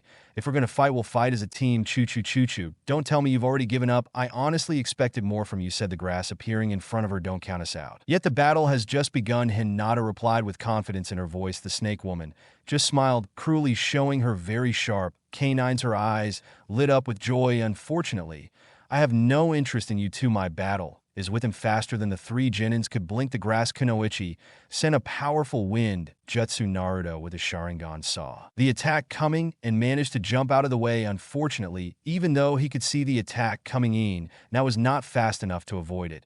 And neither was Shino. Hinata, shouted Naruto, seeing that his companions had been hit by the attack which made them both fly away. He wanted to run towards them, but he knew that the moment he turned his back on his opponent, he would lose. So with great reluctance and anger, he stayed. Now that those bugs are out of the way, I can finally see what I came here to see, said the Kunoichi of the grass, who sounded amused by the whole situation. Naruto gritted his teeth, and his Sharingan spun frantically. Who are you, and what do you want? He asked. Through gritted teeth. That would be revealing, wouldn't it? And for what I want, I thought that until now I had made my intentions clear. I want to test you. He launched himself at Naruto with a kunai already in his hand. Seeing this, Naruto blocked his attacks with his kunai. Test me, asked Naruto while avoiding his blows, only to receive an amused smile in response. B, his blows are too strong and fast. I will have to create some distance between us and use long-range ninjutsu. With his plan in mind, Naruto tried to create some distance between them by jumping, but the snake woman wouldn't let him. Her attacks were powerful, relentless, and he could see that he was losing quickly as her speed and strength seemed to increase with each blow. That's all you have to offer. Maybe they overestimate you. It turns out to be more challenging, the snake taunted, and the effect was intense. Naruto's blood began to boil. His attacks gained more ferocity with anger. If there was one thing he hated more, one thing that truly made him boil blood, was for someone to threaten his family, especially his sisters. And with a battle cry, he hit the snake girl with all his might, sending her flying. She stopped as she hit a large tree, sending a few splinters flying from where she had the tree, not even giving the snake girl a chance to recover. Naruto's hands waved through fire-style hand seals dragonfire jutsu, adding as much chakra as he could into the Hutsu. Three large fireballs from the head of dragon the size of a house, made of white fire, landed on the girl. Upon contact, the dragon heads exploded in a fiery explosion of white fire. Naruto snorted. That will teach him to threaten my family. Joe lightly as he looked at the destruction caused by his jutsu by adding 3 times the amount of chakra needed to perform a fire jutsu and controlling the size of the jutsu so as not to make it too big or explode in front of him. He had noticed that instead of the normal flames of white color, orange, yellow, the flames were white and stronger than normal flames, which made the jutsu very destructive. The only drawback was that it drained a lot of chakra, but with his high affinity for fire and large chakra reserves, they did not waste or lose a large amount of chakra. He was about to go check on his teammates when someone clapped his hands. He turned around and saw something that left him frozen. The same girl he had killed a moment ago was standing there. The skin on her face was melting and revealing a man with pale white skin, long black hair, and yellow snake-like eyes. Very, very impressive. The man stood up clapping. You have exceeded all my expectations, but now it is time for us to finish this little battle of ours. Don't you believe it? Naruto said, his mouth opened wide, and from inside it came out a green snake. The snake opened its mouth, and a sword slowly began to come out of the snake's mouth. Naruto wanted to cry honestly. He knew that the person he was fighting was anyone with half a brain, could tell who Orochimaru was from the Sannin Konoha's missing nin of rank, that of all the people in the world he met today had to be him, because things like this always happened to him. Maybe he had done something a long time ago to piss off CI, or maybe Kami just enjoyed putting him in impossible situations faster than he could react. Orochimaru was in front of him. Her sword stabbed him in the stomach. He blinked and found himself standing a few meters away from Orochimaru, and in his place was Chinosu Chuchu. Sacrificing yourself for your friends, how noble of you, but ultimately useless in the end. I will have my price. After all, the hunter will always find his prey. Orochimaru chuckled, removing the sword from Shino's stomach and turning around to look at Naruto with a cheerful look in his eyes. However, Naruto wasn't paying attention. His eyes were focused on Shino. He didn't hear his other companion shout Shino's name.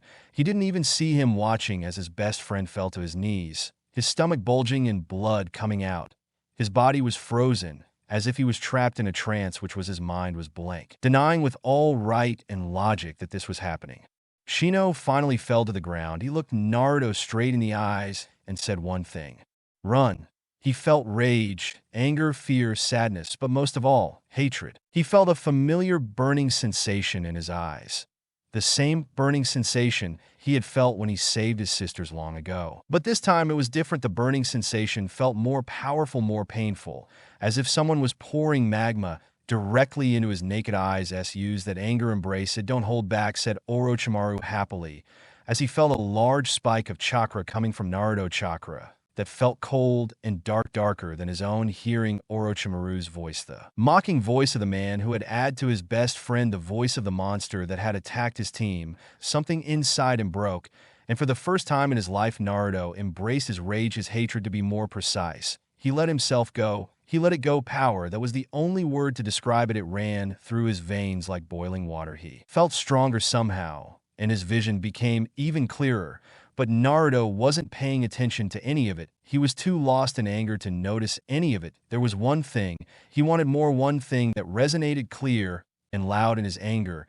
Clouded mind, the death of the man who had murdered his best friend, Orochimaru could clearly see and feel Naruto's rage, and it turned him on. The feeling of bloodlust Naruto was experiencing was nothing short of astonishing. If he were a lesser man, he would have started to tremble under it. He licked his lips in preparation and excitement. So far, he hadn't been disappointed in the slightest. He couldn't believe that at such a young age Naruto was so strong. He growled. There were others before him who were also remarkably strong. When they were young, Kakasa and Tachi were the main ones, examples, but he had never seen such pure potential in a person, especially one so young. He barely kept himself from giving Naruto the curse seal and taking over his body right then and there. But he kept himself under control. Acting on impulse wouldn't benefit him in the long run. He never did. He would wait until Naruto's body was at its limit, when his power had reached its peak, and only then would he attack. With Naruto's body, he would become a force to be reckoned with. The Sharingan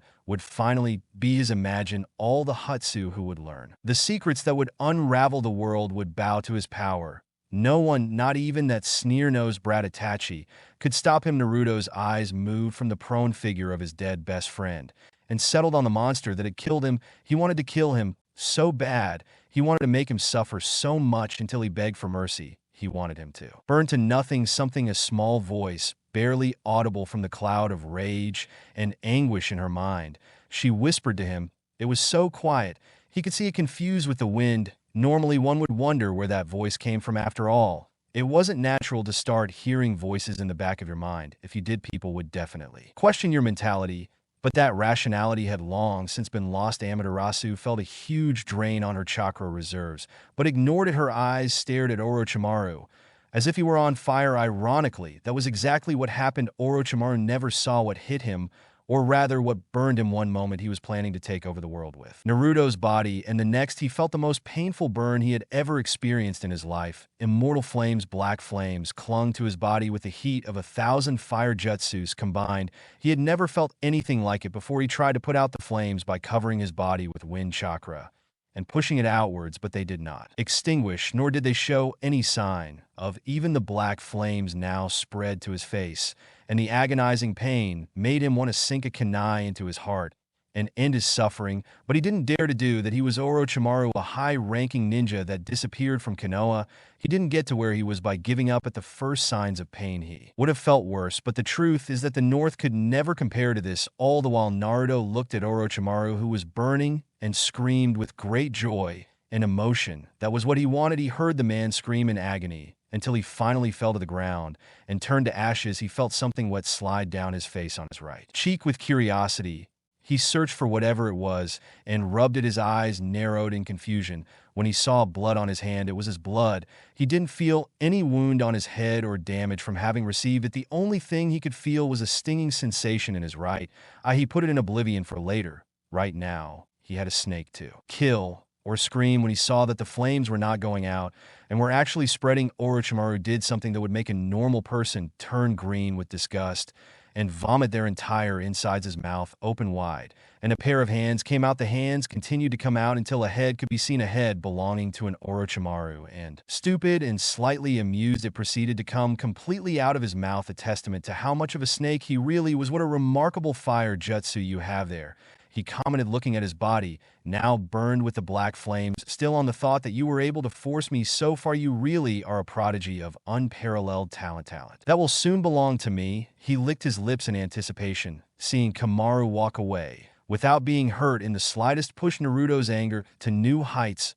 No matter who he was facing, Naruto attacked like a barbarian animal. His attacks were wild, fast, powerful, but ultimately fruitless, as they never reached their intended target. The amused smile Orochimaru had on his face as he easily dodged the wild attacks. It wasn't doing much to calm his burning anger. Growing frustrated as his attacks were easily evaded, Naruto created some distance between them by jumping while in the air. His hands blurred through Hanseal's fire-style fireball jutsu.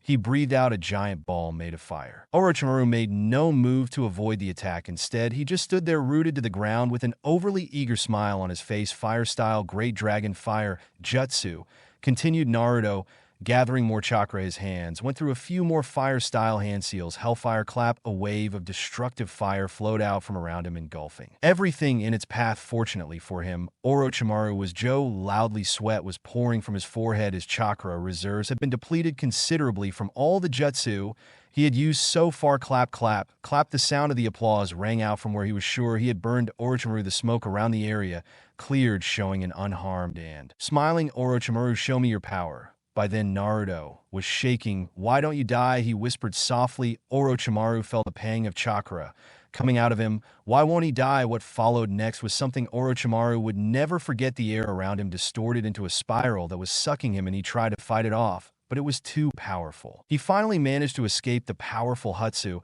but it cost him his right arm. For once since the fight began, Orochimaru was not amused. His right arm had been completely removed from his shoulder by what jutsu that had been, and he could not regenerate it. He would have Kabuto put it on later, but having his arm brutally removed from his person was not a desirable experience. It was time for him to claim his prize. He had seen more than enough of the boy's skill to pique his interest, that and what he could feel multiple chakra signatures heading towards him. He could easily take them out, but he couldn't risk the Anbu knowing of his presence just yet. I'm afraid that as much as I enjoy testing you, it's time for our little cuckoo battle to end. But don't worry, my little test subject, I won't leave you without a proposal gift. His smile widened. His sharp snake fangs grew longer, faster than Naruto could react. Orochimaru appeared in front of him, his fist buried deep in his stomach. Normally, an attack with that much force would make a person go crazy in a coughing fit normally. However, what happened made everyone, even Orochimaru, gasp in surprise. Orochimaru's fist pierced Naruto. As if he was a ghost. Shocked by this, Orochimaru looked at Naruto, and for the first time saw his S were different from the normal three-eyed Sharingan. I honestly don't know how to describe his Mange Ikyo. Imagine his eyes look like Madara's Mange Ikyo. The only difference is that the three-wheel leaves that resembles Itachi's is within the inner circle. Orochimaru had a brief flashback of the time he had tried to forcefully take Itachi's body. He would never forget the humiliating defeat he suffered at the hands of that boy. But what had caught his attention was the strange but hypnotic three-leaf Sharingan that Itachi had. Those eyes that he considered were powerful enough to trap him in a Genjutsu for 72 hours, and yet only 3 had passed seconds in the real world. He was sure that the black flames and the powerful vortex-type jutsu that Naruto had used earlier came from his newly awakened eyes, those beautiful and dangerous eyes. And to think that his future host had already awakened them. He truly is a prodigy among prodigies. Unfortunately, he really had to leave now, or else he would run the risk of being discovered. He reappeared again in front of Naruto. This time, he managed to hit him in the back of the neck. Naruto immediately fell unconscious on his arm. Interesting, I managed to touch him. This is so. It seems he can't keep that ability up for long. Bringing the boy up to his face, he opened his mouth and was about to bite him on the open neck when something hard hit him in the face, sending him flying a good distance, crushing several trees in the process. Get away from me, brother, growled a dark voice belonging to a girl. Orochimaru stood up from where he had landed and looked at his attacker. It was a girl with long red hair, big sharp canine teeth with claws for nails. The girl, he noticed, had a layer of red chakra surrounding her. In her original form, on top of her head were 2 large ears made of the same red chakra. And lastly, a tail was also forming behind her. The girl was hunched over on all fours like a wild animal that was about to attack at any moment. Her teeth were clenched. Her eyes were deep and menacing red with a single black ended in the middle. The girl was releasing a large amount of K, and it was all directed towards him. Orochimaru frowned. Things were not going as planned. He expected that by now he would have marked Naruto, but the boy had proven to be too interesting with each passing second. So the battle dragged on. And now the presence of his Jinchuriki sister, who was releasing a large amount of demonic chakra, would surely alert the AMB, and worse yet, Minato felt 4 chakra signatures approaching, plus one of which was further away. He recognized as his former apprentice looked at the Jinchuriki, who was staring at him, waiting for him to make a move, as his unwitting target would always catch him sometime later. Because now he had to get away quickly, the opportunity to get the boy back would present itself again. As much fun as it was to play with you, I'm afraid it's time to go claim my prize later, Orochimaru said as he sank to the ground. But Tommy didn't allow it. She appeared in front of him with her clawed hand raised high. No, I'm gonna let you get away, she screamed, lowering her hand, intending to taste Orochimaru's head from the rest of his body. Orochimaru gave her a defiant smile as she caressed him. Her eyes widened in shock and anger as he burst into rocks. The moment she touched him, curse, she screamed, hitting the ground. She had let him escape, and Tomi yelled at Kari from the top of the trees before with Team 7, man, this is boring. We know we've been here for over a day, and we still haven't found a team. We know, I bet that the others are stronger than us. We know maybe it's just Kiba. Could you just shut up already? Hush, I'm bored. That's all. Kiba chuckled at the furious Sakura, who Akari and Tommy were stopping from possibly killing him, and it seemed like they wanted to do the same to her too. After everyone had calmed down, rather the 3 girls had calmed down, Team 7 had decided to take a short break. They had been walking for a few hours and were getting tired. In Sakura's case, she was about to fall from exhaustion. She, unlike her teammates and her temporary teammate, was not from a ninja family, nor had she had any prior training before joining the academy. Kiba was from a clan that specialized in tracking, and Taijutsu, his mother, was the head of the clan, so Endo had definitely been and was still being trained by his clan, so he had a greater than average amount of stamina. Yari and Tomi were part Uzumaki. That alone was enough to increase his endurance to incredible proportions. They were also children of Lokage Kusina Namikaze, which meant their training must have been more intense than Kiba's. And then there was Sakura, a girl from a civilian family, with no background of any ninja in her family. The only training she received was from the limited time she was in the academy, and a little more from her lazy and perverted sense good for the North. She barely ate, wanting to keep her body as fit as possible and not gain weight. So although his endurance was greater than the average civilian's, compared to that of a common Jin, and it was pathetic. We have to come up with a plan, Ikari said, and everyone nodded. Until now, their plans were to go straight to the tower and hopefully meet some teams along the way. But that hadn't been very good since they hadn't met any teams, and Kiba and his dog hadn't even smelled any teams since the start of the exams. I agree with the Karen. No, we can keep going like this. Time is running out, added Atomi. The team fell silent after that, each trying to figure out the best way to proceed.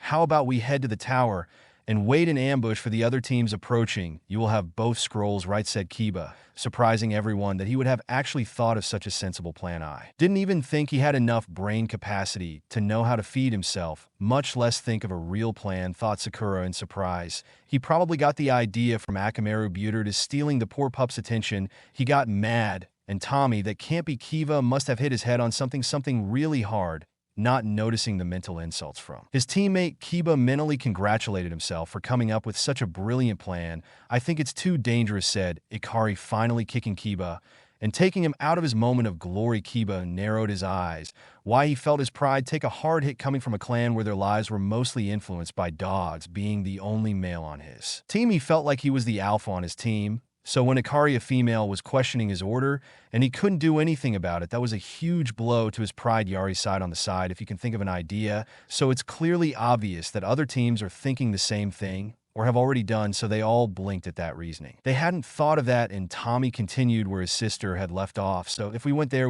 they would set up an ambush, or we would never get the chance to do the same with other teams that came close, because there would be too much competition. Exactly, that's why I think it's a bad idea, said Iari cheerfully, too cheerful for Kiba's taste. Well then, what do you suggest we do? Not just sit back and do nothing, said Kiba with a frown. I'm not saying we shouldn't do anything, I'm just saying we need to think of a better plan, replied Ikari. Hey Kiba, what's wrong with your dog? He's shaking, said Sakura, interrupting the discussion, and sure enough, Akamaru was lying on the ground shaking like a leaf. Instantly, Kiba was at his side. All of his previous anger and frustration had disappeared and was now replaced by concern. What's wrong, boy? Kiba asked worriedly, taking his partner in his hands. He had never seen Akamaru act so scared before. The dog in question gave him a few barks and whines. What did he say? Ikari asked worriedly. Kiba frowned. He said that he could smell something very bad, evil. It smells like snakes. Akamaru barked again. A couple times this time it's hiding inside Kiba's jacket. Whatever it is, he says it stopped moving and gasp it's really close to Team 8, and Carrie and Tommy and Sakura turned their heads to look at him so fast they made a clicking noise. "We have to help them," they said, and Tommy and Carrie at the same time. Kiba looked hesitant. He had never seen his teammate act so scared before, not even in front of his mother. And that was saying something. Whatever was out there, he didn't want to face it or even fight it. He trusted his dog with his life.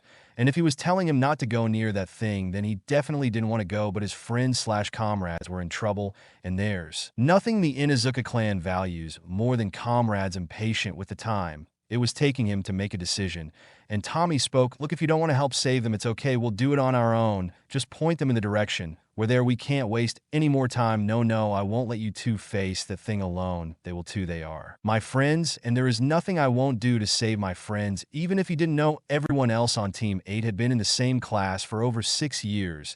As far as he was concerned, dog breath, said Sakura. Kiba ignored the insult his friends had always called him. He didn't care anymore after being called that for so long. He had gotten used to it. XXXXXXX jumping from tree to tree. Team 7 hurriedly headed towards the area where Akamaru was telling them in a dull tone. That was Team 8. "How far away are they?" asked Akari with a hint of frustration, but mostly concern in her voice. Akamaru says they are not that far, 2 kilometers at most, answered Kiba, looking worried at Kamaru, who was now shaking worse as they approached Team 8. "What makes you act like this, boy?" Everyone crouched down in secco when they felt something somewhat cold, dark.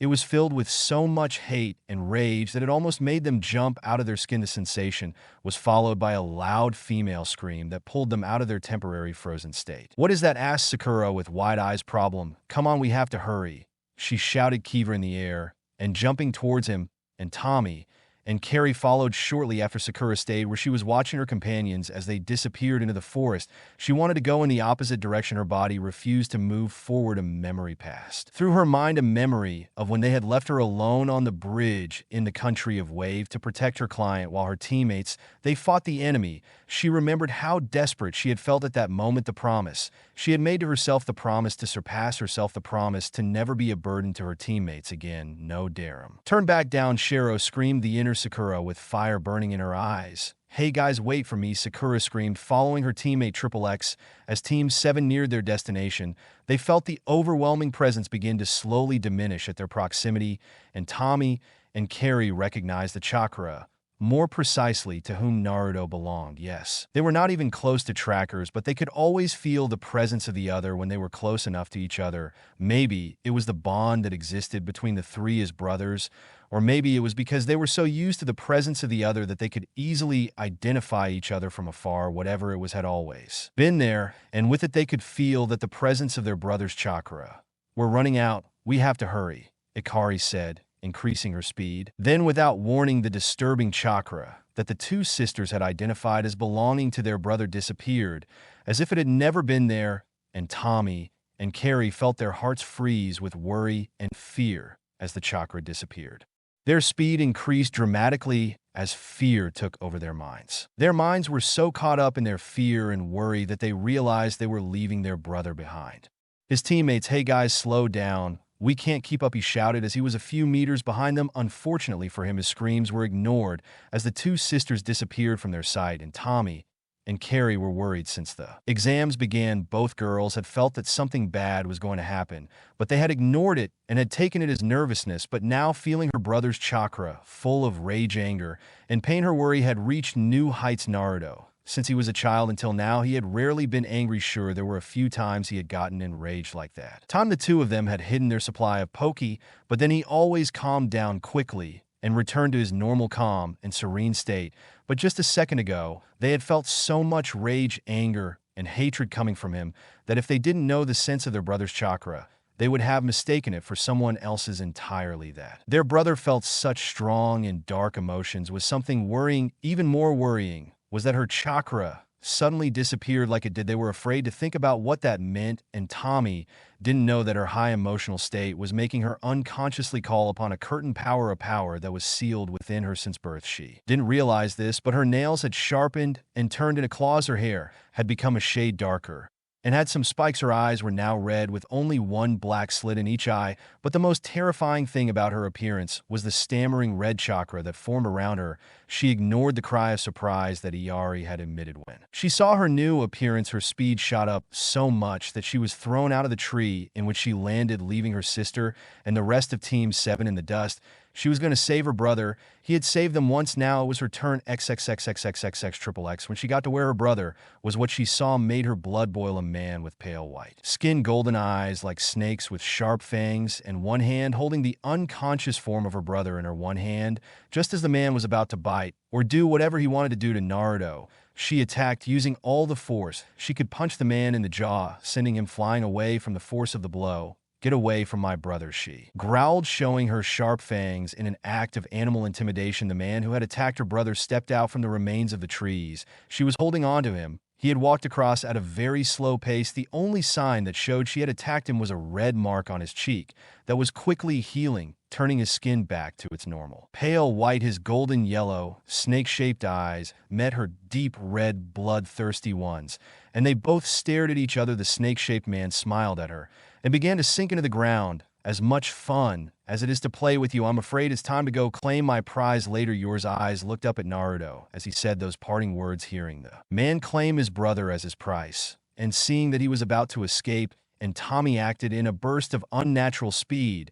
She disappeared from where she was crouching and reappeared in front of him with her clawed hand raised. "I'm not going to let you get away," she screamed, ready to slice his head off his shoulders. The snake man gave her a cocky grin as she pierced his head with her claws. Instead of blood and open flesh, as she expected, the man dissolved into rocks and dust. When she hit him, she screamed, hitting the ground in frustration and anger. When she saw that he had escaped seconds later, Iari lunged at her, having caught up with her, and Tomi screamed. Iari, surprised and with a small dose of fear, "I let him escape," screamed, and Tomi angrily hitting the ground again, crack marks appearing like spider webs on the ground. As she did so, "Yeah, but you managed to save Naruto. Isn't that more important?" replied Akari, pointing at Naruto. "Now calm down. Anger won't help us in this situation." And Tommy seemed to want to answer her something, but the rational part of his mind kicked, and getting angry and frustrated in this situation would only make things worse. For the first time, he finally realized how much he had lost in his anger. His eyes widened in surprise and fear when he saw her change in appearance. His mother had warned him not to let her emotions take over her, that the KYV would act on those emotions and turn her into a mindless beast that would kill anyone he saw, friend or foe, with his power. Seeing the distressed state of his sister, Akari tried to bring her out of that state by taking her hand, but the moment his hands touched the layer of red chakra that burned her quickly, he pulled it back with a small gasp of pain, and Tommy screamed, seeing that touching her was not an option. And Tommy looked at her, his eyes filled with bloodlust, anger, confusion, and anguish. "You have to calm down. Do you remember what Kakin said? The CH reacts with your emotions." And Tommy, she nodded her head slightly and took a small breath to calm herself. She closed her eyes and cleared the raging tides of emotions in her mind. She could feel the dark, disgusting chakra surrounding her begin to reseed into the seal until it was all gone. The last thing she heard before she opened it again was a deep, dark growl coming from somewhere in the back of her mind. When she opened her eyes, she saw the look of relief on Akari's face. She looked around and saw the area around them was covered in burned trees and ashes from burned trees and grass in general. It looked as if a fire tornado had passed through the area. "What happened here?" it asked Tomi, surprised and shocked. "I think Naruto and whoever that man is did this," Akari answered with the same amount of surprise on her face as her sister. "Wow, they must have done everything possible. Come on, we have to get Naruto-kun out of here and find his teammates. I don't see them anywhere," said Itomi, walking towards his brother. A short time later, the others, 2 members of Team 7, finally arrived at the scene of the battle. The moment they saw the destruction in the area they were facing, they saw the exact replica of a fish with its mouth open. "What the hell happened here?" Kiba asked Naruto-kun. "And someone fought here. Judging by how this area looks, he must have gone all out," said Ikari, following Itomi to where her brother lay with his teammates following him. She asked Sakura from behind, looking at the unconscious Naruto from where she could see how bad wounded that could be seen. His clothes were torn in many places. I could see some cuts on his hands and chest, but the most noticeable wound was the trail of dried blood coming out of both of his eyes. "Do you think they were?" He fell silent, not wanting to finish the sentence. He knew that everyone knew exactly what he wanted to say. It was not uncommon for people with dojutsu to have their eyes stolen and implanted in another person or to study the D. Hutsu. That was why many clans with Do Hutsu had devised ways to prevent that from happening. An example perfect was the Yuga clan. They put a seal on the member of their clan branch. The seal acts as a sign to show that the person is from the branch part of the clan and also protects their eyes. If the person with the seal dies, their eyes would be sealed forever, rendering them unusable to anyone trying to steal them. And Carrie and Tommy refused to answer her question, or rather refused to acknowledge that she had asked the question in the first place, whereas Kiba asked Akari, changing the subject. Sakura, he noticed, but made no move to comment. He went to find Hinata. Shino, replied Sakura, looking around for any sign of her male teammate. A second later, she saw two figures heading towards them. Upon closer inspection, she noticed one of them was carrying something that looked a lot like a person. I think that's them over there, he said, pointing at the people approaching. Naruto said, Hinata, panicking when she saw the state he was in. She ran towards him. Don't you worry about him, he's just unconscious. I think he's suffering from chakra exhaustion, explained Akari, reassuring Hinata. Hinata nodded, before seeing something that made her heart skip a beat. What happened to his eyes, she asked with a shaky voice. She didn't want to think about the meaning behind the trail of blood coming out of his eyes. And we don't know, she answered him. And Tommy, an awkward silence settled in. What's wrong with Shino, asked Sakura, suddenly breaking the silence. Seeing him being carried by Kiba changed a position with Naruto-kun when he was about to be stabbed and took the hit for him. Hinata explained sadly both teammates had been injured and she could do nothing to help them. When the snake Kenichi separated them, two giant snakes at the time, it was a very long battle. But they managed to kill the snakes and moved to help their teammate. When the two returned to the battle site, they watched in horror as Naruto was stabbed in the stomach. Of some kind way, Shino managed to replace Naruto and took the hit after Naruto lost control and attacked the snake Kinoichi with everything he had seen that she was of no help. Nat made herself useful and carried the injured Shino to a safe place away from the raging battle between Naruto and the snake Kenichi. Come on, we need to find somewhere to hide so these two can rest and recover, Akari said seriously. XXXX. After almost an hour of searching, the group of genins finally found a cave to rest and recover. Was a large hole made under the root of a very large tree. When the team settled and they proceeded to place the two injured children in the cave and took rotating guard positions. Kiba took the first guard, then followed by Akari, then Itomi, then Sakura, and finally Hinata. The next day, are they asked a female voice. Yes. Can I see him lying in that cave over there, answered a hoarse male voice. What are we waiting for then? Let's go find this bastard. And let's continue our path this time. It was an arrogant male voice that spoke before the other two could do anything or stop him. The last member of the team jumped out of his hiding place into the open clearing where Akari, Sakura, and Tommy were located. Hey you, the foreigner suddenly shouted, getting the attention of the three girls. Wake up the boy Namikaze, I have something important to discuss with him, he said, giving them a cruel and arrogant smile at the mention of his hand. And Carrie stepped forward. If you want to get to him, you'll have to go through me first, she said, staring at the boy who she noticed had spiky black hair and dark eyes. He was wearing a B shirt with 2 stripes and 3 prints of the kanji for death on the front. The boy gave him a smirk. With great pleasure decapitates. Yairo Birds brought his arms forward that had 2 holes in his hands and sent a combination of air pressure and sound that crossed the small clearing and hit the unsuspecting Yari head on. Her sister and teammate managed to dodge the attack by jumping. Yari managed to stand firm and not fly away by grabbing the ground with chakra. Although he received several cuts from this Fong passing, Fong, a loud scream was all the warning sound the genin received before 2 spinning black tornadoes appeared above him. He raised his hands to protect himself, but to his surprise, the attack never reached him. When he opened his eyes, he saw the 2 tornadoes that his teammate Dosu was holding in each hand. Jai yelled, Dosu, pushing his bandaged hands forward and sending the attacks flying. You are too much careless, Saku. You should pay more attention to your surroundings, said Dosu, giving Saku a resinous look with his one uncovered eye. Saku, somewhat under his breath, and turned to look at his would-be attacker. He saw a rather animalistic-looking child with spiky brown hair and purple canine markings on his cheeks. Besides the child, he could see a small white puppy growling at him. Already Dosa could have taken care of them on my own. Dosa, now back off, suck, yelled. Dosa looked at him with narrowed eyes. Do not interfere in your battle, as long as you are not make mistakes. Well, I don't plan on doing it. He turned to look at the genins. Hey brats, wake up the Namikaze boy. I came all the way here to fight him. We won't let you get to him, he yelled, and Tommy defiantly adopting a defensive stance. Well, that's too bad, because I'm waking him up right now. Airwaves decapitate you. XXXXXX. Naruto slowly opened his eyes at the sounds of and other loud noises he couldn't identify. He He slowly stood up, wobbling as he did, so he blinked a few times till he cleared his blurry vision and looked around. The first thing he noticed was that he was in what appeared to be a small cave.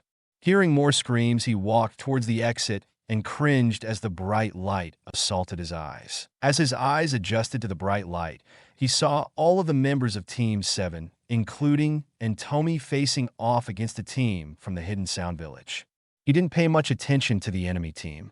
His eyes fixed on Akari, whose clothes were torn in several places, and he could see the numerous cuts bleeding on his body. Looking directly at Akari, "Who did that to you?" he asked coldly with his Sharingan active. His voice cut through the small clearing, stopping everyone in their tracks. A boy from Sound Village with black hair and dark eyes, wearing a shirt you see with 2 black stripes. The boy stepped forward confidently. "I did it, and now it's time to complete my mission." He brought his arms forward, decapitating air waves. "Naruto!" All the genin shouted, trying to warn him, but it was all in vain. A supersonic air vortex, he emerged from the soles of his hands and struck Naruto head-on. The Konoha genin could only watch helplessly as his comrade/friend/brother was hit and possibly killed by the attack. Sokka smiled happily when he saw that his attack had killed the red-haired boy. His leader was definitely going to reward them for completing their mission effortlessly. "Come on, Kim Dosu. Let's kill the rest of these punks and finish this damn Amaterasu Lu." A cold voice interrupted, and what followed next was something that he would remember forever in his entire life. Pain, there was no other word to describe it. 1 minute, he was bragging about his completed mission and fantasizing about the reward he was going to get, and the next he was in pain, a burning, unconditional pain. He could feel it everywhere in his legs, his hands, his chest, his back, everywhere. He dropped to the ground and began to roll in an attempt to calm it down, but nothing worked. Everyone gathered around was confused. Sokka had been talking out loud, giving orders to his teammates after killing Naruto, but then someone said to Madara, "Sui." Sokka fell to the ground, screaming at the top of his lungs in pain as black flames covered him. "You should always make sure your enemy is dead before you start celebrating." The same cold voice spoke again. Everyone looked at the person the voice belonged to, and to their surprise, there stood Naruto with a cold and angry look on his face. There was not a single scratch on him apart from the ones he already had. Blood was seeping from both eyes, which were no longer the Sharingan, but a pattern strange. Realizing who had created the black flames, Akari tried to stop him. "Naruto, stop. Please," Akari begged. Naruto blinked, ignoring the stinging feeling in his eyes. He honestly would have loved nothing more than to burn the annoying brat who had dared to harm his sister, but the horrified look and Akari's "please" stopped him. He wished for the flames to go out, and so the flames disappeared from Sokka's now shaking scream. "Take your teammates and get out of here," Naruto said coldly. The 2 teammates complied and took Sokka, who had several third-degree burn wounds on his arms, before leaving. Dosa stepped forward and bowed. "Thank you for saving us, but you should know that I will fight you, and when I do, I will kill you." With that, he took Sokka's other free hand, and the 3 of them disappeared into the forest. Behind him, he left a scroll of dirt on the ground, a scroll that Kiba quickly tore up the moment they were out of sight. Naruto fell to his knees, panting heavily. Instantly, his sisters were at his side, helping him up again. "Idiot, you shouldn't use flashy jutsus when you're suffering from chakra exhaustion," he scolded him, and Tomi shaking his head. "Dude, that was amazing. What was that jutsu you used? And how did you get out of that jutsu without getting hurt?" said Kiba with stars in his eyes. Naruto could feel everyone's gaze on him as everyone waited for him to answer. He sighed inwardly. "I don't know," he answered in all honesty. He could feel their disappointment in his answer, but she was telling the truth. Honestly, she didn't know. "Hey, Naruto, what's wrong with your eyes, and why are they bleeding?" she asked, and Tommy worried, taking a white cloth out of her pocket and wiping the blood. Naruto blinked, seeing the bloody cloth. "My eyes?" asked, confused. Apart from a slight stinging sensation, he couldn't feel anything wrong with them. "Yes, there are strange patterns on them. Look at them," said Sakura, taking a small hand mirror from her bag and handing it over. Everyone looked at her strangely. "That you brought a mirror to the exam?" Sakura's cheeks reddened. "Well, I wanted to keep my hair straight." She looked at Naruto, and when she noticed him looking at her, she quickly looked away. The blush on her face increased. Everyone's sweat dripped at her reasoning. Taking the mirror from the blushing Sakura, Naruto looked at it and almost jumped in surprise at what he saw. He stopped channeling chakra into his eyes and watched as they changed from the strange new design to the normal 3-volume Sharingan, and finally to his crystal blue. What was that? He wondered. Another stage of the Sharingan. Maybe that's why I could use those jutsu Amaterasu and Kamui. There are other abilities that Naruto, a cry of surprise, brought him out of his deepest thoughts. What he asked, looking at Tommy, who had called him, "Are you okay?" Suddenly you fell silent. She said, looking at him worried. Naruto gave her a small smile. "Yes, I'm fine. I was just thinking about something." That's all. She held his gaze for a moment longer before nodding her head. "Okay, if you're sure." Naruto blinked. In his memories of their previous battle, they ran towards him. Shino Yada whispered, "But Yari and Tom and heard it. Don't worry about them. We found them both next to you." And Nada wasn't seriously hurt, just some scrapes here and there that were too serious. And Shino stayed silent, looking at the cave. "What's wrong with Shino?" asked Naruto. Worried Sakura was the one who answered him. If he wasn't really hurt, he had a big hole in his abdomen. He was bleeding a lot, and he was unconscious. We managed to cover the life with bandages. He's sleeping right now in that cave," he said, looking at the cave. Naruto sighed in relief. He looked around the small clearing they were in and couldn't find Hinata anywhere. "Where is Hinata?" Yari raised an eyebrow. "She's in the cave. Didn't you see her when you woke up?" Naruto blinked. Now that he thought about it, he heard a small gasp when he woke up, but the gasp was so quiet he thought it was the wind, so he ignored it completely. He looked back at the cave where his sisters let him go, seeing that he could now stand on his own. He walked towards the cave, and upon entering, he saw Hinata kneeling on the ground in front of a sleeping Shino. When she entered, she looked at him, her eyes lit up with relief, and faster than lightning, she shot out of where she was and appeared in front of Naruto, hugging him with all her strength. Naruto almost screamed when he heard one of his ribs break. "Kamiya's hug is more painful than mine. Chana Macho and Natate can release you now," she screamed when she realized what she was doing. She let go instantly, as if she was touching fire. He Gomenyo that alone, he was alone. Just his eyes rolled back in his head, and he fell to the ground unconscious. Naruto blinked, not sure what to do or what had happened exactly. "Well, that's the first time," he said, quietly rubbing his ribs. Mag knelt in front of Shino. He looked at the bandage around his abdomen and slowly undid it. "Hey, what are you doing?" Kiba asked from behind. Naruto continued to undo the bandages. "I'm going to heal him, and for that I need to see the wound." Finally, he undid the last of the bandages and held back a shudder, seeing the large slash of the blade.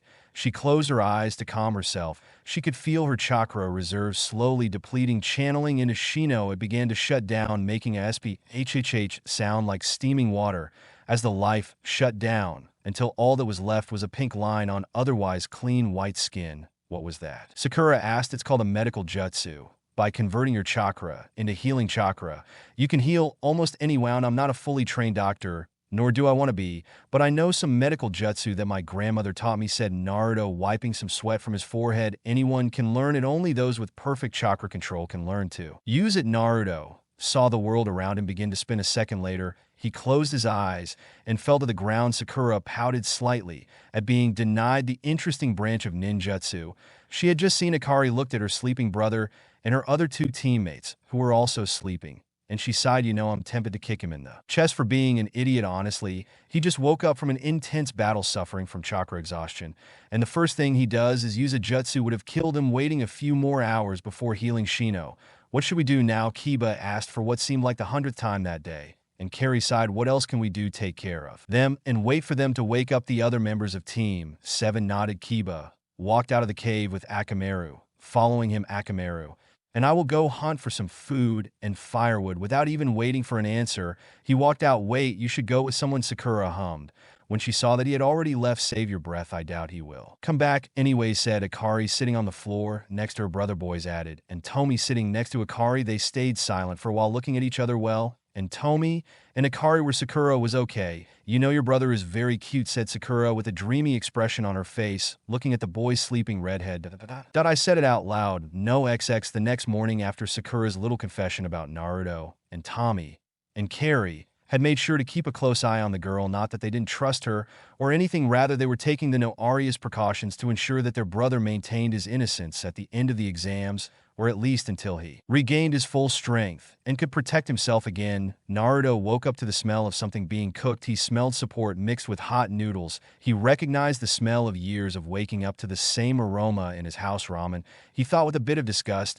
He couldn't understand why his family was so obsessed with that broth, salty fat and noodles. Now if it was puh, and he could understand it. He slowly opened his eyes and looked around the cave he was sleeping in, and sure enough, there they were, and Tommy and Carrie devouring bowl after bowl of ramen. "I guess they brought ramen on a survival mission." "Good morning, Naruto-kun," and Tommy greeted him first, although the greeting was ruined by the videos he had in his mouth, and some hanging from his lips good morning, and Tommy-chan, and Carrie-chan replied waving, making a face at the big flashy smile. He received in return smiles that were covered by half-chewed noodles. Are you doing that on purpose? He didn't ask with a bit of disgust in his voice. The two girls gave him an innocent look. We don't know what are you talking about, Naruto-kun. He gave them a deadpan look. Sure, he didn't look around from the cave and saw that they were the only ones in the cave. He wasn't even in the cave, whereas everyone, they are all waiting for you to wake up outside, Akari answered. And Shino asked Naruto.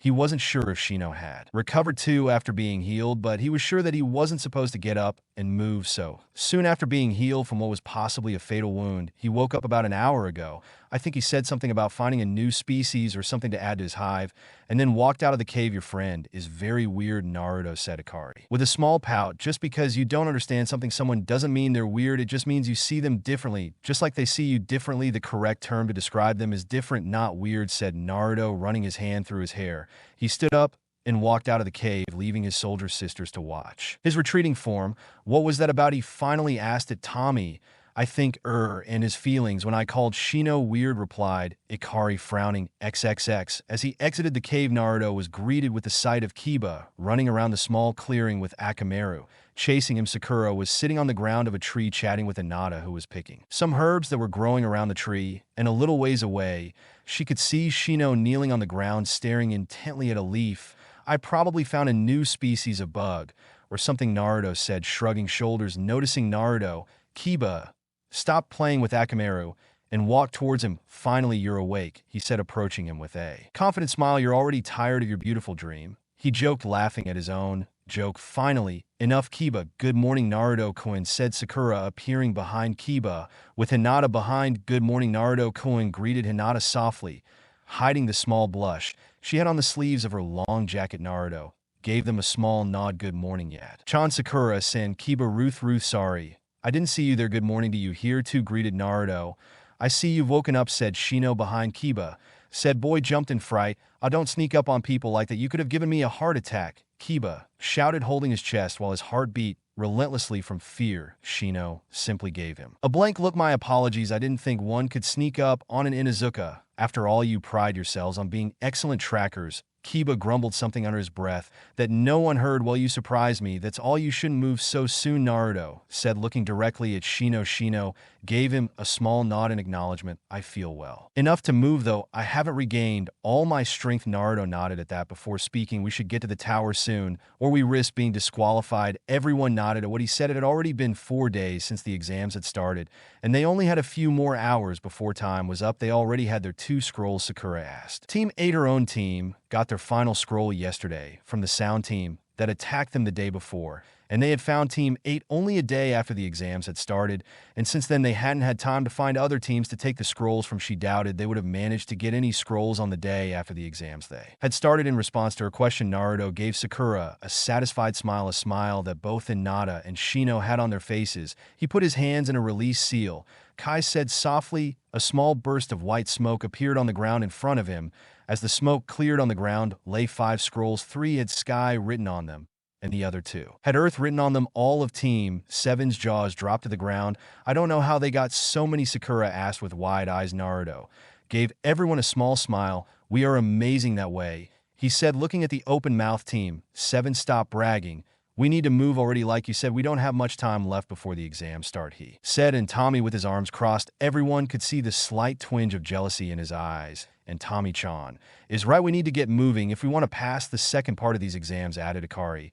I think we should stick together that way. It's less likely that the other remaining teams attack us, said Sakura, hiding the fact that she was scared of going into the forest alone with her team. Besides the safety in numbers, right? Wait, maybe I have a better means of transportation that will save us time and energy, said Naruto, suddenly attracting everyone's attention. Seriously, what's wrong? asked Akari. Curiously, Naruto nodded his head.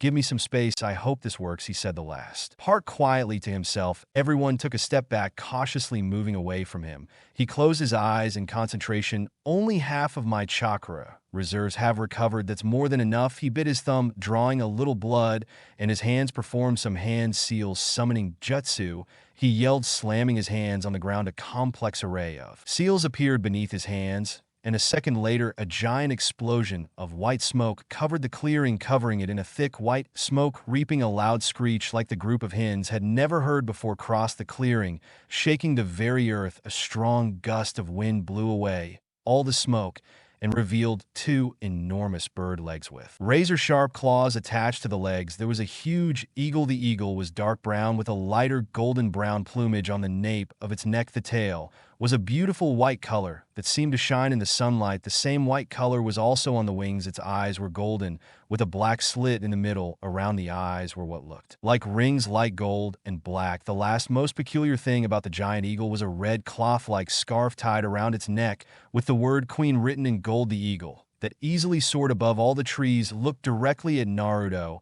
It slightly lowered its massive head and looked at Naruto, as if it was grabbing him after what seemed like an eternity. The eagle finally spoke. "You are our new summoner." His voice was loud, but strangely had a soft feminine sound to it. "We have been waiting for a new one summoner for many years, and now we finally have one." She stopped there and looked him over from head to toe, making him feel uncomfortable. At that moment, Naruto was tempted to activate his Sharingan but refrained from doing so. He didn't want to seem hostile or intimidated. First impressions are always the most important. After all, greetings, young brood. My name is Eris, queen of the Eagle Summoning Clan and head of summoning. I welcome you as our new summoner, Namikaze Naruto, and I am deeply honored that you have me as your summoner," said Naruto, bowing his head in respect. The eagle did something like a nod and said, "Maelstrom, a strong name for a strong summoning. Yes, from now on in Namikaze Naruto will have the Eagle Clan to help you. What do you need help with?" Naruto almost pinched himself to see if this was a dream. He had thought he would have to do some kind of test to see if he was worthy or something, but instead it had been so easy. It was almost unreal. "Eris, humbly, I ask you to take us to a tower in the middle of this forest," Naruto asked, tilting his head. His friends, who were all frozen in surprise and amazement, came out of their frozen state and bowed with him. "Go up and hold on tight," Eris ordered, crouching down to allow them to climb on his back. The genins climbed up and held on, making chakra flow to the point of their feet. Seeing that everyone was accommodated, Eris spread his enormous and beautiful white wings and took off from the ground with a flutter of his wings. "W!" shouted Akari and Tommy, Sakura and Kiba as they took off from the ground at mind-blowing speeds. "Hold on tight. I can see the tower." Eris warned angels have far superior vision than humans, so it could easily see the tower, even though it was 30 kilometers away. It hovered in the air for a moment longer before taking off towards the tower at speeds that made the giant bird appear as a small dark speck to the observer on the ground. For nearly half an hour afterwards, Eris began to slow down until it finally stopped and came back down to the ground. "We have arrived," she said, and sure enough, there was the tower a few feet away from them. After descending from Eris, the group of genin proceeded to show their gratitude to Eris for the great transport they had just received. "Thank you, Eris," they said in unison. Bowing his head, Eris nodded and disappeared in a gigantic explosion of smoke. After she left, everyone fell silent, and their eyes turned to the person who could answer all the questions they had. "Naruto, friend, that Kiba was the first to ask an eagle summon," answered Naruto coldly. "But I know how you did it," stuttered Hinata. "How you summoned it?" "I pressed Shino. I signed a contract." "Sai, come on, everyone. It's obvious we're not getting any answer from Naruto-kun. Right now, we can ask him later. Right now, we have an exam to finish," said Akari, giving Naruto a look that said, "You'll tell eventually whether you like it or not." The same look that, and Tomi, and surprisingly Shino, "And now we're giving him my life is never easy, is it?" Naruto resisted the urge to sigh. He could feel the glances his sisters, and to a lesser extent his teammates, were sending him after they had arrived at the tower the day before they came to a room where there was a riddle written on the walls. Kiba had suggested they open the scrolls. After some discussion and a bit of yelling, it had been decided that they should follow what Kiba had said and open the scrolls. To his surprise and joy, Karina and Kakashi appeared the moment the two Han and opened the path. Sensei proceeded to explain the meaning behind the riddle on the walls. After getting their own rooms, Akari and Tommy barged into Naruto's room, demanding him to tell them about his new powers or so to speak. Naruto told them the truth. He had no idea how he got them or what they were. Apparently, that wasn't the answer the two were looking for, hence the angry looks. He looked back at his father, who was explaining to everyone that a preliminary round would be held due to that there were too many competitors who had managed to pass the second phase of the exams. He wasn't really paying much attention to what his father was saying, so he got distracted and instead started looking at the teams that had passed. The first teams he saw were Teams 7 and 10, followed by Team Suna Then he saw the spandex boy from Team 9. He could see other teams from Konoha and the Country of Grass, but the team that caught his attention was Team Genin from Kyumo, which consisted of 4 members: a boy dark-skinned with short white hair, a dark-skinned girl with spiky red hair, a blonde-haired girl with a rather large bust and very curvy hips, and finally, Yugito, the girl, who was ringing warning bells in his head. Just from the information Kabuto had given them, she was strong, probably the strongest on their team. His observations were cut short when he heard the supervisor, whose name was I-8, announce the first match. The first round 2 will be between Kiba 2 Inuzuka and Toman Maike's Kafal. Except Kof, the selected fighters will please the arena, announced the sick-looking Honing. Waited a few minutes until everyone left. He turned to the 2 fighters. He raised his hand and lowered it, yelling begin as he did so. And with that said, he disappeared in an unsealed leaf. Chunin Kiba smiled confidently and put his dog on the ground. This is going to be so easy. I won't even need Kamaru for this battle, he said arrogantly, getting a disgusted look from Yomi. I will make you eat those words with dog breath. She yelled, slightly annoyed, seeing that his mockery was affecting her. Kiba insisted to fight a girl. Man, this is embarrassing, and it is also somewhat weak. And with that said, Kiba sealed his own fate. XXX troublesome, Shikamaru said silently, sending Kiba a worried look. He knew exactly what was going to happen next. Idiot, they said silently. Naruto and Kakashi kick your ass until next week. And Carrion yelled. Sakura, with a righteous female rage burning in her eyes, kicked her ass, she screamed, and Noella also had the same look as Sakura. The rest of the women were sending Kiva death glares that if she had ever looked at them, she would have cowered in fear and peed her own pants. XXXXXXX2 easy. She thought she was going, looking at the furious and Tommy, who looked like he was going to explode at any moment. And now to top it off, Fong. What's wrong? Fong jumped high into the air and began to spin, turning into a black tornado wind, dragon style of wind, and Tommy screamed. Suddenly, a large light blue snake-like dragon appeared in front of her, facing Kiba head-on. However, before the 2 attacks collided, the dragon opened its mouth and fired a ball of compressed air that hit Kiba's spinning head, stopping him dead in his tracks. Was all Kiba could say before the wind dragon hit him with a force similar to 100 chakra. Enhanced punches. The dragon dragged him across the ground, creating a crater in the process, and finally came to a stop when hit the walls of the arena, dispersing in a giant explosion of wind. When the wind calmed down, a battered Kiba could be seen torn, bleeding, and unconscious. Well, you could see his legs and hands, and the rest of his body was buried deep in the wall. A moaning Kamaru ran to the side of his master/partner and began to growl at Tomi, standing in front of the hole where Kiba was buried in a protective way. After a few seconds of waiting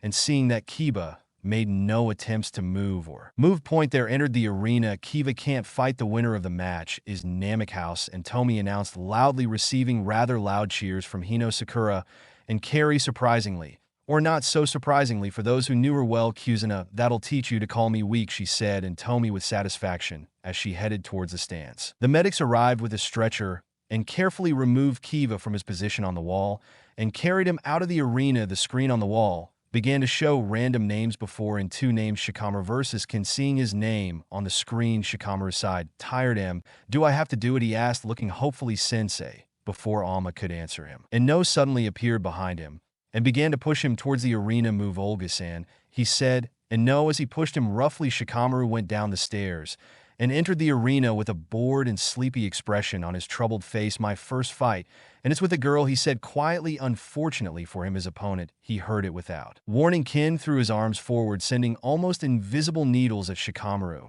who dodged them. He almost announced Yates suddenly, thus stopping the advance of the match. I have not yet announced the start of this fight, said I-8, frowning slightly. The 2 fighters looked at him expectantly, and with a small sigh and a cough there, he raised his hand. The second fight between Shikamaru and Ken begins. Cough. After saying this, he disappeared in a chunin of leaves, joining his hands. The shadow of Shikamaru stretched out, attacking Ken, who dodged it by jumping into the air, creating some distance between them. What is that? King thought, jumping. As the shadow quickly approached her, she continued dodging until she reached the other side of the arena, where she noticed that the shadow had stopped moving a few meters away from her.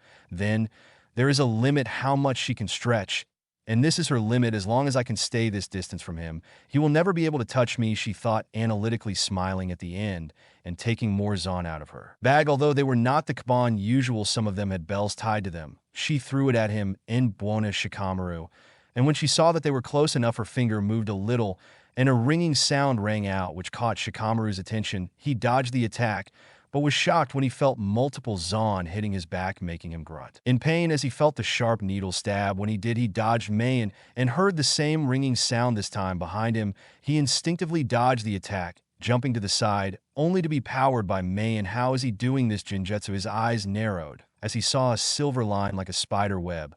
When reflected in the sun, he followed the string and saw that it was attached to a small bell that was tied to his Zon strings. This is how he keeps hitting me. He attacks with several normal Senbo mixed with Zon that have bells attached to them. When he attacks, he pulls the strings, drawing my attention to them, and I get hit by the other one, probably hiding behind the first wave. Sensei looked at the ground and could see the small, straight shadow of the ropes attached to the bell that also led to his enemy, smiling inside with his hand shadow imitation. Jutsu Kin. Seeing Shikamaru try to do the same jutsu again, he smiled arrogantly. You leaf ninjas don't know when to give kyuk, she said, surprised when she felt her body stiffen and could no longer move. The shadow imitation was a success, Shikamaru muttered. See, what did you ask? Quint stuttering with a tinge of fear appearing in his eyes. Shikamaru sighed quietly, as if he found the whole situation too boring for him. My shadow imitation jutsu allows me to stretch my shadow and merge it with anyone. Once captured, I can control the person's movements. Yawn. In short, anything I do it as long as our shadows are connected. To demonstrate this, he raised his hands and brought them to his thigh, with Kin involuntarily doing the same. To his surprise and horror, he reached his hand to his kunai lifter and pulled out a kunai from there. She brought it to her neck. She looked at him in fear and was about to call his bluff when she saw that he wasn't holding a cradle, and on his neck, I changed the position of my cradle hoist, and from my right thigh to my left, she pushed his hands closer to her neck, causing the kuni on her neck to press harder and drawing a small amount of blood. Now, are you going to give up, or should I? Kin. She looked straight into his eyes, hoping to find some hesitation in them, but all she could see was emptiness. She sighed angrily. Well, Proctor, I give up, he announced with annoyance and anger. Winner by defeat, Shikamaru announced to Yate from the other side of the arena. XXX. Kakashi looked at Shikamaru with a bit of interest in his only visible eye. He didn't expect him to make it, he said, praising the lazy Nara. Azuma took the cigarette and gave Kakashi a small smile. You'll be surprised how smart that boy is. Oh, Kakashi said, raising an eyebrow. I've played shit with him over a dozen times, and I've never won. Alma said with a small smile on his face. Kakashi's only eye widened slightly at that information. What does Shoy have to do with how smart a person is? Karina asked, interrupting their conversation. Azuma laughed lightly. Let me put it like that. I tricked him into taking a test, yes. But knowing him, I think he already knew what it was about. The results were astonishing. He paused for a second and took a small puff of his cigarette. He got 270 points. He said, looking at the expressions on Kakashi and Kurina's faces, who had their mouths open and eyes wide, considering who her father is. I'm not that surprised, Kuzuna said behind them, causing everyone to turn to look at her curiously. Before she could explain her sentence, the screen stopped on two random names. This seems to be interesting, said Kakashi, looking at the two names on the screen. XXX. Sakura versus Ami. Sakura walked into the arena with a confident look on her face, although inside it was a completely different matter. She looked at her opponent. She was a black-skinned ninja, dark-skinned girl with short spiky white hair and had black eyes, wearing a dark outfit consisting of an overly long hooded shirt with red bandage hand guards. She looked to be at least a year older than her, and she could see the white hilt of a sword sticking out of her shoulder, something that made her gulp. Cough. You can start. The supervisor's voice interrupted her thoughts, signaling the start of the match. Sakura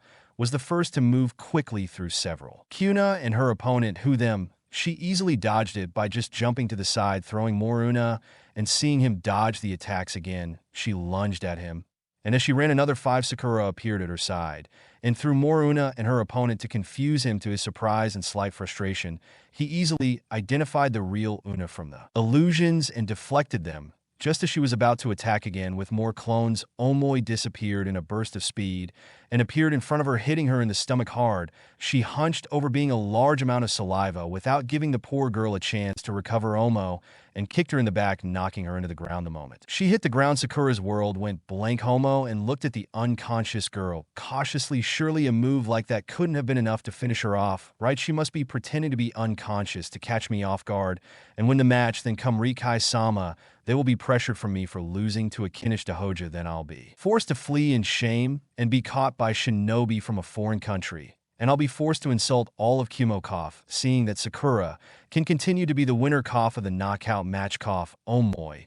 The medics rushed into the arena and carried the unconscious girl out of the arena and into the infirmary. Homo and looked at the scene with a stupefied look on his face. XXX Kakashi shifted uncomfortably, where he stood. A drop of sweat rolled down his cheek face. He brought his small novel closer to his face, trying to hide his face. The reason for this cowardly act of a consummate feared honing of rank. You could ask almost all the honings of the leaf gathered in the room looked at him angrily. The most prominent and terrifying looks came from his sensei Kusina and Kurenai. He swallowed quietly and gave them all a weak smile. At least he tried, he said weakly, rubbing the back of his neck. Somehow, the looks seemed to intensify. Temari against Tenten. The fight had ended quickly. Tenten, a weapons specialist, started the fight by throwing several weapons at her opponent, who easily countered them all with her wind release. Tenten had then used her ultimate attack, the Ascending Twin Dragons, but in the end it had proven to be ineffective against Temari's fan. When Tenten ran out of weapons, she used ropes to control the multiple weapons on the ground and threw them back at Temari in an attempt to surprise her. Temari, however, she used her fan to attack Tenten along with the weird weapons, and she fell to the ground. And wanting to end the match, she used her fan to catch Tenten and all her weapons in a cyclone and propelled her into the air. Tenten didn't last long under the attack of the weapons, and with one last scream, she fainted as she fell to the ground. Temari made Tenten land on her fan, causing more damage to the girl. The fight was declared the winner by Temari in an act that made many people frown. They were the teacher, threw an unconscious Tenten from her fan in an attempt to make her fall on the many weapons that were on the ground to hurt her or mess her up more. However, she exalted him to save her teammate before she fell to the ground, declaring that Temari's actions were unjuvenile. When she saved Tenten, XXX Karui versus Ino. Ino looked at her opponent and shuddered, looking at the redhead like Kinoichi, who seemed serious. She couldn't help but remember the match between Kura and the other genin of Kyumo and how badly she had lost. She was not so stupid or naive as to believe that she could have done better. If she had been the one to fight in Sakura's place in terms of strength, she wasn't that far from being stronger than Sakura. If Sakura had lost that badly, then how bad would her own match have been? But she didn't want to give up, not in front of everyone, especially not in front of her crush. She could cough, and heading cough into the arena, the proctor said, and all eyes were on Ino, wondering why she wasn't moving. Ino felt a hand on her shoulders. She looked at the person she was belonged to the hand and saw his sensor. And looking at her worried, "You know, Ino, there is no shame in giving up in a fight that you know you are not ready for," said Alma reassuringly. Ino bit her lip. She was right, she knew she couldn't win against Kumo-kin Noichi. "Forgive me, Naruto." Token looked at the boy in her mind and saw him looking at her with curiosity. Proctor gave up, she said finally, although her eyes were on Naruto and not the supervisor. "Very well, then cough, match winner by forfeit." Cough Karui, and didn't look at everyone in the face. Good to be honestly, she paid more attention to Naruto. He looked at her with his head tilted to the side and nodded slightly. Her worries instantly vanished. He was not disappointed, which meant he still had a chance. Now all he had to do was play his cards right. And XXX Yugito versus Hinata, the two fighters made their way to the arena and stood in front of each other. Announced that the match would begin and disappeared. No words were exchanged between the two fighters as they stared at each other, waiting for the other to make the first move. After a few seconds of waiting, Yugito was the first to attack. Fire-style pulse blast. She throws several fireballs from her mouth the size of an average cat with her Bakugan. Hinata could easily see the attack and predict where it would hit her. The most important thing is that she could see the condensed amount of chakra in the center of the fireballs. Several eyes already cradled the balls, and to her surprise, they all exploded in a gas that quickly expanded in a loud bang. If I had dodged them, they would have exploded right in front of me, he thought with slight alarm. He looked at Yugito, who was already in the process of casting another fire-style jutsu grand made incinerator jutsu. Her hands lit up with a slight glow of chakra. She then raised her hands up and created a salvo of small fireballs that floated in the air for a few seconds, and with a loud jaw, she brought her hands to the ground, and the fireballs began to rain down on Hinata. Hinata didn't move. She stood firm with her body in the formal stance, and Huga, or Trigram's palms spinning to the sky, began to spin rapidly, creating a blue dome of chakra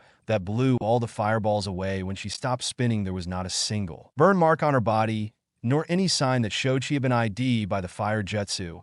"I must admit you are good, better than I expected you to be," Yugito commented, seeing Hinata deflect all her attacks with whatever that chakra dome was. "You were fine too," she commented. Hinata this time, she was the one who started the attack. She ran towards Yugito and faced her in a taijutsu fight. While they fought, Hinata tried by all means to hit her opponent, but Yugito, who was noticeably faster than her, managed to evade all her attacks. Not even a single blow managed to reach her. She knows about that dangerous style of taijutsu yuga. The gentle fist allows those of your clan to target the tenketsu and block the chakra pathways of the person, leaving them immobile and unable to fight any longer. But that's not much help if you can't catch your opponent right, Yugito joked, as she easily avoided more of Hinata's attacks. Maybe, but there are many ways to take an opponent by surprise with that statement. Hinata released several smoke bombs that covered the entire area in thick black smoke. Exa, now we can't see, he complained, and Tommy, as the arena was covered in smoke. That was a good move on Hinata's part, Naruto suddenly said, earning a curious look from those around him. His opponent had the advantage in the fight with her speed, and her long-range jutsu Nat covered the arena with smoke to blind her. Opponent explained in more detail, but will not have the same disadvantage as that other girl asked, and Tomi. Naruto looked at her strangely and shook his head slightly in disbelief. Naruto sighed. You want to pay attention to Iruka-sensei's lessons, and Tommy rubbed his head embarrassed and shook his head. The Hinata clan, the Yuga clan, has a bloodline limit that gives them a 360-degree field of vision and can see great distances. They can also see through solid objects. While there were many other things the Bakugan could do, but Naruto was not willing to reveal such information to all the foreign ninjas who were nearby. Wow, said it Tomi in amazement. He looked at the smoke-filled arena and could hear multiple metal clashes and small oscillations. He took a deep breath and yelled, "Come on, Yat-chan, I know you can win. Shut up, brat, some of us are just trying to concentrate on the match," yelled a male voice from the other side of the stands. Looked at the person and saw that it was a boy wearing a full-body suit with a red and yellow circle on the front. He also had a black hood that covered his head completely and had cat ears, and his right protector is on his forehead that had a Sand Village sign on it. She stared at the boy. Go to the makeup boy. In Tomi language, I'm sorry, Kakin. I mean sensei, sorry, sensei. XXXXXX. Back in the arena, Hinata had been throwing Kuna after Kuna Yugito. Some of those Kuin had explosive tags attached to them. Her plan was pretty simple. As she wasn't fast enough to hit her opponent in close combat, she had reasoned that she would throw kunai into the smoke-covered arena in hopes of grabbing her head and moving in to finish her off. It wasn't a sensible plan, but oh well, it was the best she could come up with at that moment. She threw another kunai and saw it fly straight towards her target. And at the last second, she veered off. She could see the smoke beginning to dissipate, and the advantage that they had wouldn't last any longer. Fire-style fire prison. And Nada looked around confused, not entirely sure what exactly the jutsu was supposed to be. She saw the ground around her open up in a circle. Her eyes went wide as she saw fire rising from the ground, imprisoning her in a prison made entirely of fire. 8 trigrams, rotating palms of heaven, just like the first time she had used it. A chakra dome formed around the spinning girl. She continued with his jutsu until he couldn't hold on any longer when it stopped. The fire prison was still active. The smoke cleared, and everyone could see Hinata captured, winning gasps of concern and surprise from his friends and Yugito, who was standing a few meters from Hinata. Proctor ends this fight before you turn this girl into a pile of ashes, said Yugito. With age, the fire prison ignited, making Hinata moan lightly from the intense heat. Coughing, winner of the match, Yugito finally announced the prison. She fell, realizing Hinata. XXXXXX. Naruto looked at Yugito with narrowed eyes. You noticed it too? No, Shino said beside him. Naruto gave her a small nod. All the jutsu she used were at least V rank, and she didn't even seem to be out of breath in the slightest, and she was holding back during the fight. I don't know how much my hive is tired of her. They tell me her chakra feels tainted, and they're reluctant to get close to her. She turned her head and looked directly at Naruto. They tell me her chakra feels similar to the boy's. Redhead's na, and can feel small traces of the same chakra coming from your sister and Tomi. Naruto did not answer him. He fixed his gaze on Yugito, who was looking at him intently with a predatory look. Which one do you have? Muttered Yugito, seemed taken aback by those words, and gave him a warning look before disappearing in a Chunin, without a seal, reappearing next to his teammate. A second later, Kankuro against Misumi Tsurugi. The fight began, with Misumi quickly using her soft physique modification to restrain Kankuro and threatened to break his neck if he didn't surrender. Then when Kankuro revealed that the Kankuro that Misumi was fighting and restraining was a puppet, the real Kankuro was disguised with the bandages, controlling the puppet with the Kankuro puppet technique. Then he used his Karasa puppet to crush Mumi's bones, defeating him. Naruto against Lord Yakudu. It seems that it is finally my turn, said Naruto as he walked towards the stairs. Good luck, Naruto, Koendi said, and Tomi and Kari and Ino at the same time, giving him a warm, friendly smile, or in the case of flirtatious Ino, Naruto gave everyone a grateful nod and walked down the stairs, reaching the arena. Naruto faced his opponent with his Sharingan already active. Starkov said I-8, and with that he disappeared from the arena, leaving the two fighters. Naruto's Sharingan looked directly into Yoro's dark brown eyes and gave him a cry and a small invisible smile, and very slowly his Sharingan began to spin hypnotically. Too easy 2 point. But without wasting any time, Naruto's hands blurred through water-style hand seals water cannon jutsu. He spat out a powerful beam of boiling water towards Yoro. Yoro easily avoided the water attack. You're going to have to be faster if you hope to ever hit me, he said. Yoroi ran towards Naruto and punched him in the stomach, sending him flying and crashing into the wall. Much faster, he cried, and gave a cocky smile as he stood in the center of the arena waiting for Naruto to stand up and attack him, to be the famous prodigy son of Lo. Kage, you are quite disappointing, said Yuru with his arms crossed. Naruto slowly stood up from the small crater in the wall. He was buried, and he looked at Yuru with a glare. Shut up, he growled, throwing a chakra enhanced kunai at Yoro. Much to his surprise, Yoro easily avoided the attack and actually caught the kunai in his hand. Not disappointing is not the most suitable word to describe you. You are pathetic, said Yoroi, further enraging the young prodigy. Shut up, fire-style dragon fire jutsu. He breathed out a giant fire dragon that roared angrily towards Yoroi, and in a second it covered the distance between him and Yoroi. Upon contact, the attack exploded into a fiery explosion that shook the entire arena. Just as Naruto was about to celebrate, he felt something, or rather someone, grab him, wrapping their hands and arms around his, leaving him motionless. Kyuk asked in surprise. He heard a voice laughing behind him, a voice that belonged to Yoroi. I know how it started. In disbelief and horror, look at your attack, Yoroi instructed Naruto. Looked to where his attack had hit Yoro and saw a charred and burning log in its place. You let your emotions control you, giving me the advantage in battle. Your hopes of winning this fight were non-existent from the start of this fight. Naruto tried to break free, but the pull that Yoro and had on him was too strong. Don't bother resisting every second that passes. I'm draining your chakra until you dry it up. Naruto's eyes opened and his efforts increased in a desperate attempt to break free. After a few seconds, Yoru and he could feel that something was wrong. Instead of the surge of new chakra that he felt every time he used his chakra absorption technique, he couldn't feel any new chakra entering his system. Instead, he could feel his own chakra being depleted. He instantly let go of Naruto and walked away from him, falling to his knees. His body felt too tired and heavy to stand. Naruto looked at him with a raised eyebrow. You finally noticed how predatory glint appeared in his eyes, but I'm afraid you realized too late. I know how. Yoro asked with wide eyes. From the moment you looked into my eyes, Naruto replied as he took them in his eyes. They slowly spun. Then this whole battle was, he cried and fell silent. Naruto finished his sentence. He cried and couldn't do anything as his vision began to blur.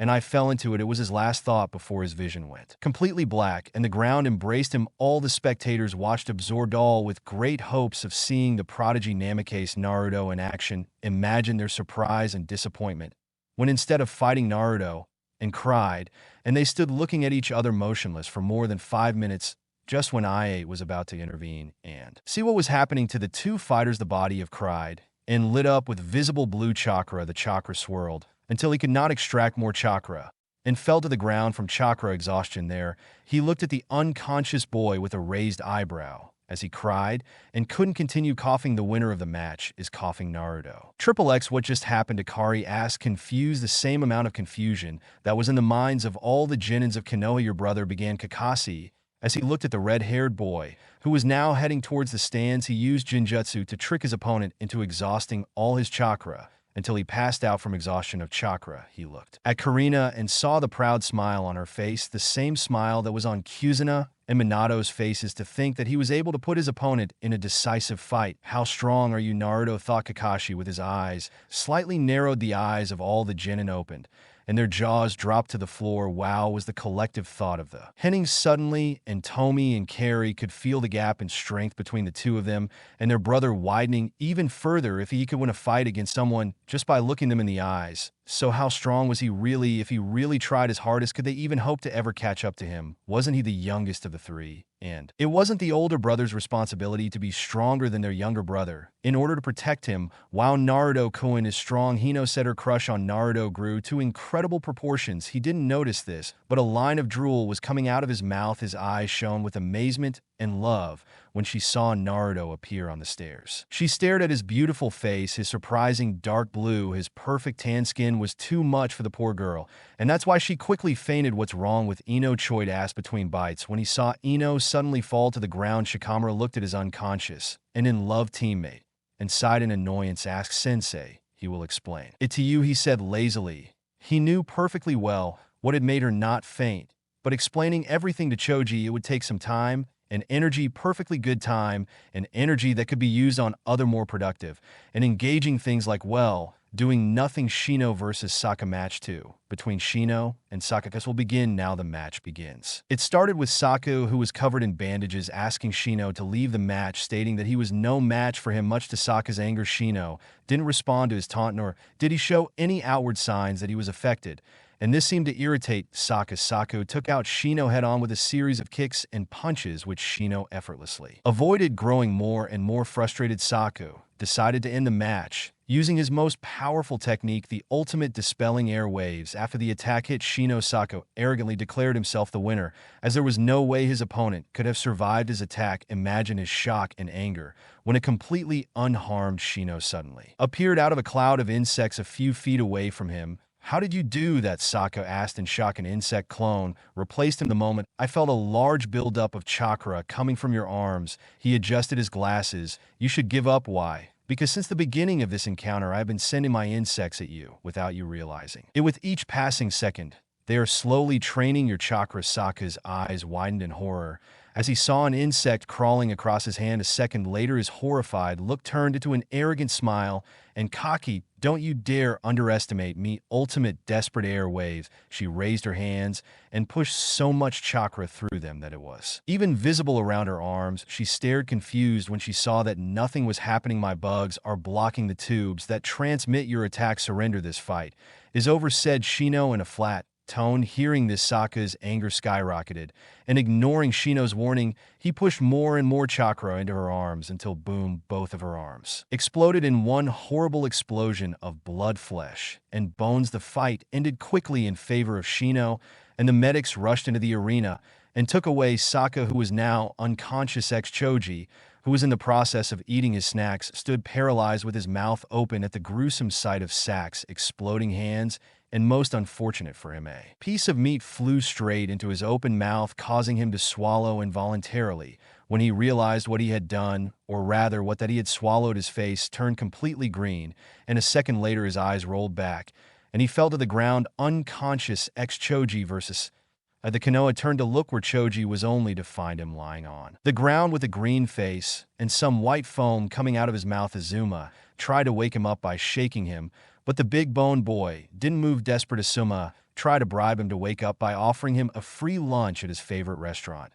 But still he didn't wake up. Eventually, after a few minutes of fruitless attempts to get the boy up, Supervisor I8 was forced to declare the match in favor of Neji XX Ikari against Samui. Before the match could even begin, Samui raised her hands, and as the supervisor and everyone else looked at her, she spoke. Proctor, I resign from my match, she said flatly, earning many shocked looks from the other genins. However, her teammates showed no outward sign of surprise. It seemed more as if they were waiting for her to give in to you. She grumbled something under her breath, and after coughing a little, said, winner of the match by forfeit, Ikari XXX. Ikari snorted and clasped her hands together in annoyance. I feel cheated, she said with a loud snort. She looked at her daughter and gave her a small pat on the head. Look on the bright side, at least you didn't have to show any of your skills. This will give you an advantage over your opponent in the finals, she said encouragingly. Kuzen, I guess. So said Ikari with a small sigh. She really wanted to fight and show her own skills. Rogel against Gaara and Bara. Don't get mad, guys, but the fight is the same as the canon one,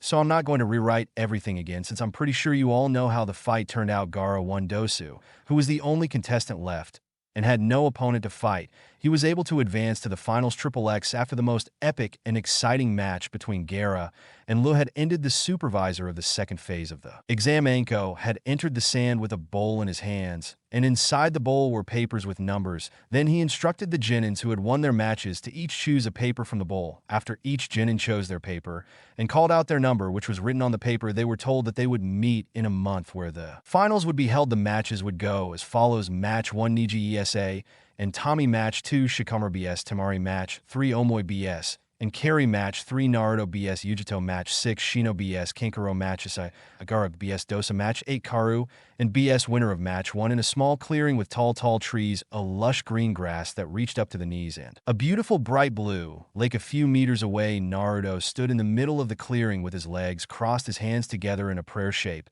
and his eyes closed. The grass around him began to grow rapidly. Flowers sprouted from the ground and bloomed. Within seconds, suddenly large tree roots sprouted from the ground, and they grew upwards until they began to tower above the massive trees surrounding them. Naruto exhaled slowly, calming down, and the large roots began to slowly shrink until they sank back into the ground. With his eyes still closed, Naruto heard the sounds of metal cutting through the air. Wood-style wooden wall, a wall made entirely of wood, emerged from the ground, and a second later multiple thuds were heard as metal projectiles impacted against the wooden wall he still sat on. Naruto disappeared into thin air, and it wasn't long until the spot he was sitting on floated up. He reappeared a few seconds later, standing on the lake that was near the small clearing. The water he was standing on burst upwards, and 2 large water dragons with glowing yellow eyes formed, and with a primal roar, they attacked him. Acting quickly, he threw several kunai with explosive tags tied around them at the first water dragon. The kunai hit its target and exploded, eliminating the first dragon. Did a backflip from where he was standing, avoiding the second water dragon as it hit the same spot he had been standing on. Unfortunately for Naruto, though, he managed to avoid being hit when the water dragon hit the water. The force behind the dragon created a large explosion of water that soon turned into a huge tidal wave, a wave that Naruto had no time to dodge. The wave sent him sprawling towards the land and carried him across the clearing. He stopped when he hit a tree with his back. Maybe this wasn't a great idea, Naruto thought, groaning in pain from the impact. He closed his eyes again to concentrate there. With fast reflexes like lightning, he jumped into the air, avoiding a punch from his clone. The punch was so strong that it created a fist-sized crater on the ground. Still in the air, Naruto took out several kunai and added chakra to them. Quickly, he threw the kunai Girato with chakra at his opponent. When the kunai reached its target, Naruto shuddered slightly. 2 down, 1 more to go. Earth-style river of mud, he exclaimed, a voice surprising Naruto. The ground where Naruto was standing began to melt until it turned into mud. Naruto tried to jump, but realized that he couldn't since his feet were buried in the mud, which prevented him from going anywhere. He slowly sank into the mud until he was completely buried. Earth-style burial in the earth, his opponent exclaimed again, pressing his hands hard on the muddy ground. Doing this, the ground hardened until it became a solid rock, crushing everything already. Anyone unlucky enough to have been in it would style. Ensnaring roots, Naruto's voice echoed throughout the small clearing. The roots air in the ground and surrounded his opponent, taking him completely off guard. The roots wrapped around his surprised opponent, preventing him from moving or escaping. Naruto walked towards his opponent with a light step, and sweat could clearly be seen on his face. "And close, I win," he declared with a bit of relief in his voice. His opponent, who was in fact another Naruto, shook his head and gave the original Naruto an accusing look. "You cheated," said the clone with a small glare. "We are ninjas, we are supposed to cheat, but you used that jutsu to escape, and that was against the rules," said the clone. Naruto paused in his response. His clone was right. "Well, I'm not arguing with a clone, especially one I created," replied Naruto with an angry tone in his voice. The captured clone gave him one last glare before disappearing in an explosion of small wooden spikes. Naruto had to jump to avoid being propelled by the wooden spikes. "Tisks or loser," he complained quietly. A few hours ago, he had arrived at his private training camp and had started training in different aspects of his skills. First, he trained his taijutsu stances, then his accuracy with the shuriken and kunai. After that was his Sharingan skill, and lastly his favorite, the ninjutsu. While he focused mainly on his earth and water ninjutsu and the few Mokutan Hutsu that he had learned so far, the scroll he had received from his grandmother, written by the first Kage Aram Senju, actually helped him improve his manipulation of water and earth in ways that he never could on his own. There was a clear description of how to improve his control of the two affinities, and even had multiple earth and water jutsus to go with it. After he had achieved a substantial level of control over the two elements, which took him almost 3 months, he proceeded to learn about his new Keiki Henkai. At first, it was very difficult, almost impossible to control the wood version. Every time he tried to create a Hutsu related to the wood style, the jutsu failed, or created a bastard version of the jutsu with enough practice and many attempts with equal failures. he finally managed to create a jutsu related to the wood style. From then on, he spent countless hours reading the information about the Mokuton from the scroll of the first box. A few weeks after achieving it, he managed to create another wood style. Wood clone jutsu was a jutsu that created a clone made from the user's water and earth chakra. The clone could only use jutsus related to water, earth, and Mokuton, and could take more severe damage than an average clone. Another advantage of the wood clone is that it could survive even at a great distance from the original. It could also not be identified with the original, since it was an exact copy of the original.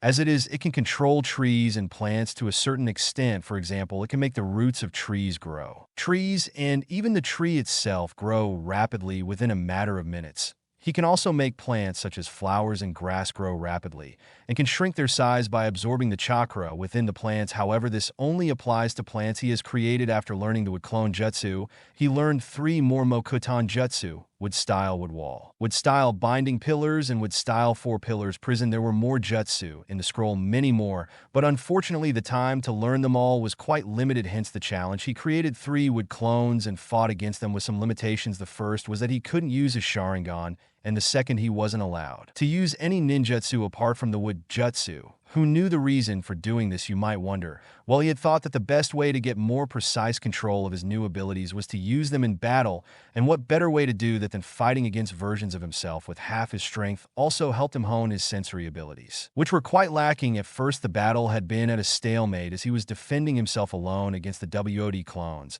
But as the battle progressed, the clones began to work together, and that is when the battle turned in their favor. Working together, the clones managed to land several blows on the original Naruto. That was until he managed to get rid of the first one by propelling him through the stomach with tree roots. The 2 remaining clones tried to win the fight by combining their attacks and pushing him on the defensive. In the end, he managed to get rid of the second clone, killing him with several well-thrown kunai. However, the last clone, before he could kill him, surprised him, trapping him in a pit made of mud. Just when the clone was about to finish the attack, and when Naruto used his new Kumi Jutsu and went through the hardened mud before it could cause him any serious damage, or worse still, killing the clone, had reason he had cheated. But in his defense, he was curious to see how the jutsu worked, and that seemed like the perfect opportunity to experiment with it. Besides, he couldn't think of any way to escape the death trap. He was still learning more about the new stage of the Sharingan he had activated. So far, he had learned that Amaterasu was a fire-based jutsu that when cast would set everything it touched on fire, and was impossible to extinguish by normal means. He had yet to test how long the flames burned. As for the second jutsu Kumu, so far, he had discovered that with his right eye he could become intangible and pass through solid objects. With his left eye he could create a spiral vacuum that could suck anything he used it on. The object would be taken into the spiral void and never be seen again. He had not been able to discover exactly where the objects were taken. Hopefully someday he would do it as powerful and amazing as the new abilities were. There was something that had been worrying him ever since he awakened his new Sharingan and used the 2 abilities it provided him with. His eyes were bleeding and itching for a few minutes before healing a few minutes ago after using Kumu to escape the death trap his clone had caught him in. He noticed that his vision had gone blurry for a brief second. It returned to normal a second later, but something was different. His vision wasn't as clear and sharp as before. The difference was barely noticeable, but it still worried him. It would get worse as time went on, and most importantly, the use of his new Sharingan was the cause of it. The bleeding from his eyes was a big indicator of that. He was interrupted when he felt someone approaching him, and he hid behind a tree thinking that they wouldn't notice him. Naruto turned his head to the side, looking at a particular spot behind a tree with his eyes half closed. "You can come out now," he said out loud. "How did you know I was here?" replied a male voice. "I can sense when someone is near," replied Naruto in a tone slightly bored. "Oh, what are you doing here?" Tsunade Minato rubbed the back of his neck and gave his son a rather disconcerting smile. "I heard that you had no one to train you for the finals, and I decided to train you myself," Minato said. His voice had a hopeful tone to it. Naruto considered his father's proposal for a moment. The truth was that he didn't want any help after the preliminaries were over. Karina and Sensei had offered their help to train him, and but Shino had refused, saying that he was going to train with his clan. He refused because there were some things he wanted to train in alone in secret, like the 2 justice he had used in the Forest of Death, and his would release call it now. But something told him he was going to need them, and Tommy was training with his grandfather, who had come to the village for the exams, and Ikari was training with his mother. He hoped that neither of his parents or his grandmother would offer him their training. He doubted he could tell them that not thinking about it, his father was the Okage man acclaimed as one of the smartest, fastest, and strongest ninjas in the world. Maybe I could help him with his new abilities. After all, thanks to San, I would really appreciate it if you did. The moment those words left his mouth, he felt a chill run down his spine, as if a million souls had just screamed at him to get away before it was too late. Great, now all we have to do is assess where you are currently, what you are lacking, and how best to improve. It said Minato, excitedly too excited for Naruto's liking. Okay, Naruto replied, as you rely heavily on ninjutsu and jinjutsu, you have a mid-level chunning speed, honing level chakra reserves, and very good chakra control. In addition to basic Fu and Hutsu, you have the ability to sense people within a specific range. Cause Naruto didn't bother to ask how. His father knew all of this. Being the Okage, he probably had files with details on every ninja in the village. Minato rubbed his chin with general amazement. There wasn't much he could help his son train other than helping him refine what he already knew. There wasn't much he could do to be a genin. His son was pretty well balanced. It made him frown. He had created several shadow clones to take care of his paperwork, just so he could come and help train his son. And so he wanted to spend some time with his son. His children were growing up so much and so fast, and he felt like he was missing out on it all. He was always in the office and barely had time for his family. He racked his brains trying to think of something he could teach him, something that would instantly interest his son, something that only he could teach him, and that wouldn't take him long to learn. His eyes lit up when it suddenly occurred to him that he had planned to teach his children that particular jutsu as a graduation gift, but work prevented him from doing so. But now was the perfect opportunity to teach his son his second most precious jutsu, a jutsu that took him 3 years to complete, a perfect father-son union mechanism. The truth is there's not much I can help you with, Minato began. Naruto frowned. But there is something I can teach you. Minato extended his hand. From the palm of his hand, a visible blue chakra swirl appeared. The swirl soon became a spinning bright blue ball, easily the size of his head. This is the Sharingan, he said out loud, pushing the spinning ball of chakra in his hands through a tree. The ball easily pierced the bark of the tree, easily shredded like paper, until it exploded, sending millions of pieces of bark flying. After the explosion died down, all that was left of the tree was a small stump on the ground. The rest of the tree could be seen a meter away from where his seal rested. Naruto looked at the area where the tree had been just seconds ago. He had to admit that it was a powerful jutsu. It didn't require any complex hand seals to use, which was a very good thing. It was all well and good to know how to cast a lot of jutsu, but not it meant nothing if you couldn't throw them fast enough to hit your opponent, a lesson his mother had taught him long ago. And the Sharingan activated almost instantly, which meant taking any opponent by surprise with it was almost a possibility. A strange look of excitement appeared in Naruto's eyes as it began. Some time later, Naruto, battered, exhausted, and panting, looked angrily at the rubber ball in his hand. He looked at his father, hoping for a solution, received some free advice, but all he received was an amused smile. His Sharingan that had been active turned off, showing how exhausted he really was. At first glance, the Sharingan seemed very easy to create. After all you had to do was release the chakra, compress it, and spin it. No. It was actually a very difficult technique to learn, one that took his father years to create and master. His grandfather, the Jiraiya, took a year to turn it on. If it took them that long to do it, how much it would take him to put aside his depressive thoughts and self-loathing. If it took his father and grandfather too long to do the jutsu, it would take him a fraction of that time. His dream was to surpass them all, and he would be doomed if he allowed them to surpass him. His Sharingan reignited, spinning frantically. He concentrated on the rubber ball in his hand, adding more and more chakra until it began to swell. He concentrated harder, putting more chakra into the ball. A small wind blew around him as the blue chakra swirled around his hands with a powerful explosion that sent Naruto skidding a good distance. The rubber ball exploded. Naruto stared at his hands with a look of disbelief and surprise in his eyes. He had done it. He looked at his father, who was leaning against a tree, smiling proudly at him. Minato gave him a small nod and walked towards him with a very proud smile on his face. Good job, son. You managed to get the first and second step in one day. Not even you, father, was so good, Minato said proudly, getting a weak smile in response from his son. What is the final step, Joe? Naruto, I will teach you the last step tomorrow when your arm is fully healed. Right now, I think you have exhausted your body enough. I can't go on yet. Minato leaned down and grabbed Naruto's right hand to examine it. It was shaking and he could see a small amount of smoke coming out of the hand, probably from expelling so much chakra. He deduced he let go of the hand and looked at his exhausted son, thinking that he had been able to complete the first and second stage of the Sharingan in a matter of a few hours. A deep, warm feeling rose up from deep within his stomach, a feeling he had only felt a few times in his life, like the time his wife had given birth to his children and made him the proud father of 3 children.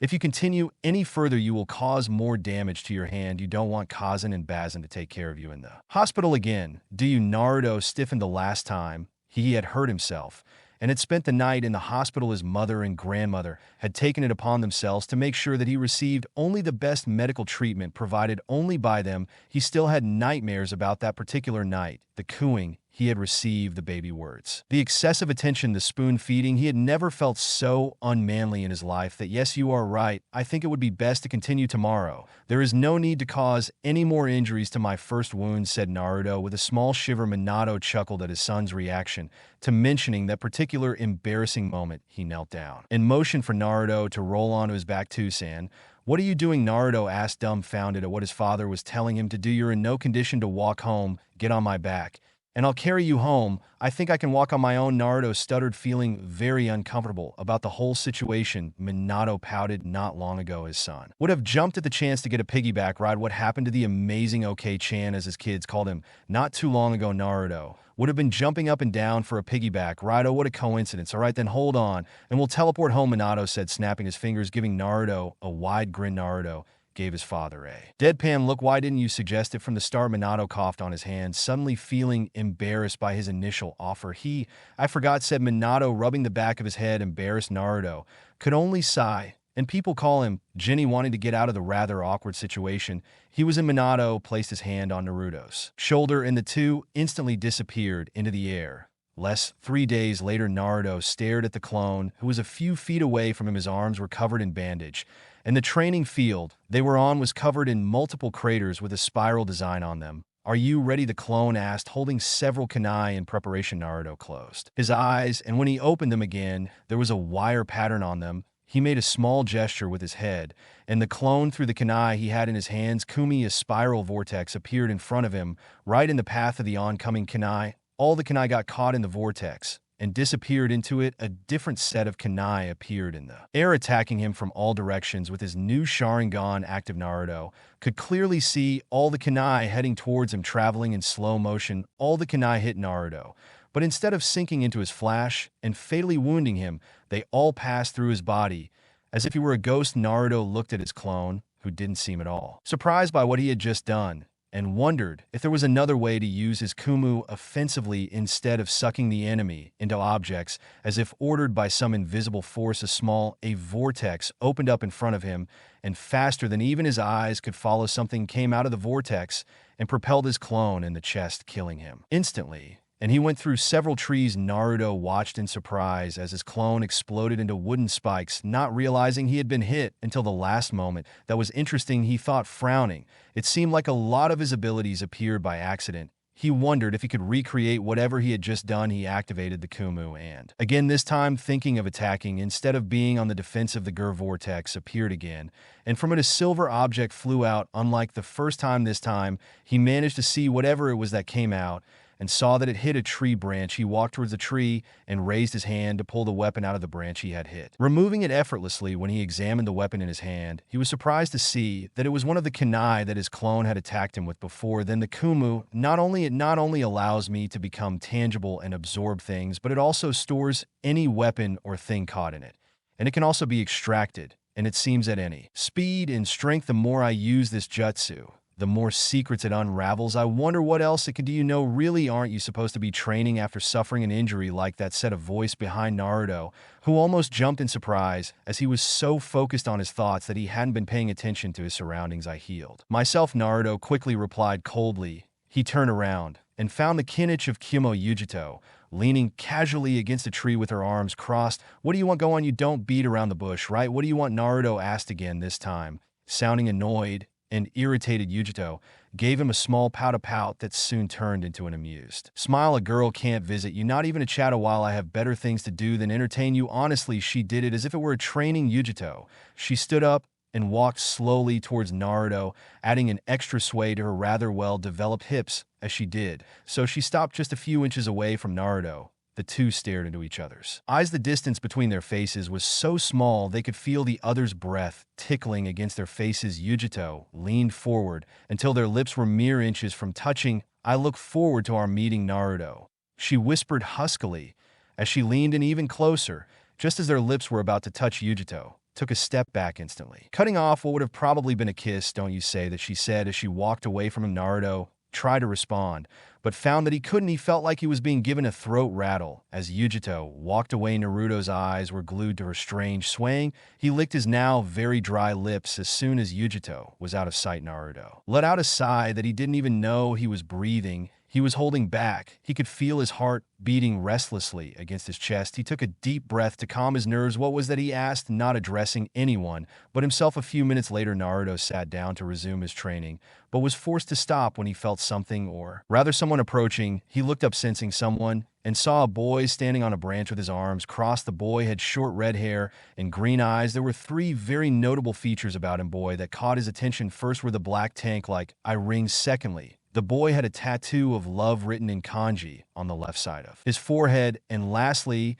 he was carrying a giant gourd that, from what Naruto had seen, the gourd contained his sand. The boy, whom he remembered as Gaara, emitted a large amount of K, and the murderous look in his eyes told him that whatever his reason was there, it was not beneficial for his health. The sand began to come out of the giant gourd that he had on his back. What made Naruto nervous, he had seen what Gaara could do with that sand. "Namikaze," Naruto muttered. Gaara, with a sinister smile drawn on his face, "that your blood is mine." The sand rushed towards Naruto, covering the distance between Gaara and Naruto in a matter of seconds. Just when the sand was about to reach Naruto, a yellow and green stain appeared in front of Naruto, who was about to dodge the sand. The sand hit the person and dispersed as if it had hit an object big and impenetrable. "It's good to see what you're doing, friends," Naruto said. The person who had jumped in front of the attack by the sound of his voice was obviously a woman. Naruto looked at the person and was surprised to see his grandmother. "Bichan?" asked Naruto. Tsuna hugged the surprised Naruto, burying his face in her large cleavage. After a few seconds, he released his grandson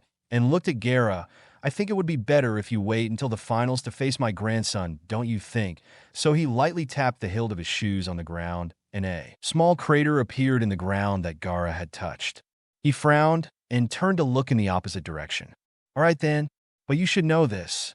Namikaze, your blood will be mine." With that, the sociopath Gaara disappeared in a sand Chunin. "So how's my favorite grandson?" Tsunade asked, completely ignoring what had happened less than a minute ago.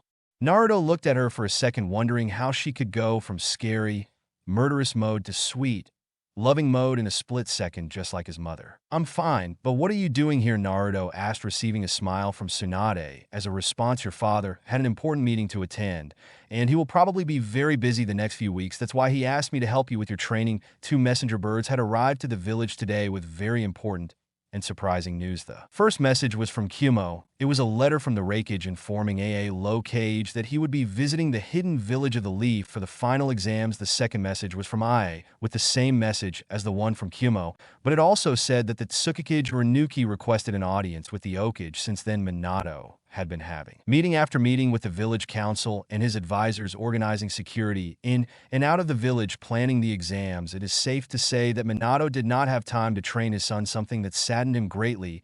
He would have sent a shadow clone to train Naruto, but with all the stress and headaches he was already receiving just from the council, didn't think she could handle receiving all of her clone's memories after she had spent hours with her son. After seeing all the workload, the stress, and pressure Minato was constantly under, Tsunade was sure she was glad she wasn't asked to be the Okage. It's not like she would have accepted if she had been asked. Sure, her job as head of the medical department often required her to take care of a lot of things, sign a lot of paperwork, and cure hundreds of patients every month.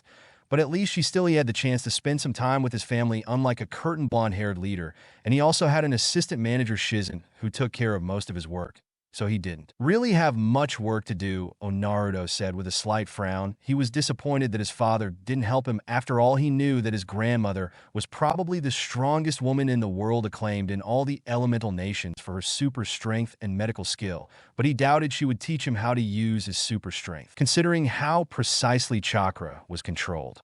It would take him months to reach that level of chakra control, and learning more medical jutsus wouldn't help him much against his opponent. Cheer up, brat. I may not be well versed in fire and Hutsu or know how to use wood release, but there is something I can teach you, and your first lesson is how to dodge, Tsunade said, holding a large rock that was almost twice her size. Cammy knows where Cammy got the big rock from. She must hate me, Naruto thought, gulping nervously as he watched Tsunade casually throw the rock into the air and catch it with one hand, as if it were weightless. On Naruto screamed with all his might as Tsunade threw the rock at him. The rock hit him and continued on its way with Naruto firmly attached to her, screaming so loud that his voice was heard throughout the village. Time skip finals of the Chunin Exam. Naruto slowly opened his eyes and looked at the clock resting on the wall of his room. He looked at it for a few seconds in his mind. He slowly registered what time it was. 12 o'clock. He thought, still dazed from sleep, and closed his eyes to go back to sleep. A second later, he opened his eyes. Suddenly, he jumped out of bed and ran to his closet. He quickly grabbed his new outfit that was hanging neatly inside.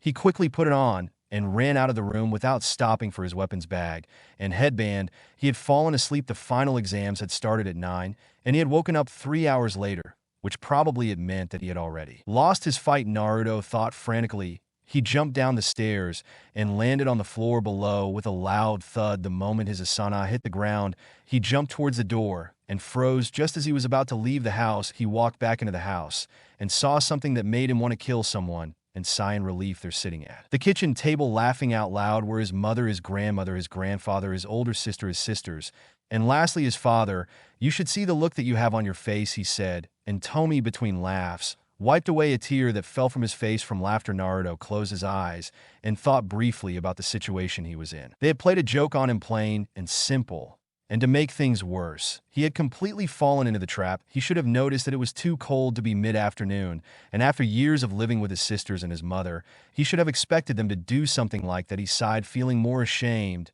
and embarrassed than angry for falling into such a childish and simple joke like this. "Very funny," he said, looking at them angrily while trying to hide his embarrassment. "Unfortunately, this only seemed to make them laugh harder at their situation. I'm surrounded by idiots," he thought to himself, and went back to his room upstairs to prepare himself properly and also to hide until they at least calmed down from their laughter. Some time later, Naruto entered the living room. Luckily, everyone seemed to have gotten over the joke by then, and he sat down to eat with the rest of his family. Breakfast, it wasn't as bad as Naruto had thought it would be for him. Everyone was talking happily together. They were sharing jokes. They were talking about the upcoming exams and matches, and the adults were giving them some tips and advice about their matches. It was a nice family breakfast that Naruto and everyone enjoyed very much. It was very rare for them to get together like this and talk like a family. In the end, it had ended like it usually happened when they met like this, with Jiraiya making a comment about his grandmother's chest and his mother. Then the two proceeded to beat him to near death. The time came when it was almost time for the exams to start, and the three genins had to leave the house, leaving the adults and following them. A while after they left, Naruto and his sisters arrived at the Chunin Exam Stadium and stood at the front door looking at the entrance with excitement, hesitation, and determination on their faces. "This is all said," Akari turning around to look at her two brothers. "I hope to see you both at the final," Naruto said with a small smile on his face. "What are you so eager for one of us to beat you up?" Yari intervened in a mocking tone. The three of them laughed, and at that moment they heard the people screaming and shouting with excitement. They looked at each other, nodded confidently, and walked towards the stadium. As they walked, Yari and Tommy slowed down until Naruto was a little ahead of them. The two exchanged a mischievous look and ran towards their brother, who had not noticed. Naruto felt that of suddenly his sisters were running and jumping towards him.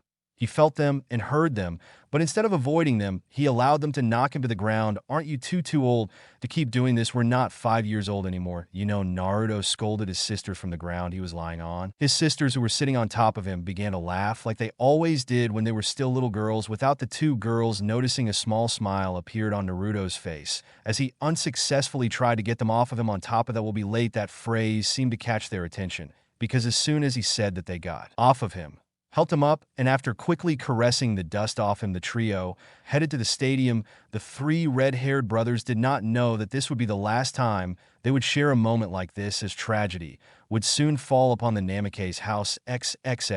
When they entered the arena, they were assaulted by the screams and roars of one. People gathered to watch the exams, it seems, were famous. Naruto commented to his sisters. The two, they laughed, and then Yari gave him a mocking look. They're yelling more for you than for us. Do you think it's too much trouble with those clothes?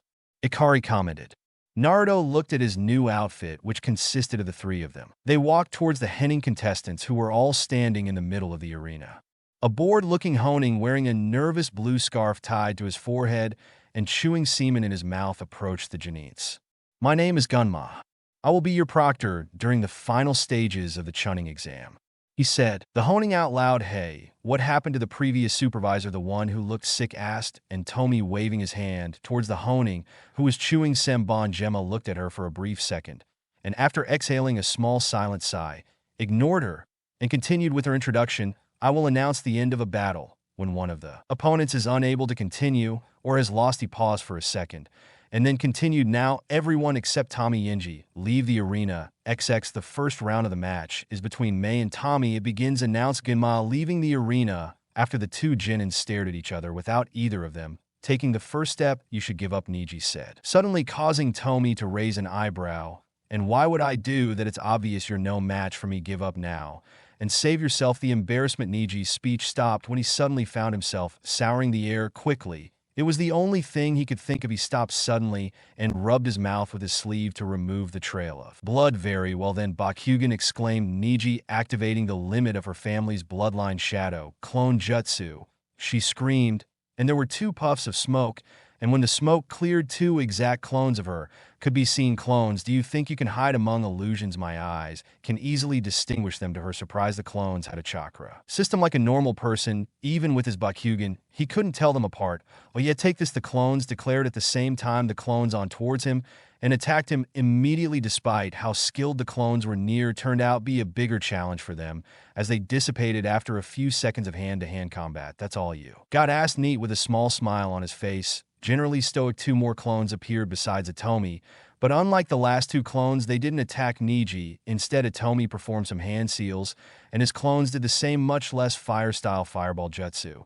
He shouted, and Tommy wind-style gale palm. His clones shouted at him. The wind jutsu hit the ball of fire, greatly amplifying its size and power. Nei's eyes widened at the attack, but instead of panicking, he closed his eyes and waited for the jutsu to approach. He screamed at the top of his lungs. A dark blue dome of chakra surrounded him, offering him protection from the raging inferno.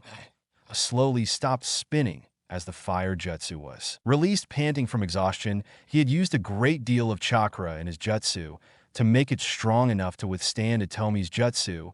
He was forced to dodge when he saw several Kuna and Shuriken attacking him. With curiosity, he looked at the weapons on the ground, the ones he had just dodged, and could see a small amount of chakra around the kunai. He was about to jump away from the kunai, knowing something about them was not right, but was surprised when some of the weapons exploded into smoke. From the smoke, four figures ran out, grabbing a surprised Niji. Niji tried to free himself from the strong grip the clones had on him, but he couldn't. Something very sharp pressed his neck that made him freeze. In his struggle, give up, he threatened, and Tommy pressed the kunai even harder against his neck. Niji looked at Atomi with such anger and resentment in his eyes. She almost flinched. He almost knew he had lost. After all, he hadn't even managed to land a single blow on his opponent, while she had inflicted more damage on him than he was willing to admit, both physically and mentally. Proctor, I concede, said Nade through gritted teeth. The supervisor entered the arena and declared Atomi winner. The crowd cheered loudly in approval and enthusiasm. Match 2, Shikamaru, the same as the canon. The third match is Naruto vs Yugito. Could the two fighters go to the arena? Naruto appeared on the arena floor in a leaf. Chunin Yugito followed him shortly after jumping into the arena box position. The prodigy Namikaze against the prodigy of Kumo. This is a match that many came to see. Inoki commented, who do you think will win? He asked the other two boxers who were sitting next to him. I have faith that my son will not disappoint me, answered Minato. Unless your son can perform a miracle, there's no way he'll win against Yugito, the rake boasted. He's still as arrogant as always, Minato thought with a frown. Unnoticed by the cages, the Hambu guarding the rake looked towards the floor of the arena, specifically at Naruto, and for a fraction of a second his eyes glowed yellowish. Show me, Naruto Kun, show me the true power of your eyes. Naruto and Yugito were in the center of the arena. The crowd that had previously been cheering was now silent, watching in anticipation. The strongest genin in Konoha, a prodigy, facing off against the prodigy himself, acclaimed by Kumo. This was the match that many had come to see, prodigy against prodigy. A match that was meant to be the spectacle of the exams. The fight, shouted the proctor, who got into gear. Neither of the combatants moved. They just stood there staring at each other, as if they were waiting for an intervention divine that told them that they should start. A leaf from a nearby tree gently fell from its branch, sliding in the air as it descended to the ground. The moment the leaf touched the ground, they moved. Fire-style fireball jutsu. They both shouted at the same time. Both exhaled two large balls of fire that were launched against each other and collided in the center of the arena. Upon impact, the fireballs exploded in a gigantic explosion of fire that illuminated the entire stadium with orange and red flames. Without wasting time, Naruto disappeared in a burst of speed and appeared in front of Yugito with a fist aimed directly at her face. She dodged the attack and responded with a kick. Seeing this, Naruto raised his hands and blocked the kick that sent him a good distance. I know you are much stronger than this. Continue to contain them. Battle will end before it begins, threatened Yugito. Naruto looked at her curiously as he felt an increase in his chakra levels. And with his Sharingan, he could see her channeling chakra into her fingers. To his surprise, his nails began to lengthen until they were easily the size of Naruto. He barely managed to pull out a kuna fast enough to block a blow from the claw-like nails that would have shaved his head completely. A small cut opened on his cheek, and a small amount of blood licked his face. The two were facing each other. Yugito was pressing her sharp, deadly nails against Naruto, who was blocking them with the kuna in his hands. Thinking quickly, Naruto looked straight into Yugito's eyes and noticed that both of her eyes had a clitoris in their pupils like a cat's. Her Sharingan began to spin hypnotically. Yugito smiled, showing her canines now sharper than normal. She knew exactly what he was trying to do. That won't work on me, Yugito said. Her voice sounded deeper than it had been at first. Naruto looked at her with his eyes half closed. Somehow, she was blocking all of his attempts to cast a genjutsu on her. His eyes widened slightly as he remembered particular information about his opponent. Naruto added some chakra to his hands and pushed it, creating some distance between the two. My friend can easily tell when a genjutsu is being cast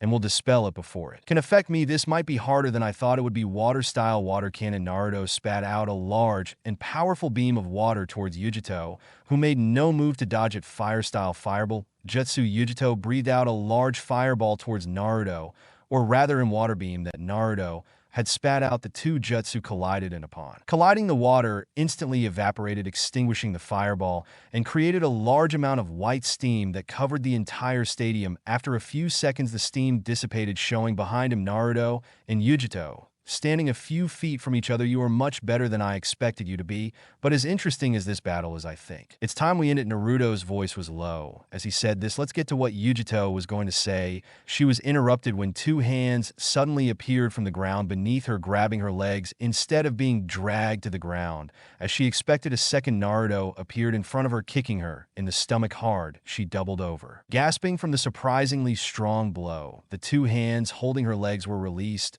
and a third Naruto came out of the ground, hitting her right in the chin. She went flying through the air, and before she had time to recover, the two Naruto that had hit her jumped into the air after her. One of the clones used the other as a pivot to jump higher, passing Yugito. Disoriented by the first two hits, Yugito couldn't avoid the chakra-enhanced kick that the Naruto clone gave her in the air, sending her shooting against the hard ground. When she hit, a small crater appeared in the place where she had hit the ground. The entire stadium was silent as everyone watched with rapt eyes and attention. After what seemed like an eternity, Yugito moved. She got up from the small crater she was in without any wounds on her body.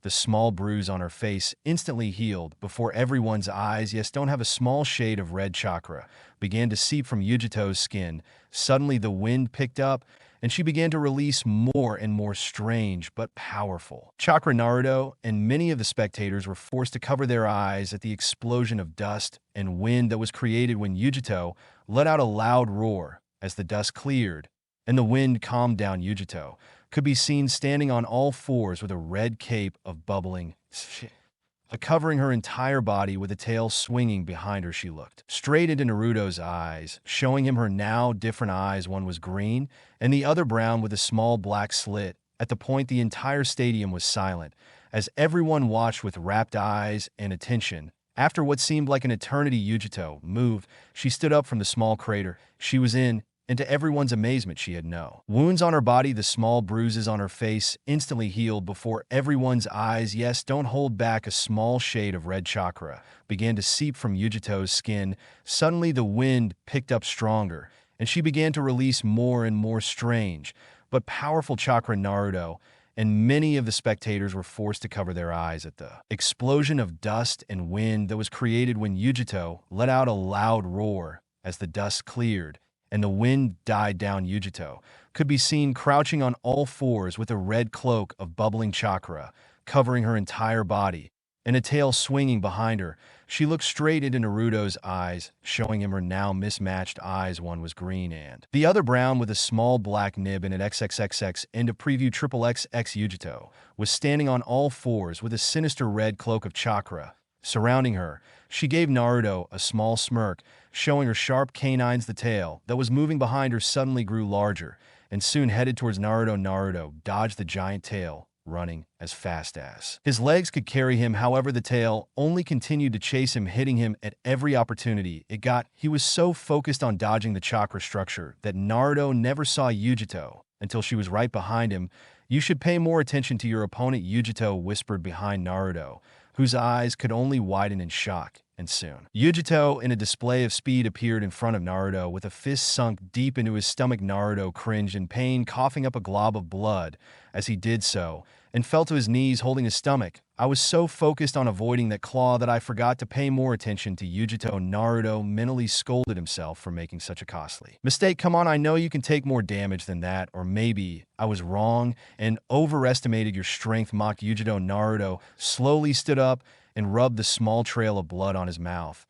"No, this is just the beginning. I hope you're ready, because from now on I'm going to give it my all," Naruto said loud enough for Yugito to hear. "Bring it." Yugito whispered in preparation. They both attacked. Yugito's speed seemed to almost double as she attacked. So fast was she managed to cut the distance between the two and appeared in front of Naruto with his claw raised in an attack stance. Naruto thought quickly, and he raised both hands to block the attack, but it was all in vain as Yugito disappeared once again and reappeared behind his unprotected back with her claws raised to attack once more. XXX at the exact right moment. XXX, as I said before, your son, as good as he is no match for Yugito.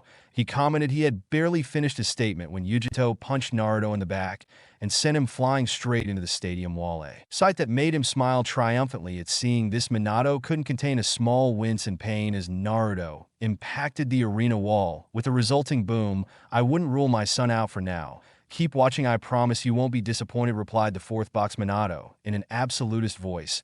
He knew his son well. That was his way of fighting, holding back until the enemy revealed their trump card, and then he would attack. He just laughed in response. "And what about you, Aniki? You've been strangely quiet ever since you arrived. Do you think the boy has a chance?" "Gosh, the fight is just starting, about to get interesting. Let's wait and see how it turns out," Nuki replied, rubbing his beard in amazement. He doubted Namikaze was out of the fight, yet something told him this battle had barely begun. "Well, what do you know? The kid actually got up." XXX back to the fight. XXX B, she hits harder than Mikan. Naruto groaned internally. At least he didn't break anything. He got up and quickly assessed his opponent as best he could. His reflexes are fast. So fast I don't think a surprise attack would work on her. He took a few steps forward, and it seems that that cape is doing more than just increasing her strength and speed. It's also healing her from every damage I deal to her. At this rate, I'm not going to last much longer. You got up, Yugito growled, stopping him dead in his tracks. "Let me rectify that. Fire style fireball jutsu." Seeing the attack coming, Naruto knew there was no way to avoid it. "I can't dodge that. My body is still recovering from that last blow." His eyes glowed red. "I have no other choice. I have to use it." For a second, there was a Reaper light, and then followed the explosion bomb. A massive fiery explosion was unleashed, so strong and powerful that it shook the entire arena, sending most of the gathered occupants into a frenzy of screams and panic. As the explosion died down and the crowd quieted further down the flow of the arena, you could see Yugito slightly panting and standing proudly alone as the red chakra cloak around her slowly faded away. "There you have it. You were good, Namikaze, but not good enough for Yugito." She was abruptly interrupted from her monologue by the sound of footsteps coming directly from the smoke of the explosion. "It can't be. I put all my chakra into it. No one could have survived that kind of jutsu." Soon the silhouette of a person could be made out through the thick smoke as the person continued to get closer, and with each step their form became more visible. She was hoping to be able to save this for a later battle. "But I guess I really didn't have a choice in the matter now," Naruto said out loud. No, against an attack like that." Yugito stopped for a second, something in his voice. His whole attitude seemed strange. He couldn't say exactly what was strange, but his instincts warned him about him. Yugito's eyes opened wide when Naruto came completely outside. The smoke no longer hid him from sight, the cause of his surprise. There was not a trace of damage, burn marks on his body. Only some torn marks on his clothes could be seen. For the rest, all the wounds that she had previously inflicted on his body were healed. I know how you made him survive, Naruto interrupted her, stopping when he could finally see it clearly. Yugito unconsciously took a step back. If that I gave everything I had into that attack, you wouldn't have been able to survive. Naruto's lips tightened into a small frown. It seems you caught me. At least you should have caught me. If it hadn't been for this, all eyes were on Naruto as his Sharingan glowed a sinister red. And then something strange and weird started to happen. The three tomos of his Sharingan merged together, becoming a five-pointed star with a single black pupil in the middle. His Sharingan suddenly changed. What the hell is going on? As Salmon never mentioned anything about there being a fourth stage of the Sharingan. Regardless of this turn of events, it doesn't change anything. He adopted a defensive stance. Matabi, are you ready for a final round? I'm always ready, kitty. But be careful, something about that boy feels very similar and mortal. I can't say for now. Just be careful, I will. Thanks. Ready. Hit them hard. Yugito's whole body exploded in a burst of red chakra, and soon her entire form was surrounded by a layer of chakra once again. And what did you put new makeup on your eyes? Is that supposed to scare me? Yugito screamed, disappearing in a burst of speed and reappearing moments later in the air in front of Naruto with a clawed hand ready to attack. Dodge this, she thrust her claws forward and hit the frozen Naruto right in the chest. To his growing surprise, she passed through him as if he were a ghost. How surprising, don't I? Call it Kamui, an ability that makes me immune to any kind of attack, requires a good amount of my chakra. But I'm sure you'll agree with me that for an ability like that, it's a small price to pay, Naruto said, feeling proud of his newly acquired power. Of course, he didn't tell her the small detail that he couldn't remain intangible for a period. There was no need to reveal such a major weakness to an enemy. Yugito growled as she dug her claws into the ground. She lunged at her opponent with her fist raised. Naruto made no attempt to dodge the girl attacking her, and to Yugito's growing frustration, she walked right through him again. No matter how you attack me, as long as Kamui is active, you can't touch me, Naruto said, sounding almost bored. However, the same can't be said for me. Fire style, dragon fire technique. Yugito was about to. She tried to dodge the attack, but found herself unable to move. She looked down and her eyes widened as she saw that both of her legs were wrapped and bound by roots. She struggled to break free, but found that her strength was slowly draining away. Naruto's jutsu hit her, engulfing her in fire and smoke. When the smoke cleared, a clearly angry Jinchuriki could be seen. Almost every part of her body had turned pink from the intense heat of the explosion. Yugito glared angrily at Naruto. Bastard.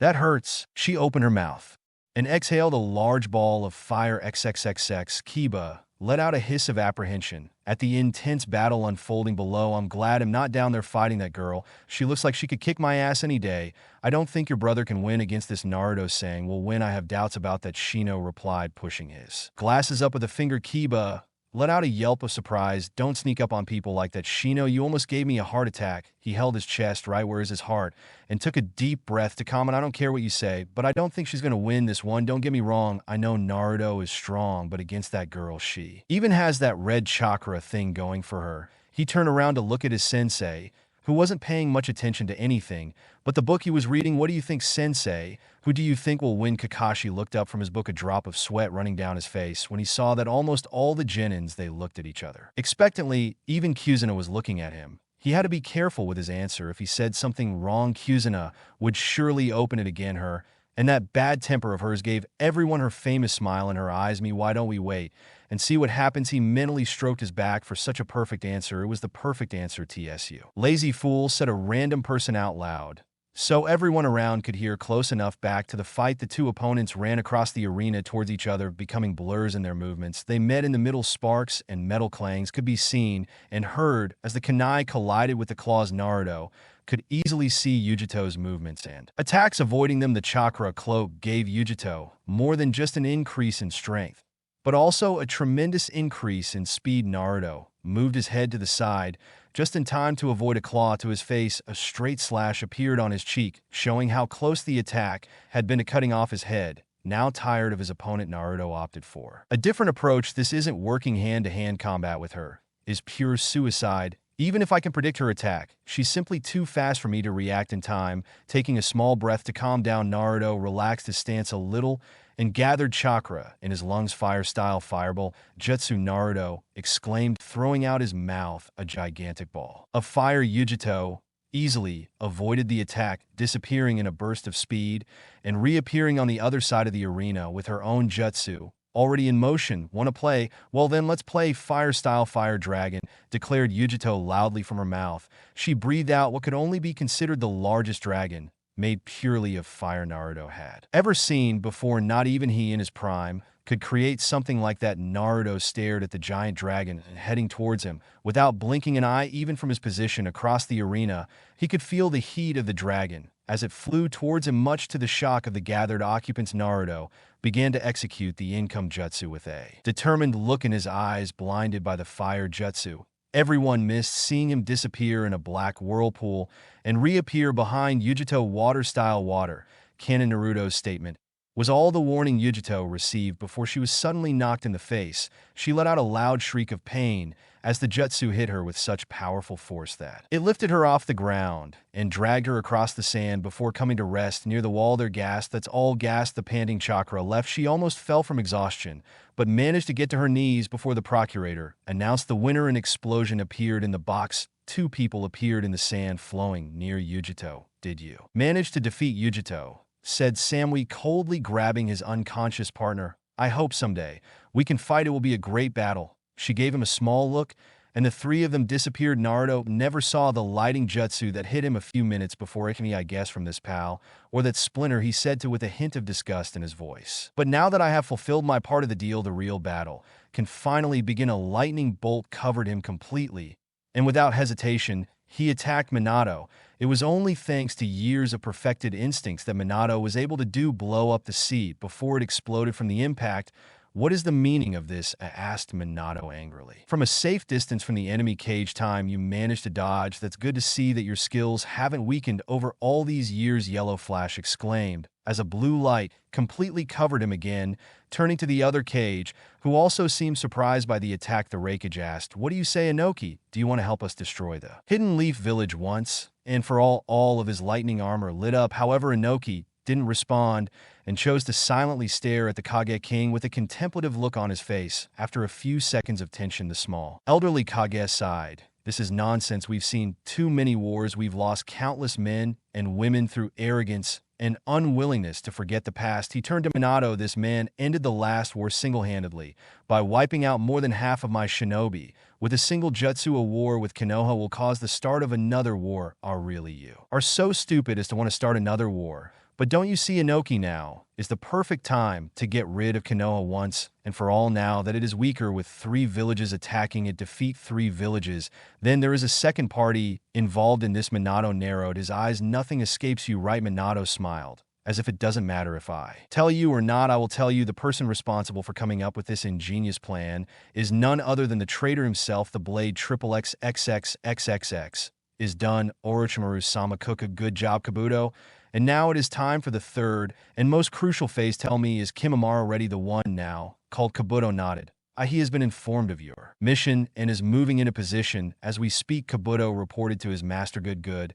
And now I suppose it is time for me to make my appearance, said Orochimaru with a satisfied laugh on his face.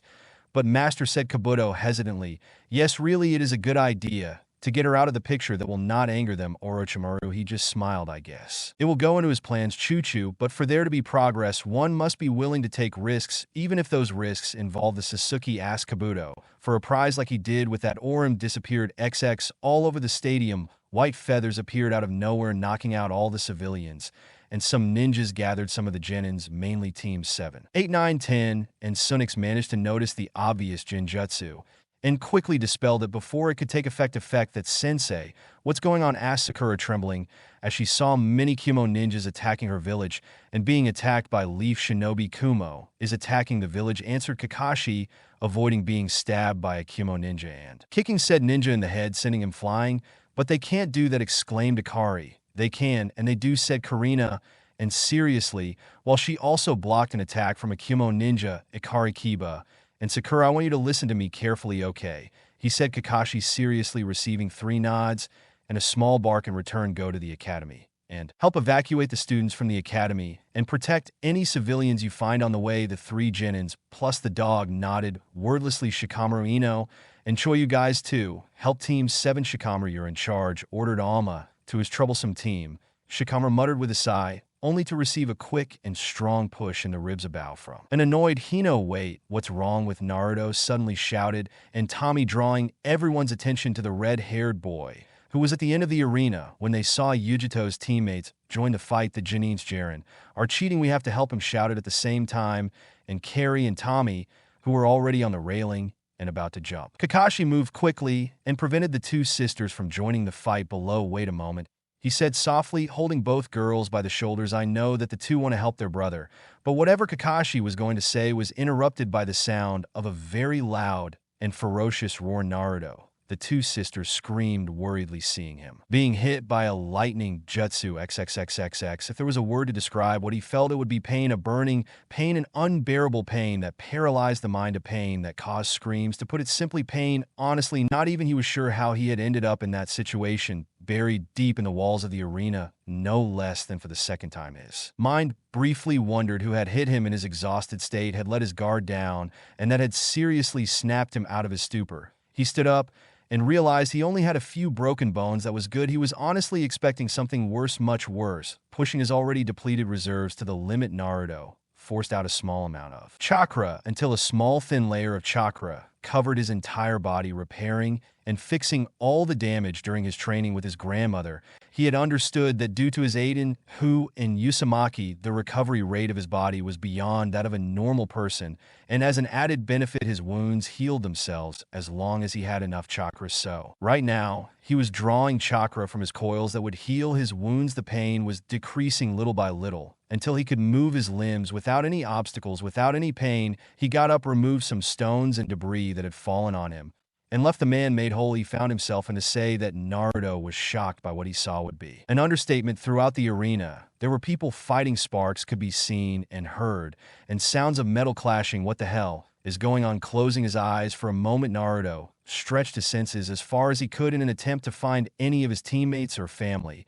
He could feel multiple chakra signatures clashing and meshing with each other, and some he could feel fading away and eventually disappearing completely among the crowd of chakra signatures. Naruto finally found someone familiar, not exactly who he was looking for, but close enough. Without losing his breath, Naruto stood up and was soon running and evading the many ninja fighting around him. XXXXX 45, he announced. Gay out loud. 52. Kakashi, his self-proclaimed rival, replied, after killing a Kumo ninja with a kunai to the head, I will never lose to you again, my young rival. Reverse Lotus, he announced gay out loud, giving a strong kick, circling two unsuspecting enemy ninja, sending them into the wall. This was the sight Naruto was greeted to as he arrived to elite shinobi, fighting off countless enemy ninja and really making a game of it. Before he could utter a single word to get the two's attention, Honing needed to know what was going on. Kakashi suddenly appeared behind him with his hand on his shoulder. Naruto felt the all-too familiar tugging sensation of a Sharingan and soon found himself on his feet on the roof of the arena. Stands his eyes immediately went to the village below them. All around him, he could see many buildings on fire, people with different clothes than he had seen before fighting Leaf Shinobi. His eyes widened as he realized they were being attacked. Naruto said, Kakashi, suddenly drawing Naruto's attention to him. Kakashi sensei, what's going on? Why are there people attacking the village? Naruto asked, turning around to face the Honing mask. Kakashi gave a tired sigh. The village is under attack right now. We are at war with both Kumo and the newly founded Hidden Sound Village. Naruto looked like he was about to ask another question. Look, I don't know why they are attacking, and frankly, that's not important right now. For now, we have to make sure to defend the village and stop the enemy. Kakashi finished, blinking slightly as he saw a large explosion of thick white smoke appear not far from the wall of the great village. As if we needed any more surprises, Kakashi cursed. From the smoke emerged a giant brown snake that easily towered over the village walls. Another burst of smoke appeared not far from where the first had originated, and soon another giant snake appeared, almost an exact replica of the first. The two giant snakes turned their attention to the village and soon headed at full speed towards them. If those snakes reached the village walls, Naruto fell. Silent, his mind was thinking of ways he could prevent them from entering. If the enemy snakes broke through the village walls, easily devastate the village and its occupants. And as things stood, everyone was too concerned with preventing the enemy ninja from entering the village to do anything to stop them. Himself had not fully recovered from his fight with Yugito. He had already used up a good portion of his chakra and was in no condition to fight. I know bosses said he should avoid using them as much as he can, but his fist clenched in anger. He would be damned before he let those things destroy his homes. Slowly his hand reached into his bag, and from it he pulled out 2 small yellow pills. Sensei, where are my teammates and Team 7? Are they okay? Kakashi looked away from the approaching snakes and looked at Naruto, narrowing his eyes as he saw him place something in his mouth. Food pills. I guess it makes sense that battle must have left him without strength, but still, where did he get them from? Genins are not allowed to carry food pills with them, of course. Tsunade-sama must have given them to them. Your teammates and the rest of the hins are helping in the evacuation of the civilians and students of the academy. I suggest you. What are you doing? Questioned Kakashi, seeing Naruto perform several hand seals that he instantly recognized as a summoning jutsu. Stop that, Naruto replied, pressing his hands on the ground as he did its summoning jutsu. The white smoke enveloped them both, but it was quickly dissipated by a strong gust of wind that came from the summoned creature. Naruto shouted, Kakashi, worried as he saw Naruto running towards the 2 monstrous snakes at the same height as a giant bird.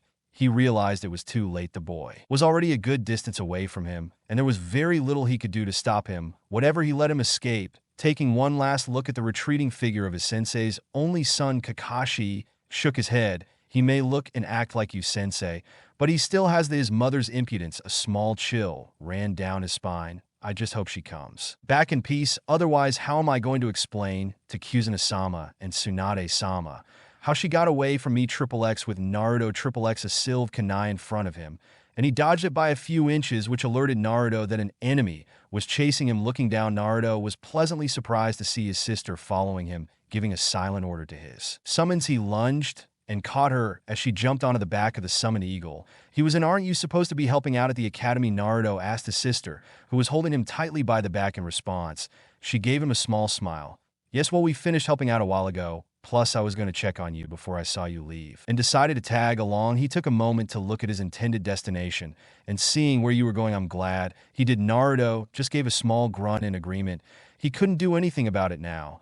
And Carrie, where she's the last time I saw her, she was heading to the hospital with Shino and Ada.